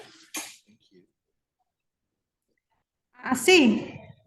puedes continuar. Estaba teniendo problemas con mi a mi nombre. Oh, hi, my name is Leticia Gonzalez, and I was just calling to in regards of the 99 extension that I don't agree with that project because it's just gonna provoke more air pollution and really bad air contamination for everyone that lives around there, and especially when we have kids that already suffer from bad quality of the air, like my son that suffers from asthma, and it's just gonna make worse his health, and it's just gonna make more traffic, provoke more traffic, more bad air that they won't even be able to go out and enjoy the day. Thank you. Thank you for calling in. Our next online speaker. Up next, we have Olga Plasencia. Hello, everyone. My name is Olga Plasencia with Fresno Building Healthy Communities. I just wanted to say that the STIP fails to meet the CTC STIP guidelines to comply with federal law, jeopardizing the civil rights of low-income communities of color and violating the Clean Air Act. Funding this project will further increase pollution impacts and health outcomes on residents of communities surrounding the project site who are disproportionately Latinx, Black, and children. Thank you for your time. Thank you. Up next, we have Maria Gonzalez. Hello, good afternoon, everyone. My name is Maria Gonzalez with Fresno Building Healthy Communities. I ask you to stop supporting projects that fail to meet the requirements in the CTC STIP guidelines that require a robust community engagement process. The proposal of an interchange expansion on the American Avenue does not reflect the transportation planning priorities of the communities of South Central Fresno, Callaway, and Malaga. I will also speak on behalf of Miriam Aceves, Spanish speaker. Hola, mi nombre es Miriam Aceves y soy residente de Málaga. Quiero decirles que por favor paren este proyecto que no beneficia en nada. Este proyecto empeora la calidad del aire a un nivel malo para los residentes que ya sufren de asma como mi esposo y yo. Estoy confundida, preocupada y con temor de lo que están planeando. Gracias. As a Merced resident, I ask that you do not continue funding this program because it pollutes the air and it's really bad for people like me and my husband. Thank you, Vanessa. Up next, we have Alma Gallegos. Good afternoon. My name is Alma Gallegos and I'm with Fresno Building Healthy Communities. Unfortunately, those living in areas affected weren't taken into consideration when the project of the STIP was proposed. Not only were community members ignored, but the STIP movement violates air quality laws. I ask that this project isn't funded. I also have a public statement of a community member, Jim Murieta. I am a resident of Malaga. I just wanted to say, why wasn't I notified about this project as a resident that is going to be impacted by this project? I provided public comment when needed, and yet you're telling me that you are approving funding when this is in litigation. Thank you. Up next, we have Amy Peak. Good afternoon, Commissioners. I'm Amy Peak here on behalf of the Rebuild SoCal Partnership, a partnership between labor and management that supports investment in essential infrastructure in our state. Rebuild is supporting staff recommendation and asking the Commission to adopt the proposed 2024 STIP. Rebuild appreciates that the 2024 STIP makes investments in all modes of transportation, including strategic highway improvements, pedestrian and bicycle infrastructure, rail, and transit improvements. The Rebuild SoCal Partnership believes that the 2024 STIP is a balanced approach for investing in essential infrastructure. The STIP has become increasingly multimodal while maintaining realistic understanding about the future investment needed in roads, bridges, highways to support goods and people movement in vehicles. For these reasons, we urge the Commission to adopt the STIP. Thank you so much for your time. Up next, we have Ivanka Saunders. Hello.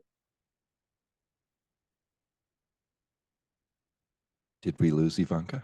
But okay, Ivanka, if you can hear us, I think you accidentally cut yourself off. Feel Can you- free to call back in. Can you hear me? Yes. Okay, sorry. My name is Ivanka Saunders with Leadership Council, and we actually have three speakers here in the office to make comment. The first, go ahead. Yes, can you hear me? Go ahead. Yes. Yes, good evening. My name is Jonas Paulos. I live in Southwest Fresno, and I have PTSD. I'm visually impaired, and I've been suffering. I live in the community of Easton, and I'm all around the industrial development. I never had my nose burns, and I'm suffering from a dry eye. I'm blind in my right eye, and my only eye, I'm suffering a dry eye. I'm afraid I'm gonna be blind. Sir, you need to think about our health. I just feel bad for these children. In Easton, 80% of our residents have asthma and allergies. So I am opposing to the American project. All is going to bring us more pollution. And please consider doing transparency. Let the community know, because I have family and friends live in Malaga and Calawa. They don't know about what's coming, and they're already polluted. They also have respiratory issues, and we need more transparency. We need to be honest with the community. Let the people know what's going to cause. Thank you very much for your time. And we have two more comments. Here's Lisa Flores. Good afternoon or good evening, whichever you guys prefer. Thank you to the members of the California Transportation Commission for giving me this time. My name is Lisa Flores. I'm a retired associate level environmental and transportation planner with the department, formerly with the Department of Transportation, Caltrans District 6, where I worked with planners who wrote these documents, as well as being assigned to a specialized work unit that dealt with public and community engagement to ensure that environmental documents met legal sufficiency so they would not get sued. That is very important. None of these projects, during my tenure at Caltrans, none of the projects I oversaw ever faced any legal challenges. Today, I come before you to advise you not to fund the $43 million for these projects for the following reasons. First, Caltrans Planning Division has systematically dismantled their quality assessment, quality control team since like 2010, forcing long-term employees with extensive backgrounds in environmental equity and social justice out of the department.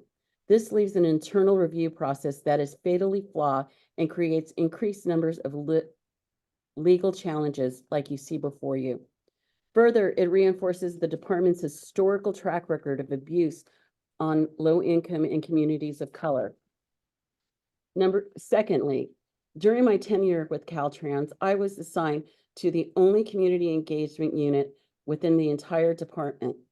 This role made sure that community engagement was successful and adhered to legal standards. Unfortunately, this unit is no longer staffed by journey-leveled associate planners who have the experience in community outreach. It is housed and that is your time. Thank you. And thanks to all of our speakers who have been so good of honoring our time. so they don't want to know about the graphic designer who's doing their And then Once there's again, third- your time is up. Is there anyone else that you had in the office that wished to speak? Yeah, there's a third speaker. My name Thank is you. Ivanka Saunders, Fresno Regional Policy Manager of Leadership Council. Thank you for taking the time to meet with environmental justice organizations prior to today to hear more about the detailed concerns and why community members have been opposing the $43 million of funding. The responses that we have received from CTC confirm that you do not believe that there is anything that you could do to support the community who are living daily in overburdened and disadvantaged communities that continue to be infiltrated by freeway expansion projects leading to more industrial developments in their communities. Yet at the same time, you state that you do not rubber stamp projects that come before you. So I ask, what will you do in response to community voices that have not been heard and have been ignored despite the fact that the STIP guidelines require that these concerns be addressed? Approving the programming of the funds for this project ties up more than $43 million that could be used instead to respond to community priorities and create good paying jobs for those that actually live in this community. This expansion project does not include safety for those that live in South Fresno, like safe pedestrian and bike lanes that are separated from the heavy duty trucks that continue to increase. Why would you approve and rubber stamp a project like this that specifically leaves out of its environmental impact report that there are several disadvantaged communities within 1 mile that rank in the top 1% of the Cal Enviro screen, and leaves out the fact that this project will be for the purpose of running through the community of Malaga to reach a planned 3,000-acre heavy industrial park, all while this area of South Central is part of an AB 617 Community Air Protection Plan. Approving this project including this project violates state and federal civil rights and fair housing laws due to its disproportionate impacts on people of color and the role that it plays in perpetuating. And ma'am, I'm sorry, I even gave you a few extra seconds, but that was your time. Thank you. Thank you. Other online comments? Up next, we have Ben Granholm. Good afternoon. Can everyone hear me? Yes. Hi there. So this is actually Logan Thomas. I'm a colleague of Ben Granholm. He's here with me as well. I just want to start off by saying good afternoon. I just want to say thank you for allowing us the time to come and speak to you today. I just want to give a special thank you to past Chair Eager for your leadership, not just on the CTC, but in Fresno and throughout the Central Valley. Thank you to Chair Gardino, commissioners, and staff. As I said, my name is Logan Thomas. I am here on behalf of Invest Fresno. We submitted a letter on behalf of nearly 30 businesses and community organizations, respectfully urging the commission to approve the proposed 2024 State Transportation Improvement Program, which, among other projects, includes proposed funding for the South Fresno State Route 99 Corridor project. These are interchanges that have not been updated since they were first constructed in 1965. In addition to the numerous safety and community improvements that many have referenced today, these investments are critical to expanding and revitalizing the North and American Avenue interchanges along Highway 99, which, aside from being a key corridor in the state's transportation system, directly services an area of the city of Fresno that boasts more than 440 businesses and provides more than 22,000 direct, full-time, good-paying jobs in South Central Fresno. In 2022, those 440 businesses generated over $100 million in tax revenue for the city of Fresno, which is roughly 20% of the general fund, and $13 billion in economic activity for the city. That is revenue that funds fire, police, parks, infrastructure upgrades, mental health programs, and many other essential services that residents throughout Fresno rely on. Continued investment in Fresno's infrastructure improves our community, encourages economic development, and ensures that Fresno and California's economy can continue to thrive for generations to come. I appreciate your time and consideration and respectfully request the Commission approve the proposed 2024 Transportation Improvement Program, including proposed funding for the South Fresno State Route 9. And that's your time. Thank you very much. No, thank you for joining us. Thank you. Up next, we have Tiffany Loke. Yes, thank you, CTC Chair and Commissioners. My name is Tiffany Luke. I'm a Business Attraction Specialist with the Fresno County Economic Development Corporation in downtown Fresno. We're a public-private partnership established to market Fresno as the premier location for business prosperity. Our organization would like to voice our strong support for the proposed schedule revisions and funding additions within the draft 2024 STIP for the South Fresno State Route 99 corridor project, specifically the North Cedar and American Avenue interchange improvements. Highway 99 plays a vital role as a major transportation corridor for residents and businesses throughout Fresno County and the San Joaquin Valley. The North Cedar and American Avenue interchanges south of Fresno are particularly vital to our local goods movement. Reconstructing and expanding these nearly 60-year-old interchanges will address significant deficiencies by enhancing safety and reducing congestion and vehicle idling. These construction projects also provide quality job opportunities for our residents and local trades. Our organization has worked with local partners to implement job training and pre-apprenticeship programs here in Fresno County. The jobs these projects create, coupled with our training efforts, will provide well-paying jobs with benefits to people who have suffered chronic underemployment. We appreciate your time and consideration of inclusion of additional funding for the South Fresno Corridor State Route 99 Interchange Improvement Project. We're in full support of the transportation improvements and job creation this corridor project will bring to the area. Thank you. Thank you. Next. Up next, we have Martha Armas Kelly.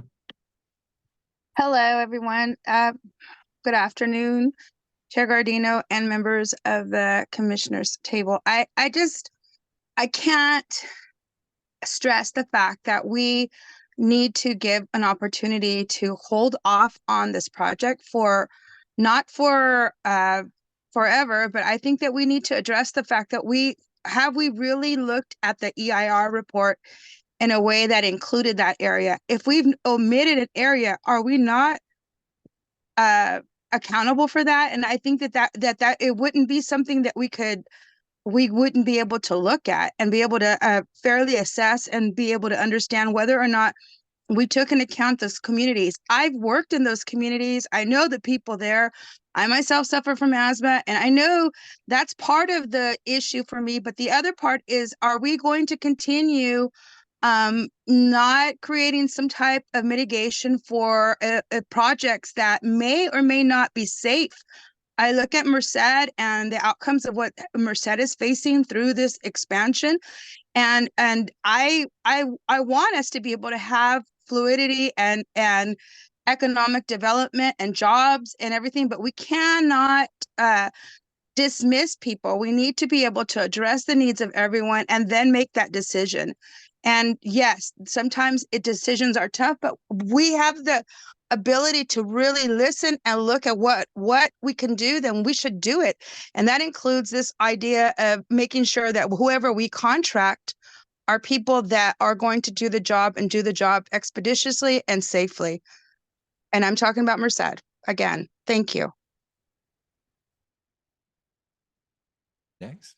Up next, we have Mohammed Alimi.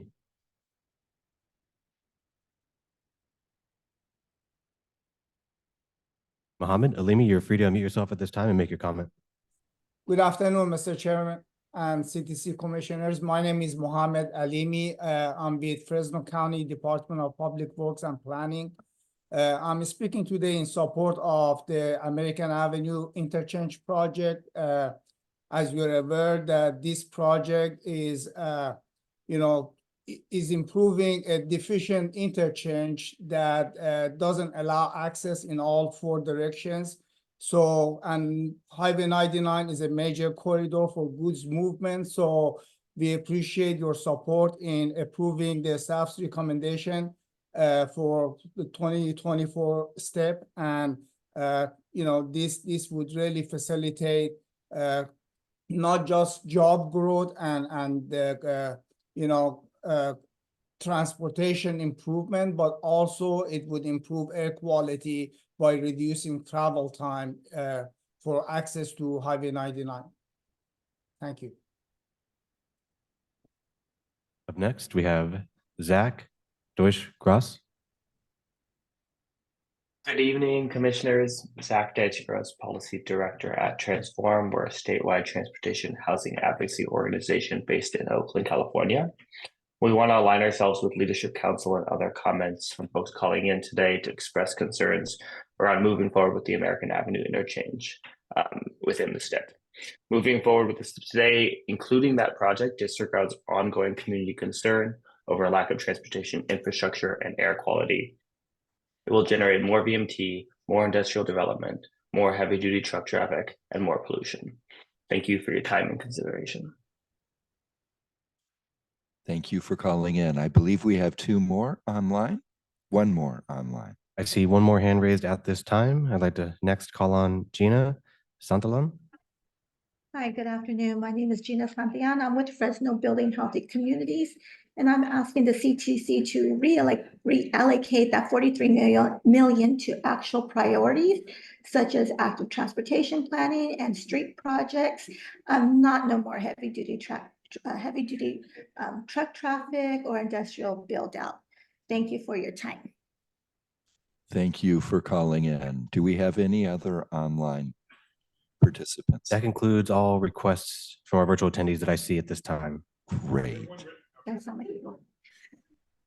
Oh, yes, thank you. Thank you, Douglas. BCAG supports the adoption of the STIP and would like to thank commission staff for all their work, efforts, and assistance. Thank you. Great. And I want to thank Vanessa and Tomas again for joining us and helping other participants to communicate with us. Great. Now, I think it would be helpful if they would like, if Fresno COG and or Caltrans would like to respond to any comments that they heard today.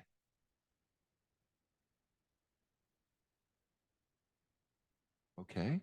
And if that is a yes, it looks like 2 people are coming down. Good. Again, we just want to be as time efficient as possible. And how much time? Oh yeah, so don't go far away. So if you wanted to comment for a couple of minutes, but each, but then don't go too far away because there may be commissioner questions to you. Oh, absolutely. Thank you. No, thank Mr. you. Chairman, Commissioners, Robert Phipps, Fresno Council of Government, and with me, Mike Leonardo, Fresno County Transportation Authority. Thank you for your time and for your consideration. Also, extend a generous thank you to Casey and Teresa in particular for their work on the STIP. As so many others have said, a lot of work, and their hair keeps growing and mine is receding. I don't know how they do it. To address many of the comments that have been made today, particularly regarding air quality with regard to the South Fresno interchanges, we would just want to point out that the project has been environmentally cleared. The only result of the lawsuit that was mentioned to date has been to recirculate the air quality conformities determination with no determination or with no changes or additional analysis requested or required. So as we stand here today, the environmental document is valid. The project does not violate the Clean Air Act as is documented.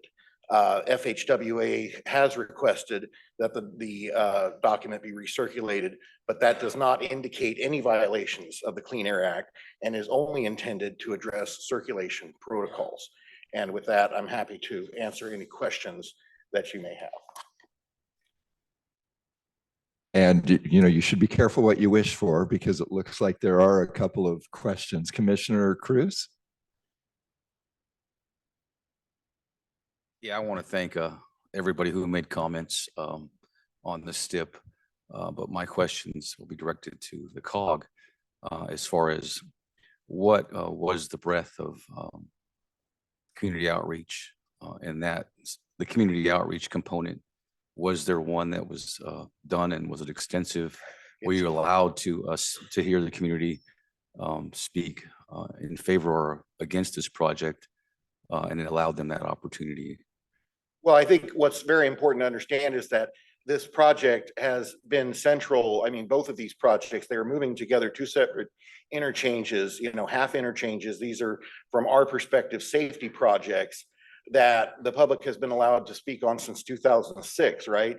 Since they entered our measure, our existing measure, which were brought forth by the community, because with half interchanges, you have no corresponding on or off ramp. So trucks getting off the freeway, for example, but having difficulty finding a way to get back on because of a circulation system that was designed in the late 50s or built late 50s, early 60s. And so wrong way turn movements, what is it? I think at the North Cedar, 900 plus accidents in just the last 10 years because of growing congestion. At American Avenue, we have within a half mile of the interchange, we have the 11th worst collision collision intersection in the county, in the top 1% of all intersections in Fresno County, less than a half a mile from the American Avenue intersection. So we have a real safety problem at both of these interchanges. And it was the community that brought these forth to us that got them in the measure in the first place as far back as 2006. So to answer your question, yes, there has been robust community outreach for the last 20 years on these projects through multiple regional transportation plans, through our regional transportation improvement program. They have been vetted by our committees. They have been vetted by the Measure C Oversight Committee, as well as our Transportation Technical Committee and our Policy Advisory Committee before finally being approved most recently by the board. This body, the commission, has previously, of course, approved funding for the Cedar North interchange. What is new this round is the American Avenue. Great, and I appreciate you highlighting some of the safety elements and components that are associated with these projects, because that is obviously one of the charges we have as a commission, is to improve safety on our streets and highways. And then just briefly, can you speak to what are some of the air quality mitigation measures that are associated with these projects on 99? I am reluctant to do that. I would defer to Caltrans on that because there is an active lawsuit. So if Caltrans wants to address that, they're certainly welcome to do that because I'm not sure exactly how they would want that addressed. But if I could interject and talk a little bit about the environmental process and the role of the commission and the environmental process at this stage of the game. The environmental process, because there is litigation, our role as the commission is to respect that litigation and to respect the courts as they determine the answer to that question. In terms of the step in the process from here on these two projects, these projects, like all of our projects, will have to complete the NEPA and CEQA process. And so as this is going through the court, our team will be following that process. And so programming it today is no different than programming other projects. We still have to respect the completion of the NEPA and CEQA process and whatever the court decides to do within those processes. right. So from our perspective, it is the burden at this point is on the plaintiff to demonstrate that the environmental document is not sound. Right, the environmental document as we stand here today has been cleared, and so there has been a recirculation, but only for any additional public comment. There has been no additional analysis or not the whole, just the air quality. Excuse me. So just the air quality portion of the document, not the entire environmental document. Sorry. Thank you. Thank you. Commissioner Cruz, thank you. I think I saw immediate past Chair Eager's light go on as well. Oh, thank you. Vice Chair Grisby, and I don't want to forget our 4 commissioners who are joining us virtually either. So Vice Chair Grisby, and then immediate past Chair Eager, and then we'll hear from others who, I see Commissioner Bradshaw as well. So we'll take those 3, and then I'll look online. Please text me, colleagues, virtually. Thank you. All right, thank you very much. So my question revolves around some of the confusion around the class of bike lanes plan for the American Avenue project. Can you clarify what type of bike lanes are planned for that project?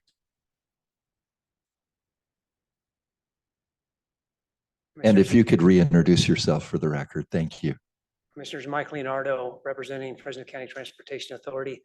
We are the measure authority in Fresno County.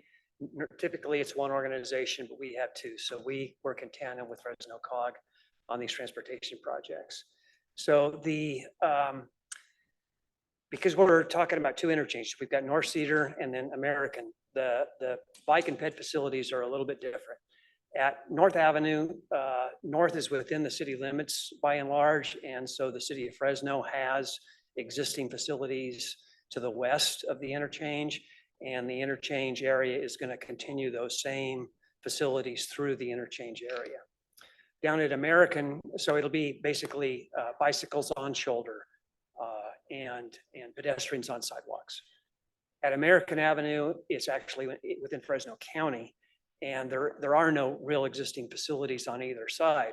In there, Caltrans has developed a plan to basically separate. There's two roundabouts where the ramps terminate on American Avenue. And so pedestrians and bicyclists, they can either go through the roundabout like a car, or they can get off on a dedicated path, go around, go across the structure, and then the same thing on the other side.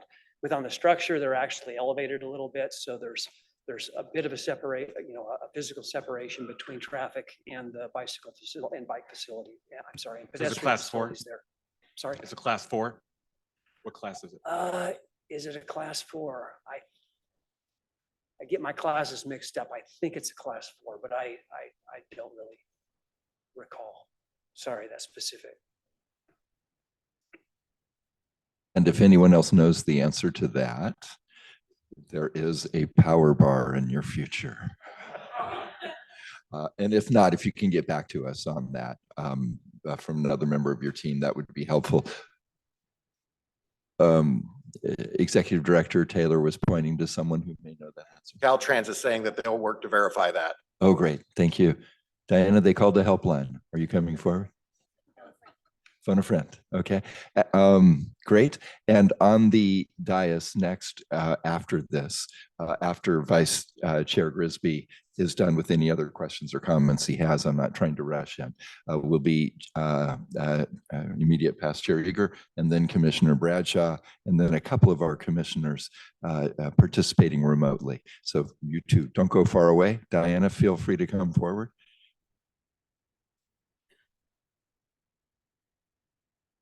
Diana Gomez, Caltrans District 6 Director. I do want to go back to, I think, a question also, and then I'll come back to the bike lanes that you asked about the engagement. So during, as Robert mentioned, there was all this engagement prior to us doing the environmental document.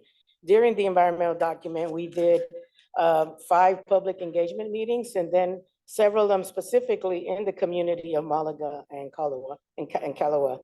And in one case, even Commissioner Eager was there with us. And then in the second meeting, we brought in the county and the city, because in the first meeting, a lot of the concerns weren't necessarily about American Avenue and North and Cedar. It was about Central Avenue, where most of the trucks and the industrial parks are. So a lot of the comments were about that interchange. And so the comments that we heard that day were about the sidewalks. And so we added more sidewalks into the two projects. And also they asked about Central, which was a signalized intersection there. So we're working with the city to try to improve that signalized intersection. And then there's also an add grade. So there's a railroad that parallels State Route 99, right? And so there is no add grade interchange there. So what happens is, yes, all of the trucks are idling there, but this is at Central. So we have been working with the city to help them get a grant to do an add grade crossing there, which would then also help the movement. The other comment we heard was about training. So they wanted training to be trained to work in the industrial parks. So those were the primary comments. So we have been working with the EDC and getting training specifically for those communities, whether it is to work in the industrial parks or on our transportation projects. So those were primarily the comments we heard in those meetings. So everything we heard, we went back and incorporated what we could in our project, and then continuing to work with both the county and the city to try to address some of the other comments at Central Avenue. So we did do public engagement, we did listen, and we incorporated as much as we could. In terms of, we just did Veterans Boulevard, we just did the ribbon cutting for that. And there we do have the bikes and the peds separated from the motoring public. So we can go back and look at, if that is one of the primary comments, we are still in design phase, and we can look at and ensuring that they are separated and that they do feel safe within those two interchanges. You mean American? I think you said veteran. Both, well, at Veterans, so we've done that at Veterans. So we want to look at that as what we did at Veterans and see if we can duplicate that both at American and North and Cedar, with the understanding one interchange resides in the city and the other one in the county. So there's no clarity on the class of bike lanes. No, and as soon as we get that, we'll let you know what we have. But since we are in design currently, again, if this is one of the comments, we can go back and look at and ensure that that they feel safe and they are separated. If I could add, as a part of the public process too, originally this project, it's a corridor project, starts at North Cedar, goes down to American. Central is in the middle. Central was part of this project when we started. And we pulled Central out because it really had the greatest impacts to adjacent residents. Malaga is just on the other side of the railroad tracks from at Central. And then there's a mobile home park right at Central. And so we basically agreed to not pursue Central Avenue as a part of this project because of what we heard through the public process. Yes, please, Vice Chair. Thank you, Chair. I'll make this comment broadly, not necessarily associated with this project, but just culturally, I think when we have multimodal projects, we should have information on the multimodalism of the project, not just the highway side. Thank you. That's sound counsel. Thank you. And thank you three. Don't go away. Okay, good. Past Chair Eager and then Commissioner Bradshaw. And then we're going to hear, I believe, from Commissioner Lugo, Commissioner Norton, and perhaps others that are virtual today.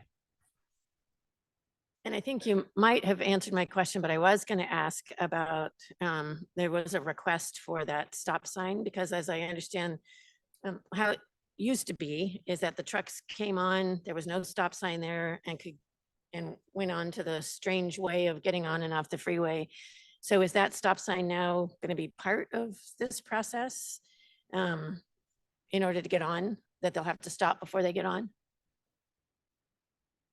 Which interchange are you talking about? Is this work at Central? that Yeah. you're talking- Yeah, Central isn't in this project, and I assume that you're working with the county to get those We're changes. with the city. So we are working with the city. So the city was there in the second, in one of the community meetings. And so we are looking at what improvements can be made at Central, Okay. even though they're outside of our two projects. Right. But just Still in the part of that whole section. Right. Yeah. And so there's the big, in a sense, three issues at Central. One is the signal, and then the other happens to be the railroad crossing. And so that railroad crossing is the #1 priority for the city of Fresno to, so they've been submitting grants for almost 4 years now and have not been successful. So we're continuing to work with them on that. And the other question was, as the trucks back up down the 99, and it was my understanding that in some of the letters that we got, that the trucks were having to get off early and go through the neighborhoods because they're backed up on the freeway. Will this alleviate that so that they won't have to get off early and go through the neighborhoods? Is that the plan? Well, so that a lot of that's happening at North and Cedar. And so by us consolidating those two half interchanges into one interchange, most definitely is going to improve how the trucks get off of 99. So currently it's one stop sign that manages those trucks onto North. So then they have the option of then getting off at Cedar. So so if everything is back up to 99, all they're gonna do there is avoid that interchange. So that most definitely will help with that entire flow. Okay, thank you. Chair Eager, thank you. Commissioner Bradshaw?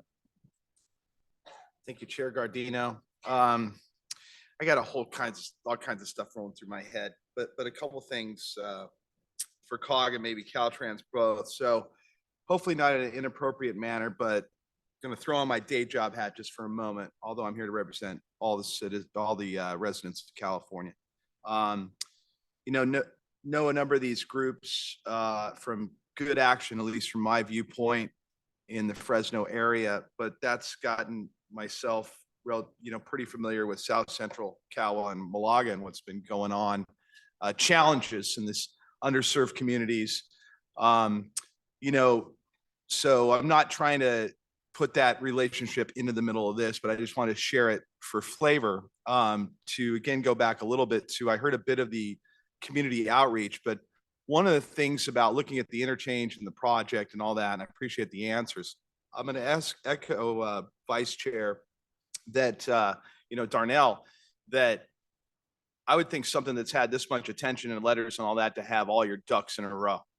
Not to jump on you, but right, there's going to be questions about multimodal, bicycle, air quality, community outreach. So that's just some, whether it's sage or not, I'll leave to the chair, advice for you, because I believe that all of us take a critical view of all elements of this. One thing that's stuck with me though is that, like, I think when you look at the communities and the air quality and the impacts, if I trip a wire here, let me know, boss. But that it's important wherever this project goes, that we look at those communities and we look at FCOG and what can be done to help with further mitigation of air quality issues.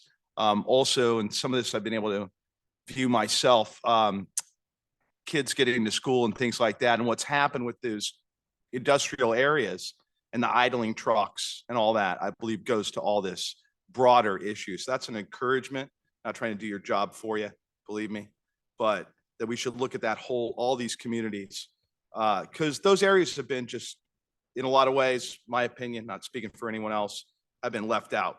And certainly you hear a lot from me about those who are underserved in the working class broadly, and folks need an opportunity. Back to the case in point. So there's been a lot of reading through all the letters that are asking us to postpone the project. Again, and I don't know if this can be commented on because of litigation, but I'll raise it and then I'll be checked if it's inappropriate. But that the Fair Housing Act has been violated, violations of the Clean Air Act, right? I don't know if we can have any comments at all on that. Oh, I think we had somebody Oh, cool. unmuted. I'll take the answer wherever we can get it. It's all good. So just these are very serious accusations. But is all that just, I know there've been statements in letters against the project, but is that just part of the argument in the litigation? That is part of the argument in the litigation. That is correct. So I don't know. I don't know if this is appropriate, but yeah, obviously we don't agree with the points made in the letter I believe you're referring to. Yeah. There are 6 points and we don't agree with any of the 6. Well, that's what I'm getting at. If you can illuminate that a little bit, Well, right, would be, I don't know. Perhaps if you I can talk a little bit about the process outside of the litigation. Perfect. A couple of things that happen when you are showing and demonstrating compliance with the Clean Air Act. The first thing is that CARB develops a state implementation plan. That state implementation plan looks at the entire San Joaquin Valley. It says this is the strategy to reduce air quality criteria pollutants to meet the standards. The Valley is implementing those things because they are legally enforceable to be implemented. The other thing that is happening that is not part of the state implementation plan is that something that this commission is doing, something that the California Public Utilities Commission is also doing, is this transition to a zero emission vehicle fleet. That is part of the San Joaquin Valley state implementation plan. Those requirements are legally enforceable. And so those things will happen. So as time goes on, the Valley will make progress towards attainment of the standards. The question here is a project level question about transportation conformity, and some of the criteria there is it consistent with the regional transportation plan? A lot of those requirements are similar to the requirements that are in the STIP. Is it consistent with the transportation plan? Has it been modeled adequately? There's a lot of technical things.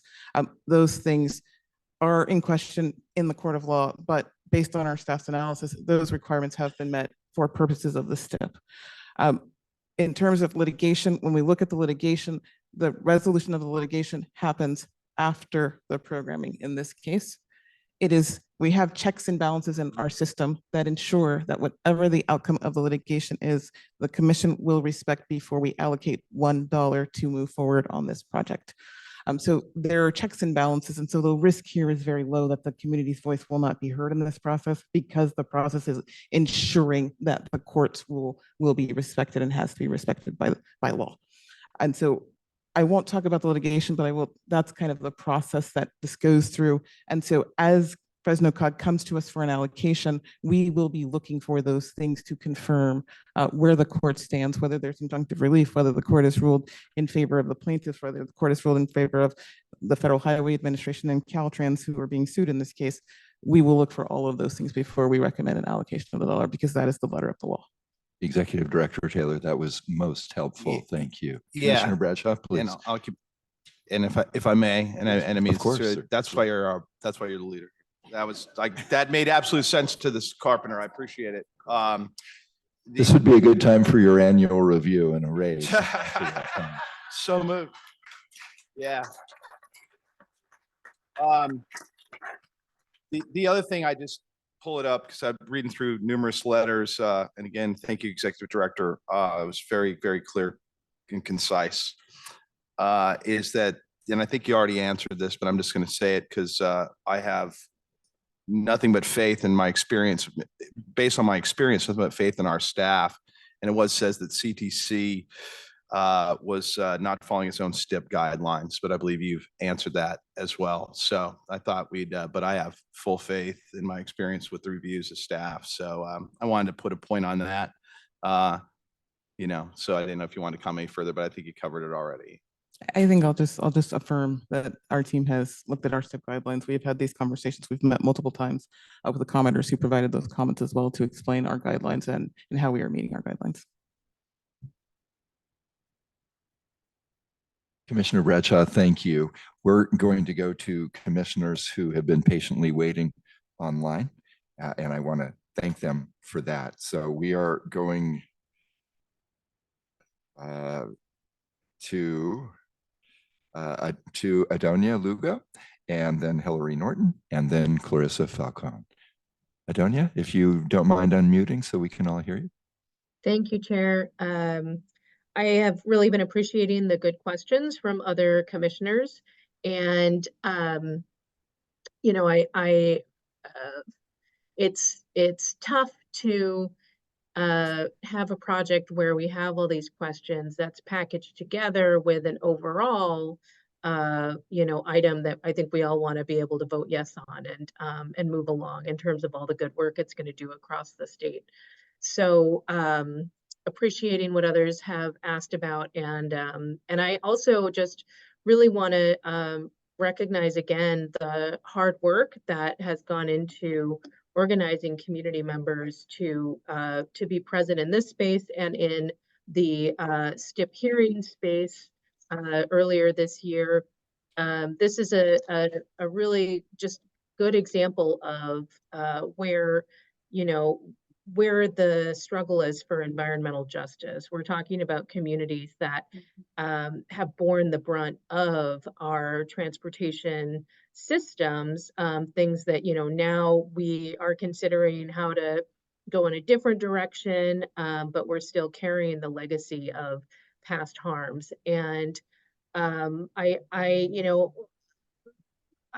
as a commissioner, have gotten to witness a lot, and I know we're going to be witnessing a lot more in the near future of the differing opinions on how we're spending our transportation dollars in the state highway system, on local roads, all that kind of stuff. And I really just want to highlight that in this question of environmental justice, where community voice is so centrally important, there are just some, fantastic organizers who have been able to bring community members into this deeply technical process. So just really want to recognize that. And it feels really tough as a commissioner to say yes to something. As much as I understand what our executive director is telling us, I trust staff and their review process, but it just feels tough to have this project where we're being asked to believe community members, believe that that they know what is going to benefit their communities, and being advised that we should go ahead and approve something as is. It's a tough one. So I don't think I have an additional question. Just wanted to voice that that tension that I definitely feel and that I think a lot of the other commissioners are feeling. And I'll pass the mic to Commissioner Norton. Well, first of all, Commissioner Lugo, thank you. And that's the whole point of these incredibly in-depth and thoughtful discussions and the material that's provided and all the work that goes into it by all the voices that care about these so that we can do our best to make the best decisions possible. And I think you just articulated that so well. Commissioner Norton, thank you for your patience today. And Commissioner Falcone will be coming to you next. Okay. This is a question both to Director Taylor and frankly to Commissioner Eager, because you are here and represent Fresno and have for so long. I think I'm very persuaded by the present danger of what's happening on the roadways, that you have trucks that are backed into the freeway. And I just drove it this week and the danger is really real. It's my understanding that the possibility of the development, it's not on the table because that it's a plan that's on the shelf. It is not under consideration. And this has this capacity is for safety that's been in the works for quite some time. And it's there to address a clear and present danger. And we at CTC have already identified the 99 as a corridor that needs to move quickly towards zero emission. You know, having asthma myself, I am very cognizant of the need to clean our air, but I don't want us to forget that just in December, CTC did some groundbreaking work on the future of and direction of our zero emission freight and how we get there. And I feel like this is part of that discussion, addressing a clear and present danger right now, achieving a multimodal set of solutions, and moving us very quickly towards zero emission freight to address the challenges of air quality and the other project that is potentially out there is not even close, and there are many places within the state to address all of the land use concerns that people are raising that are worth noting. So if I could get some feedback from Director Taylor and from Commissioner and past Chair Eager, it would be helpful to have that perspective, and also same from the Fresno representatives and Caltrans, because I feel like we have a what this is and what it's not issue, and what our jurisdiction is and what it's not issue. And I'd like to make sure we are providing the most good and preventing really clear harms that are occurring right now.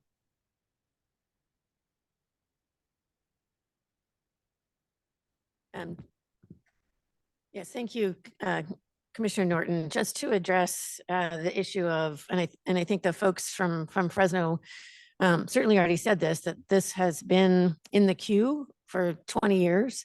And this did come to the local measure from the community saying this is a dangerous